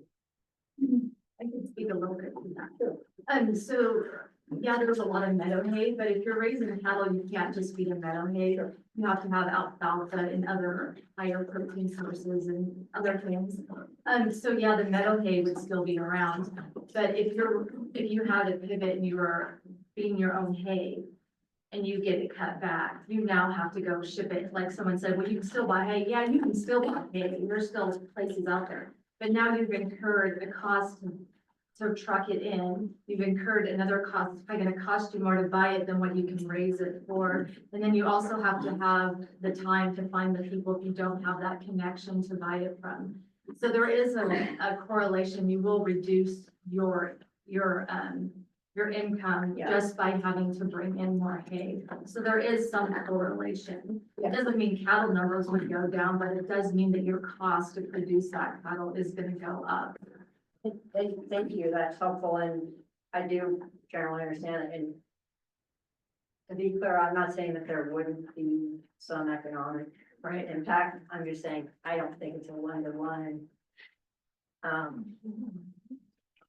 mean, I'm happy to look at the numbers that would submit that, but it doesn't seem, Yeah, I mean, it doesn't add up to right. You just want the data to support it, to show what the relationship is.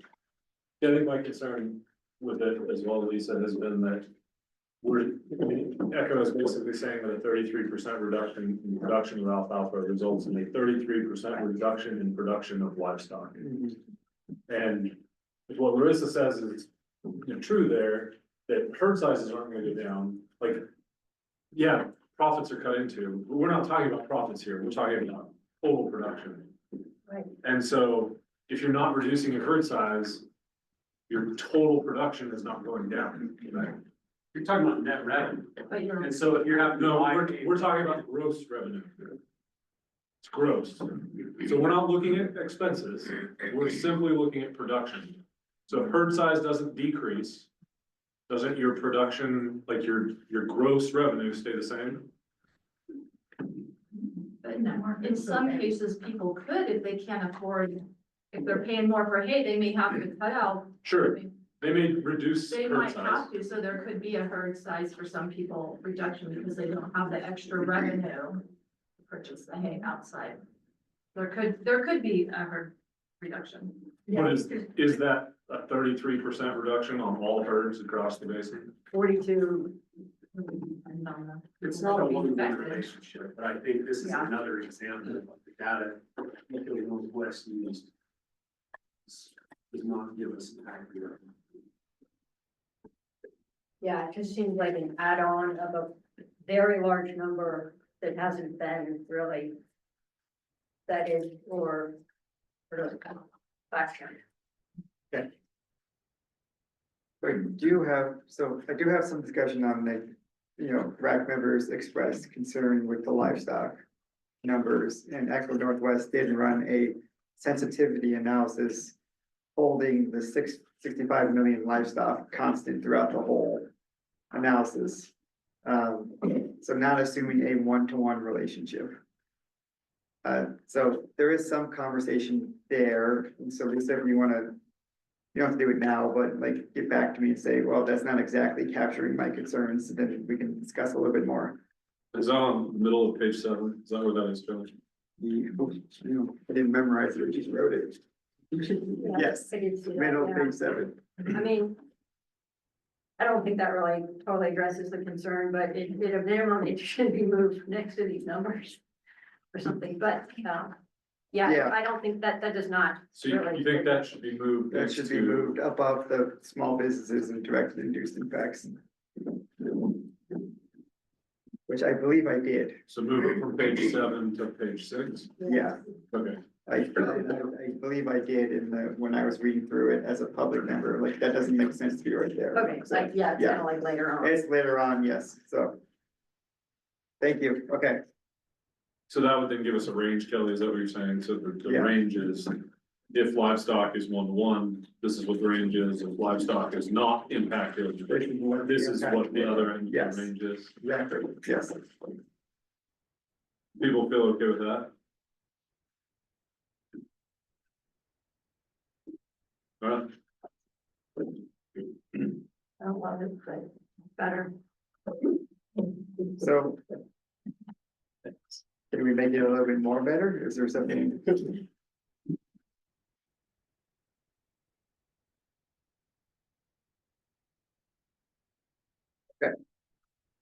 All right, I can think about it too. yeah, just let me know.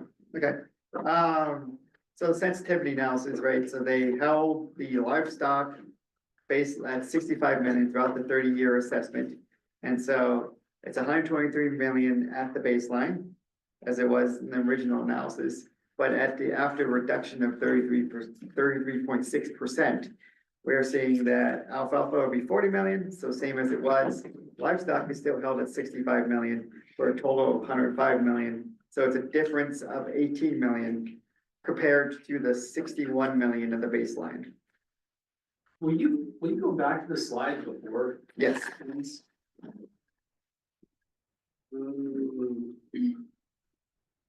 There was a slide before, it seems like the numbers aren't, oh yeah, 18 million. Okay. I thought the numbers were different, so.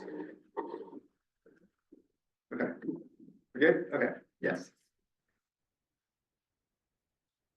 So still a substantial hit, but not as bad if we don't consider the one-to-one relationship. And then we further bring it up into direct, indirect, induced. I apologize, in your version, I don't have this information. Well, I do, but I kind of stretched it out more to make it more clear when I rewrote my, because going back. Apologize. The iterative process as I keep going through this, but, so the direct, indirect and induced for the 2023 baseline is going to be the same, but holding the livestock constant at 65 million, we're seeing a direct of 105 million, a reduce of 18 million, an indirect, which is of 46 million, which is a reduction of 1 million, and then an induced is 13 million, which is a reduction of 3 million, to a total of 164 million, a reduction of 22 million, comparatively to the one-to-one relationship analysis, it's a reduction of 61 million of economic output. Yes, What is the purpose of this report? For whom is this report for? good question. So It is purely just a factual report trying to assess all of the economic impacts of the rules. That's the point of the fiscal impact statement. And so it's for the public in general, because it's gonna go into our notice. It's for the public in general, say, hey, we have assessed all this, these are all the impacts. And then we also, here's how we've reduced all those impacts. And eventually, it's gonna be included into a giant commission report. We're gonna give it to our commission, and they're gonna see these assessments as well. So we're trying to be as accurate, sorry, I didn't mean to interrupt. No, I'm sorry. We're trying to be as accurate as possible and kind of try to paint the picture as clear as possible, like what are the impacts? With the best available data that we have, is what I'm trying to do. Go ahead, yes. But at the end of the day, if these are $20, $30 million one way or the other, it's gonna make no difference on how the department proceeds as far as with what we've been talking about earlier. I mean, it has no impact. I'm not saying it should, I'm just, I'm saying it should, but I don't see how it will and or why it would have any impact on how regulation comes forward. So, That's why I'm fooling around over here to get through this because I want a whisper graph soon is what I actually want. You know, A cent or a box. no, that box, yeah, that's what I want. When do we get one of those? Sorry, I'm sorry. It's okay. So, What I will say is that a big part of what we have considered here is all of the different steps we've taken to try to provide a glide path and an economic adjustment period, phasing in curtailment, providing for adaptive management, right? So all of the, like, the fiscal impact, right? This statement is generally for the public and for the commission to see what this means. This group is helping put this together in an evidence-based way so that it's the best available information for people to consider as they're reviewing the rules and to the commission to consider while they're reviewing. We have already included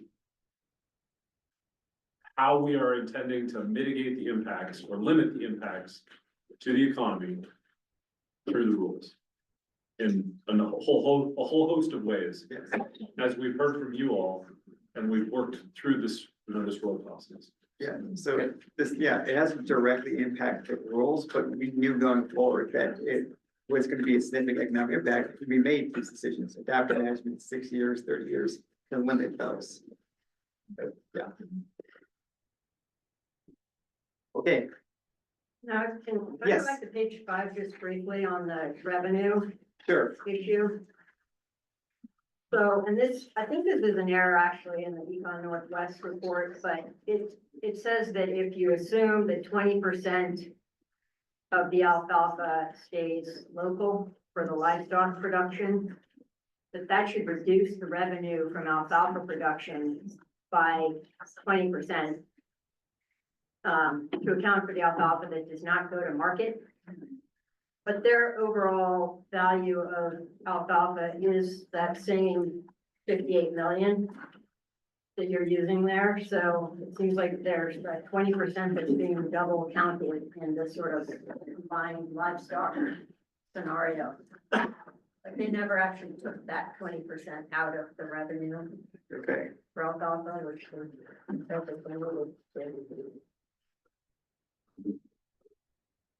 If 20% stays in the basin, it means that in one instance, alfalfa farmers that don't also have another enterprise of cattle sell it to cattle ranchers. And for diversified operations, there's still an expense from one enterprise to another. If they have a cattle enterprise in addition to the alfalfa still has a value. And when they do their accounting, it's basically a transfer of value from one enterprise to another, so it still needs to be accounted for.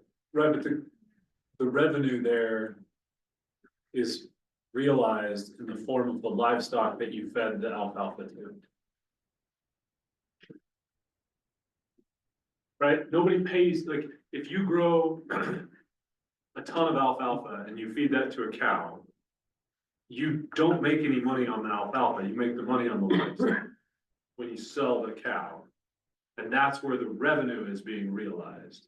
How much profit on that cow is a function of what you sold the cow for minus what it cost you to raise the cow. So that ton of alfalfa or whatever it ate, right? And all the other costs that go into the cow. Well, it depends on if you use accrual or cash accounting methods. And I think you really, if you wanted to be super accurate about it, like you're suggesting, you have to get into the weeds and determine what the net revenue is. But from a high level, I think you have to account for if Andy Root. I sell my hay to my cows. Yeah, that's how you account for it. It's an enterprise of its own, How much do your cows give you for it? huh? The market price. That's what they pay. So when you're reporting your revenues, are you not reporting for both businesses then? Yeah, Your you are. livestock business and your alfalfa business, absolutely. And so then it's counted in this, right? And if you're not doing that, right? You're right. So you're growing your alfalfa, you're feeding it to your cow, and then you're selling your cow, and You're it's right. all part of one business. It's the livestock that is where we recognize that revenue. And that's the portion where we have some uncertainty is if you get reduced in your ability to grow your own alfalfa and feed it to your own cow, are you going to buy alfalfa to feed your cow? Or are you gonna get rid of your cows and not raise cows because you aren't able to make money on it? That's where the uncertainty comes. But in both scenarios, we're accounting for the revenue either by looking at the cow and the sale of the cow, or by looking at, in Andy's case, Andy's alfalfa revenue and Andy's cow revenue from the two different businesses. But in this draft, you're double counting that part. Because what you're saying is, if 20% of the alfalfa is being fed to cattle, it should not also be allowed to be sold. I'm just For- reading that in that Yeah. report, which is on page 8. So, The echo report. the not the actual- track. so they're the experts on it. That's what they said should happen, if you take 20% out of the alcohol revenue. Then they didn't do. And they didn't. Okay. And then we. It's on the, I'll look at that. yes. The report is on the table in the back. Oh, it's not part of the rec package.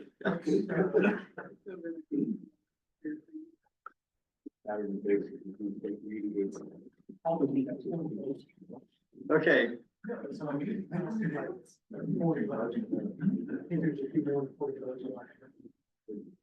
Well, yeah, they picked the number in $2. Okay, next slide. yeah.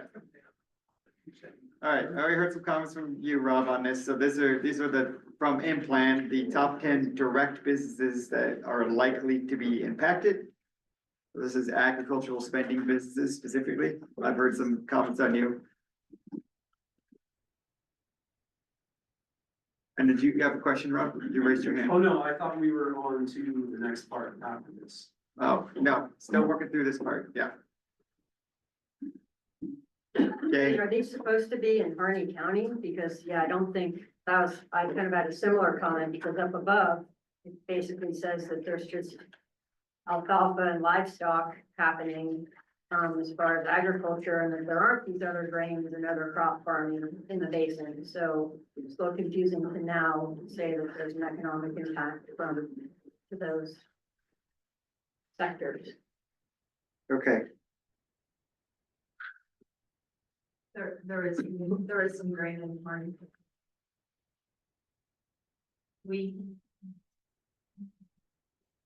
Yeah, that's what I thought, but earlier I was like, aren't there other things? And everybody's like, no, it's just rest of. There are It's other just crops, not- but it's they're not huge. minuscule.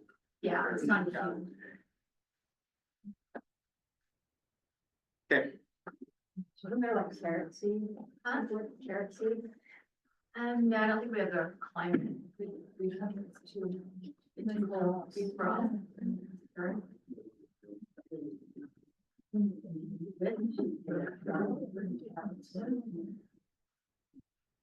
All right, then, list of supply chain. I'm getting a sense that maybe I should remove this from the physical impact statement. This is not necessarily reflecting what's happening in the county. That's just an in-plan model. Is that something you guys would recommend? This slide's more accurate than the last one, like. Okay. So should we not be discussing, It's just, and your recommendation, should we not be discussing this in the physical impact statement if it's not reflective of what's happening in Harney County? Well, I mean, are the Econ Northwest numbers assuming that there's like a impact in Harney County to these? Is that part of their calculation? Because if you're citing their calculation and it's relying on impacts to these pharmaceutical preparation and manufacturing plants here, then yeah, I think we need to be transparent about what went into that number. That is implant, from my understanding, based off talking to Nate, that is the output from the implant, and it tells you the industries that will be impacted within Harney County. And I do give examples on what these mean, so, yeah.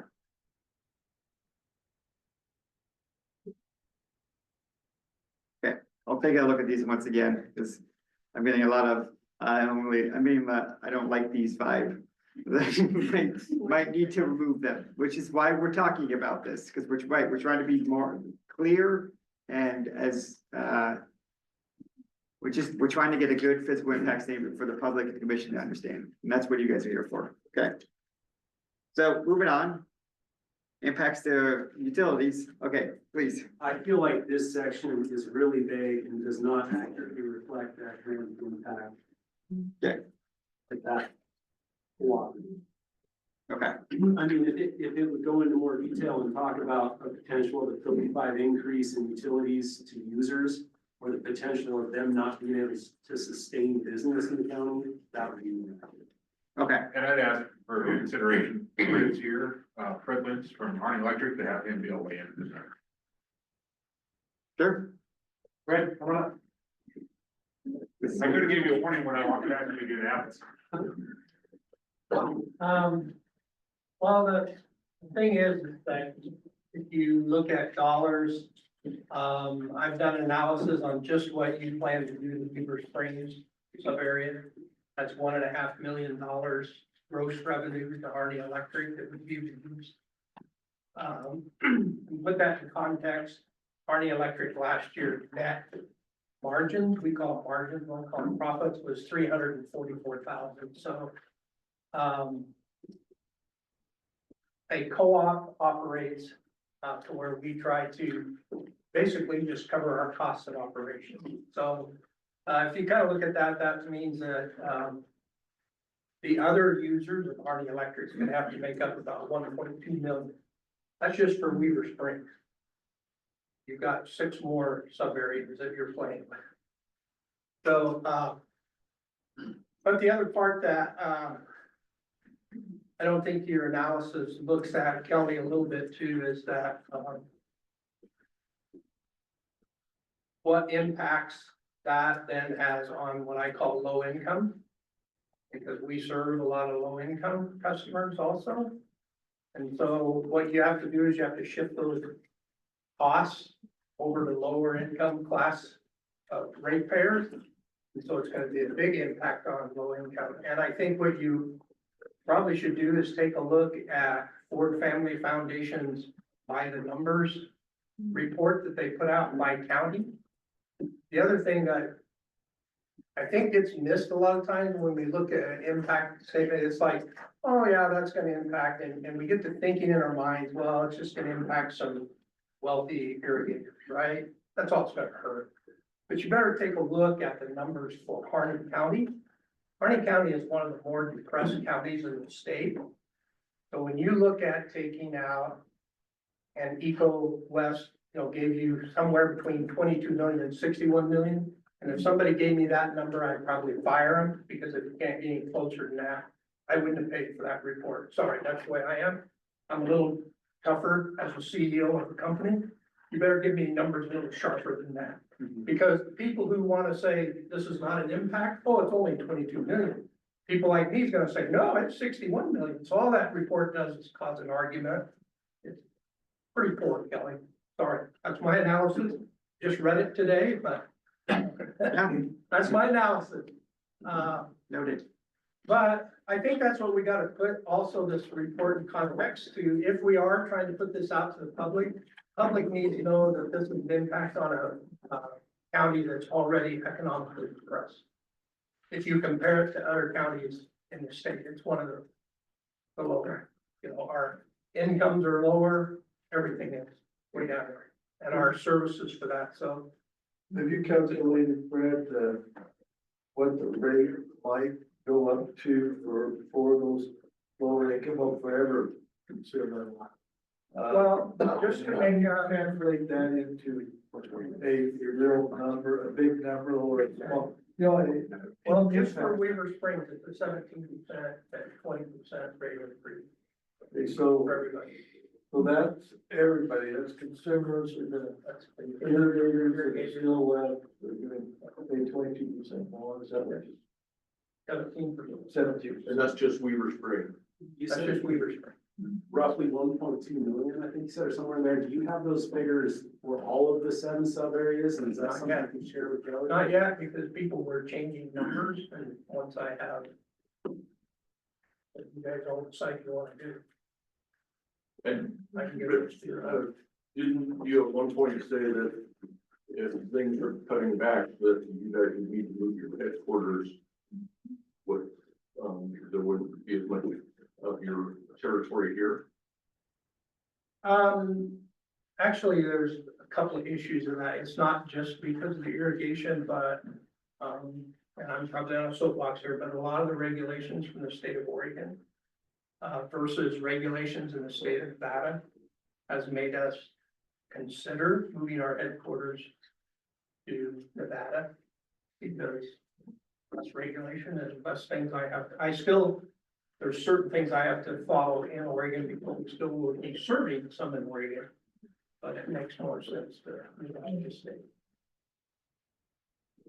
Which in the head office, there's about 13 employees, but that decision hasn't been made, but we're looking at it. I mean, those are things you gotta look at. I mean, we already get 65% of our revenue from the state of Nevada. So we're talking about reducing revenue in Oregon, so. Brad, can you send me the numbers? Cause I know, I anticipated this conversation. I knew that we need to bolster this section. But, so if you send me your numbers, I can reference it and we can discuss it in the fiscal impact statement. And another question, Fred, was, one of the biggest issues for Kearney Electric, as I understand it, is the cost of maintaining infrastructure. And that's, it is a long-term deal that you have to plan out and figure that out ahead of yourself. So is that reflected in the 1.2 or is that kind of just in an umbrella that? Well, the 1.2 loss is just direct irrigation sales that is lost. And you can just take, I can take a look at the irrigation services we have in that area. I take the 70% that they want to reduce it by. And just take 70% of that revenue. So you have less entities to cover, like when you find some rock poles in a line or like a KV line or a regular power line. So that doesn't include all of that, and that's an exponential cost that goes up when you have fewer customers. It becomes really dramatic, I suppose, right? Well, just due to increasing costs of supplies and all of that, especially since COVID, supply chains for utilities went nuts. Did you hear, the inflation got as up as high as, oh my gosh, 8%. I would have loved to got an 8% increase on anything that I bought. But, power poles doubled in price, that's 100% increase. Transformers went up 125% during that time. So, yeah, our costs got up. So we just did a 17% rate increase. January 1st, that's just to handle our increased cost. So, Then, don't you guys buy your power in blocks? Yeah. So if you buy, 10 kilowatts, You own, I've whether already, you only sell 7, right? I've already bought my power through 2028. So yeah, I'm gonna deal with that too. And then when to sell them to.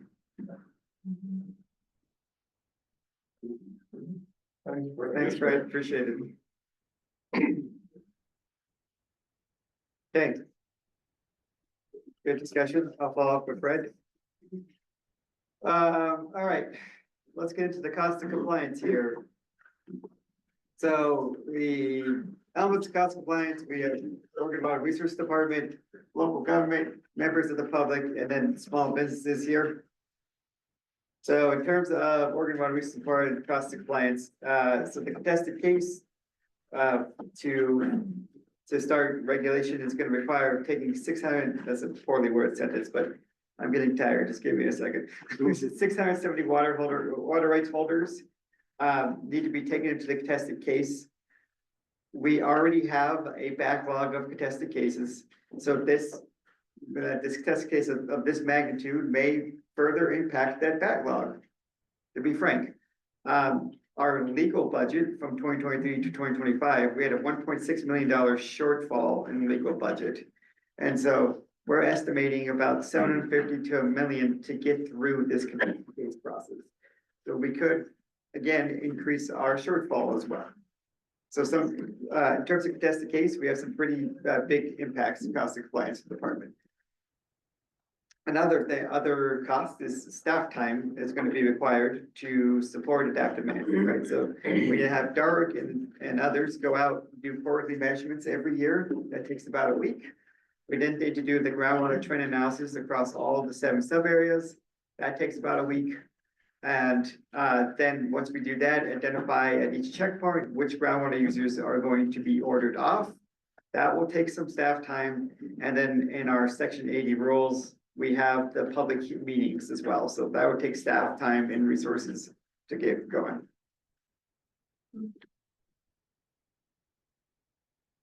Oh, yes, go ahead, please. Sorry. Just a question, I guess. What's the process? If I get a letter that says shut off pumping. What's the process that, especially if I decide not to shut off pumping? You get a letter, so a regulation letter to shut off. If you decide not to shut off pumping, then you get a notice of violation. If you still continue to pump, that turns into a notice of assessment. Means that you will be assessed every day a specific amount depending on what class of violation that is. And, you know, if it's a groundwater issue, it's probably not the highest, most major class, but it's probably several $100s a day. And that will accrue until you decide to stop. And we can start assessing at any point after that. And once we assess, then we basically are sending you a bill saying that, you know, you're in violation and you owe this amount to the state. It can get to the point where we're actually in to have a lien on property. If it gets to that point, that's common, but it can't get to that point where we would establish a lien. Let's say I have had a client pass by in this basin with pretty good and pays a $20,000 bond for irrigating for without water. Yeah, I was just wondering, I mean, just because it ends up being a civil action at some point against the property. Yeah. Okay. Other cost of compliance for Oregon Water Resource Department is around our well abandoned repair and replacement fund and our hardened domestic well fund, right? So we know under, well, we don't know, we project under our proposed management scenario that there will be 98 domestic wells that could potentially be going dry. And right now, on our WARF, our well abandonment repair and replacement fund, WARF, we currently have no funds available because we awarded all our funds. So since 2021, we've gotten 6.4 million and we funded 247 wells. We are seeking this biennium about $6 million for the WARF program.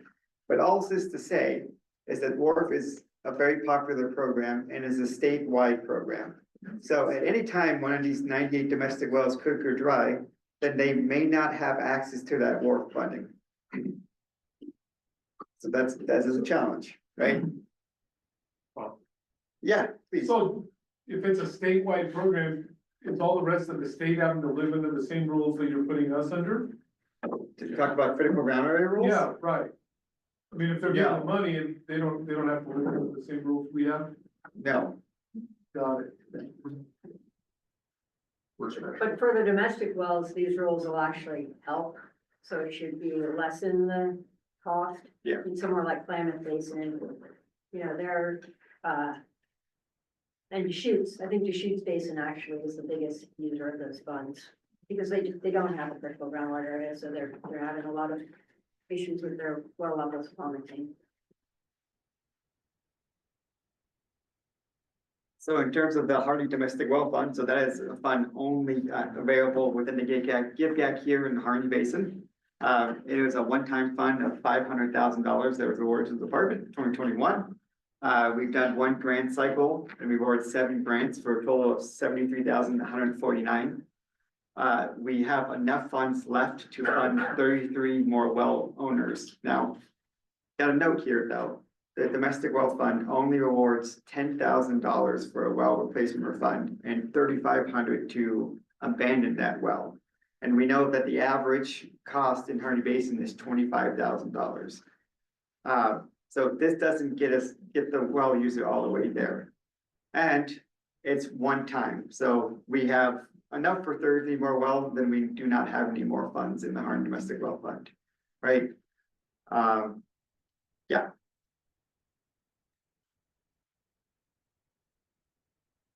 Pretty surreal saying it out loud.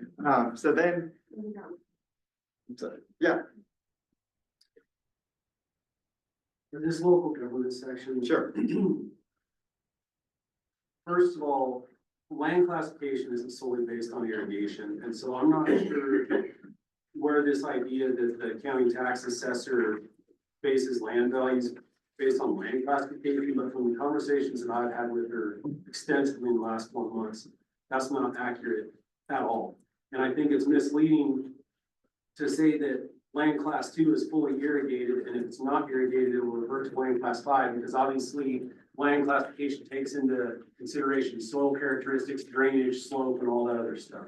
Right. It says land class 2 generates $185 per acre in property tax revenue.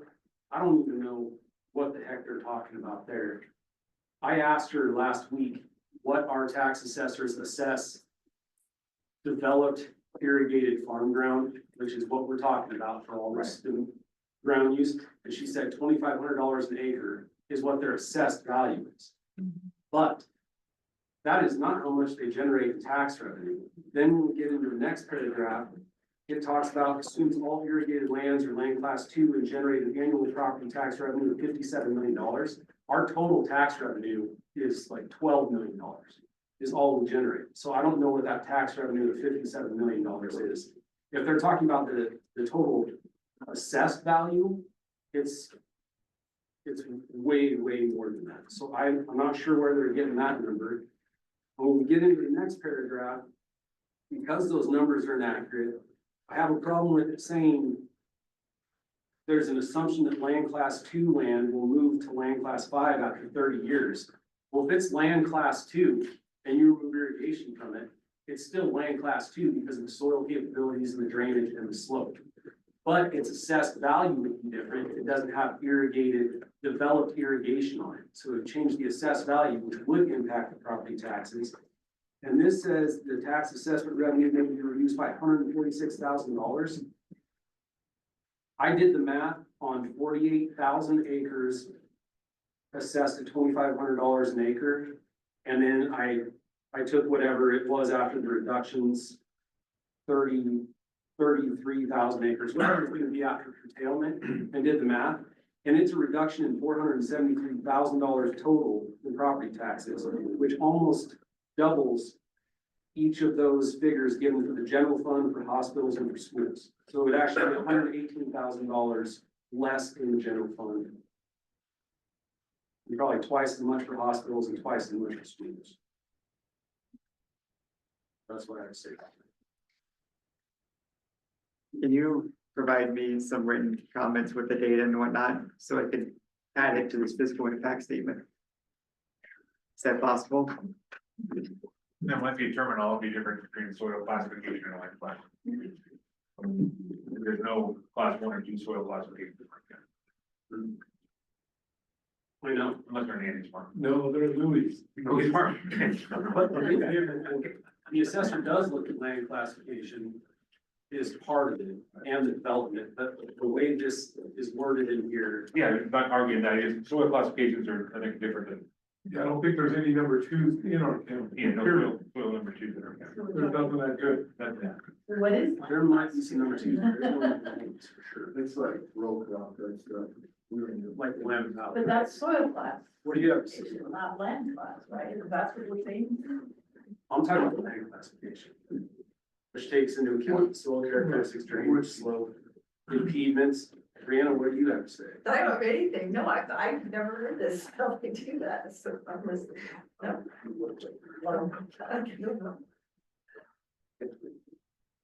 Yeah, I don't think there is. And if they're assessing, all you're doing is assessing. So lands for free. You know what I'm saying? They can only increase.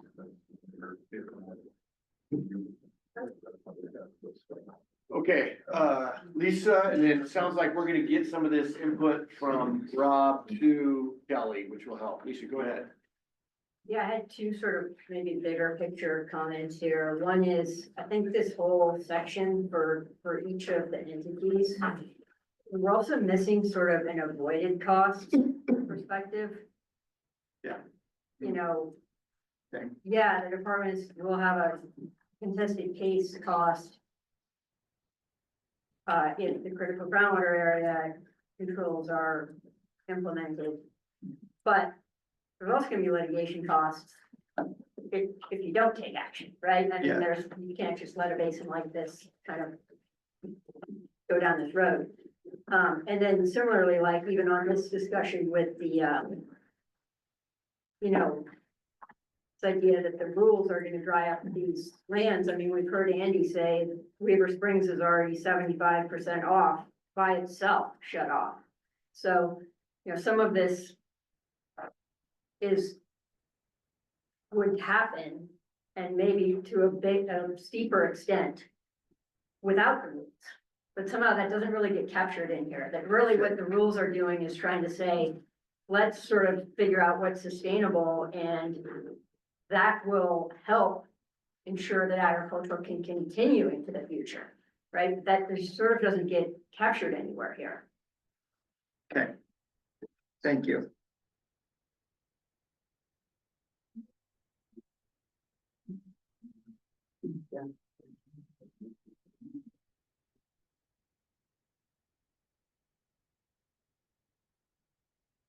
Okay, we go ahead and move on here.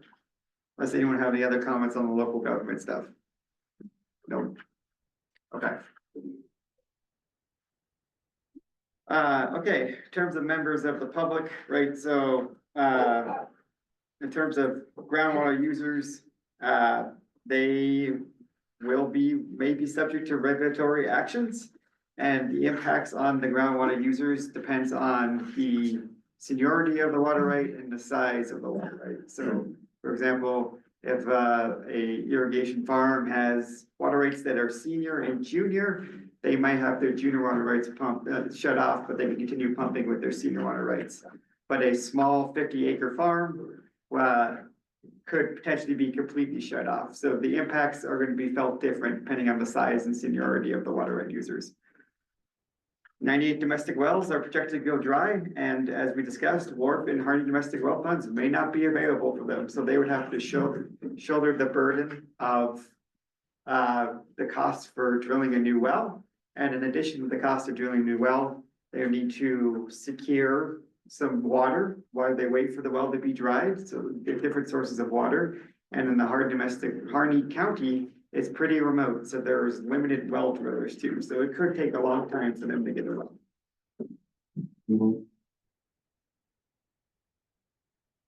Any comments on that? Okay. Part of the requirement for cost of compliance is estimating the amount of small businesses and then their definition. Small business is any business that is for profit with 50 or less employees that provides an unemployment insurance, right? So I got this from the Oregon Employment Department. And so these are the small businesses and a number of them that are in Harney County. And so there's roughly 230 small businesses. And notably, small business do not include farms as a small business. So I tried to capture that. We had this conversation last RAC. I tried to capture that with classifying what USDA calls as small farms, which are 50 acres or less, and 22% of the 477 farms in Harney County are considered small farms.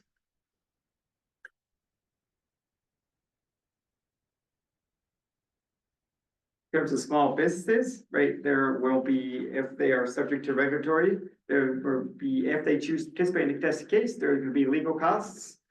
Hiring a lawyer and going through their 3-year process, if that's the case.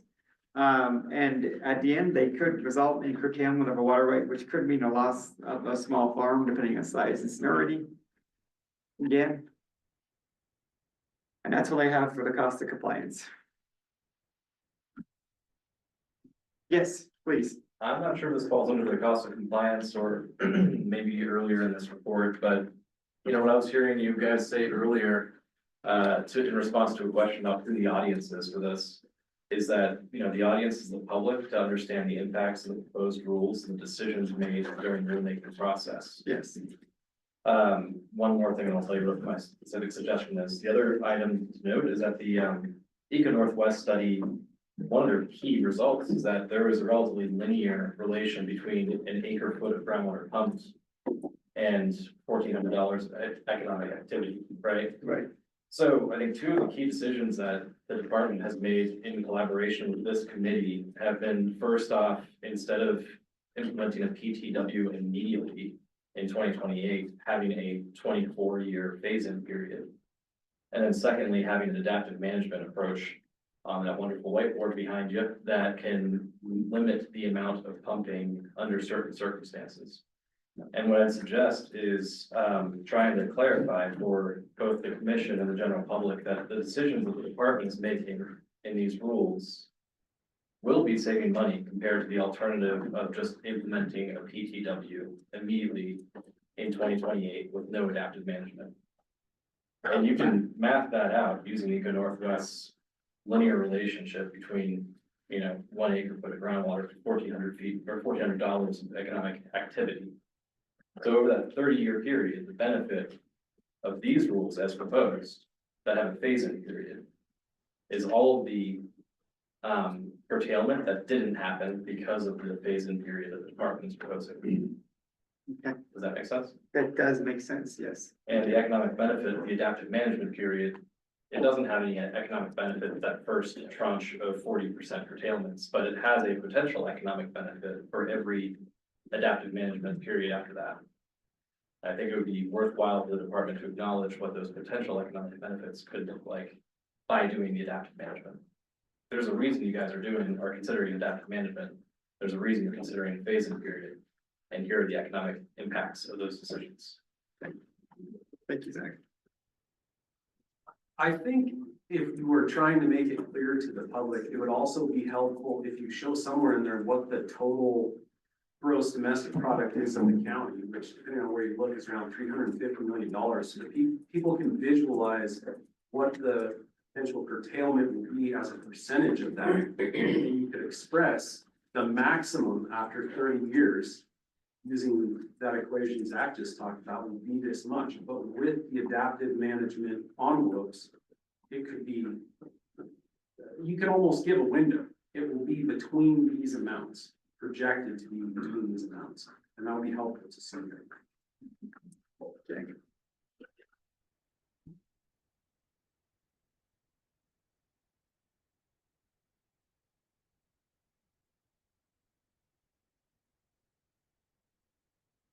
Second, I'll be writing down the notes. Give me a second.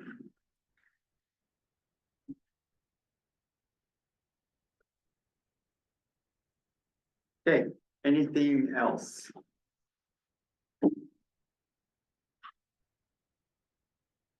That's it. That's it. We got through it. Okay. We have a public comment period before we wrap up. Anybody in the room like to provide a comment? We got one in the room. Okay, 1 second. Anybody online interested in providing public comment? Please raise your hand. You don't see them.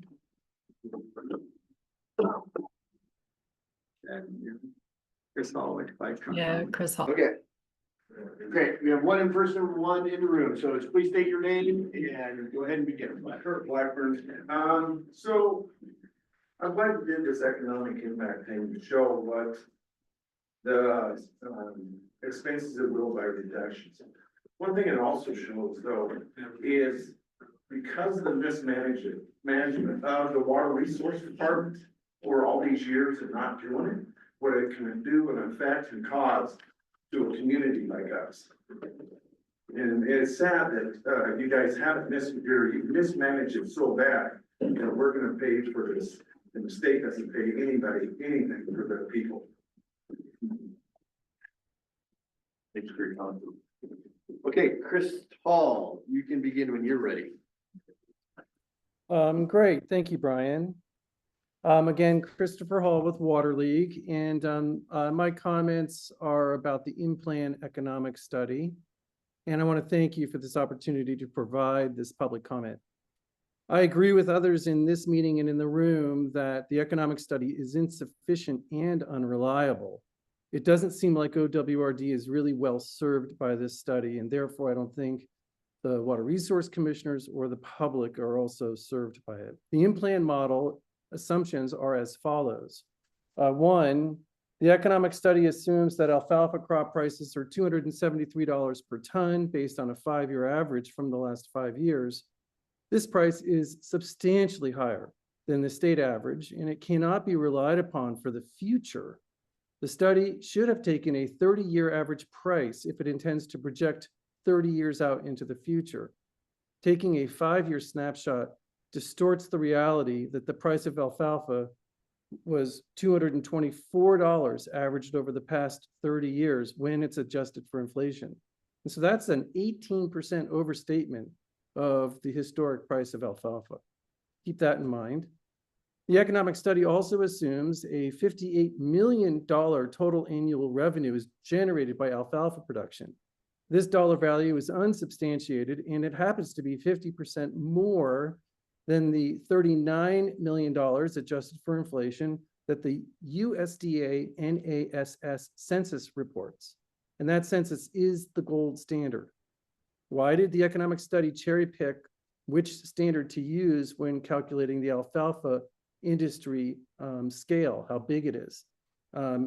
Notably, it chose the USDA census for livestock, and then it created some unidentified process to assess the value for alfalfa. That is statistically improbably high. As stated, it's 50% higher than the USDA numbers. The economic study says, quote, livestock sale reduction is directly proportional to alfalfa reduction in a 1-to-1 relationship. And for example, if alfalfa production is reduced by 10%, livestock production will be reduced by 10%. This proportion is unproven and it is unjustified. The economic study assumes that 20% of the alfalfa purchased actually stays in the basin, which shows that there is more than enough alfalfa after water use curtailments to still stay in the basin.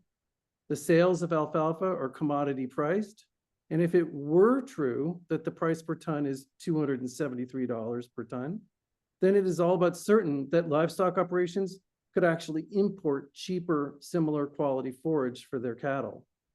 The sale of alfalfa is statewide and it's interstate.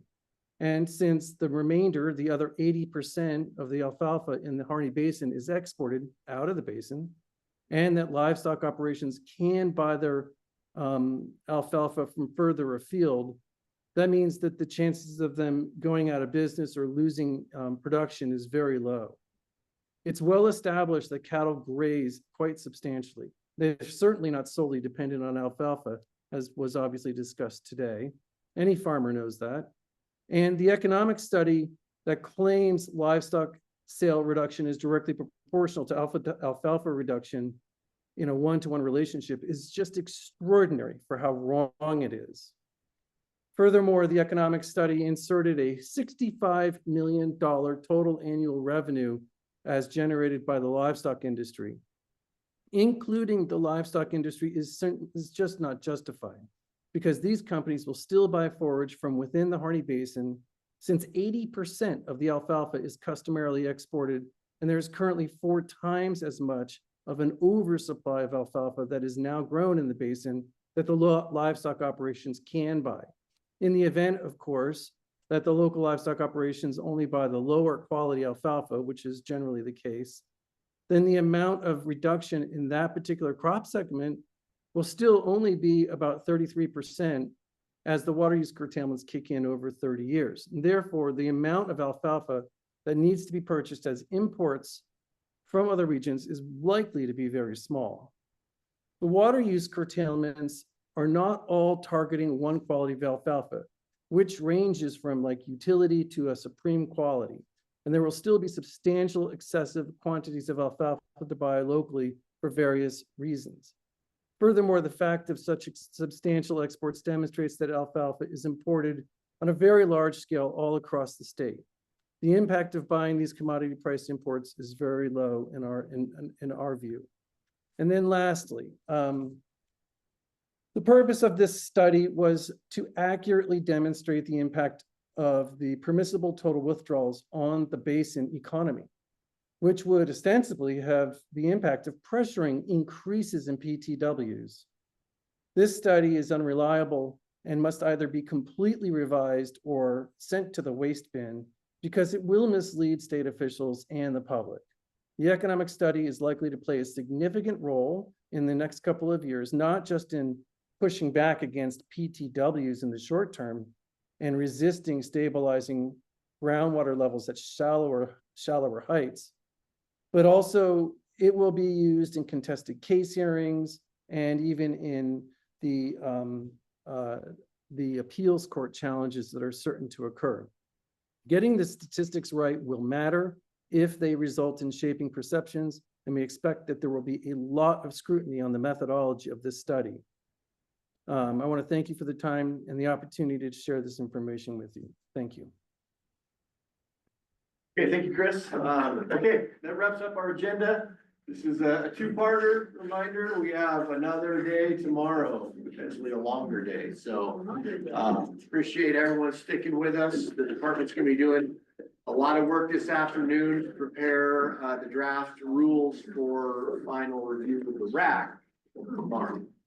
So 8 o'clock tomorrow. See you back here.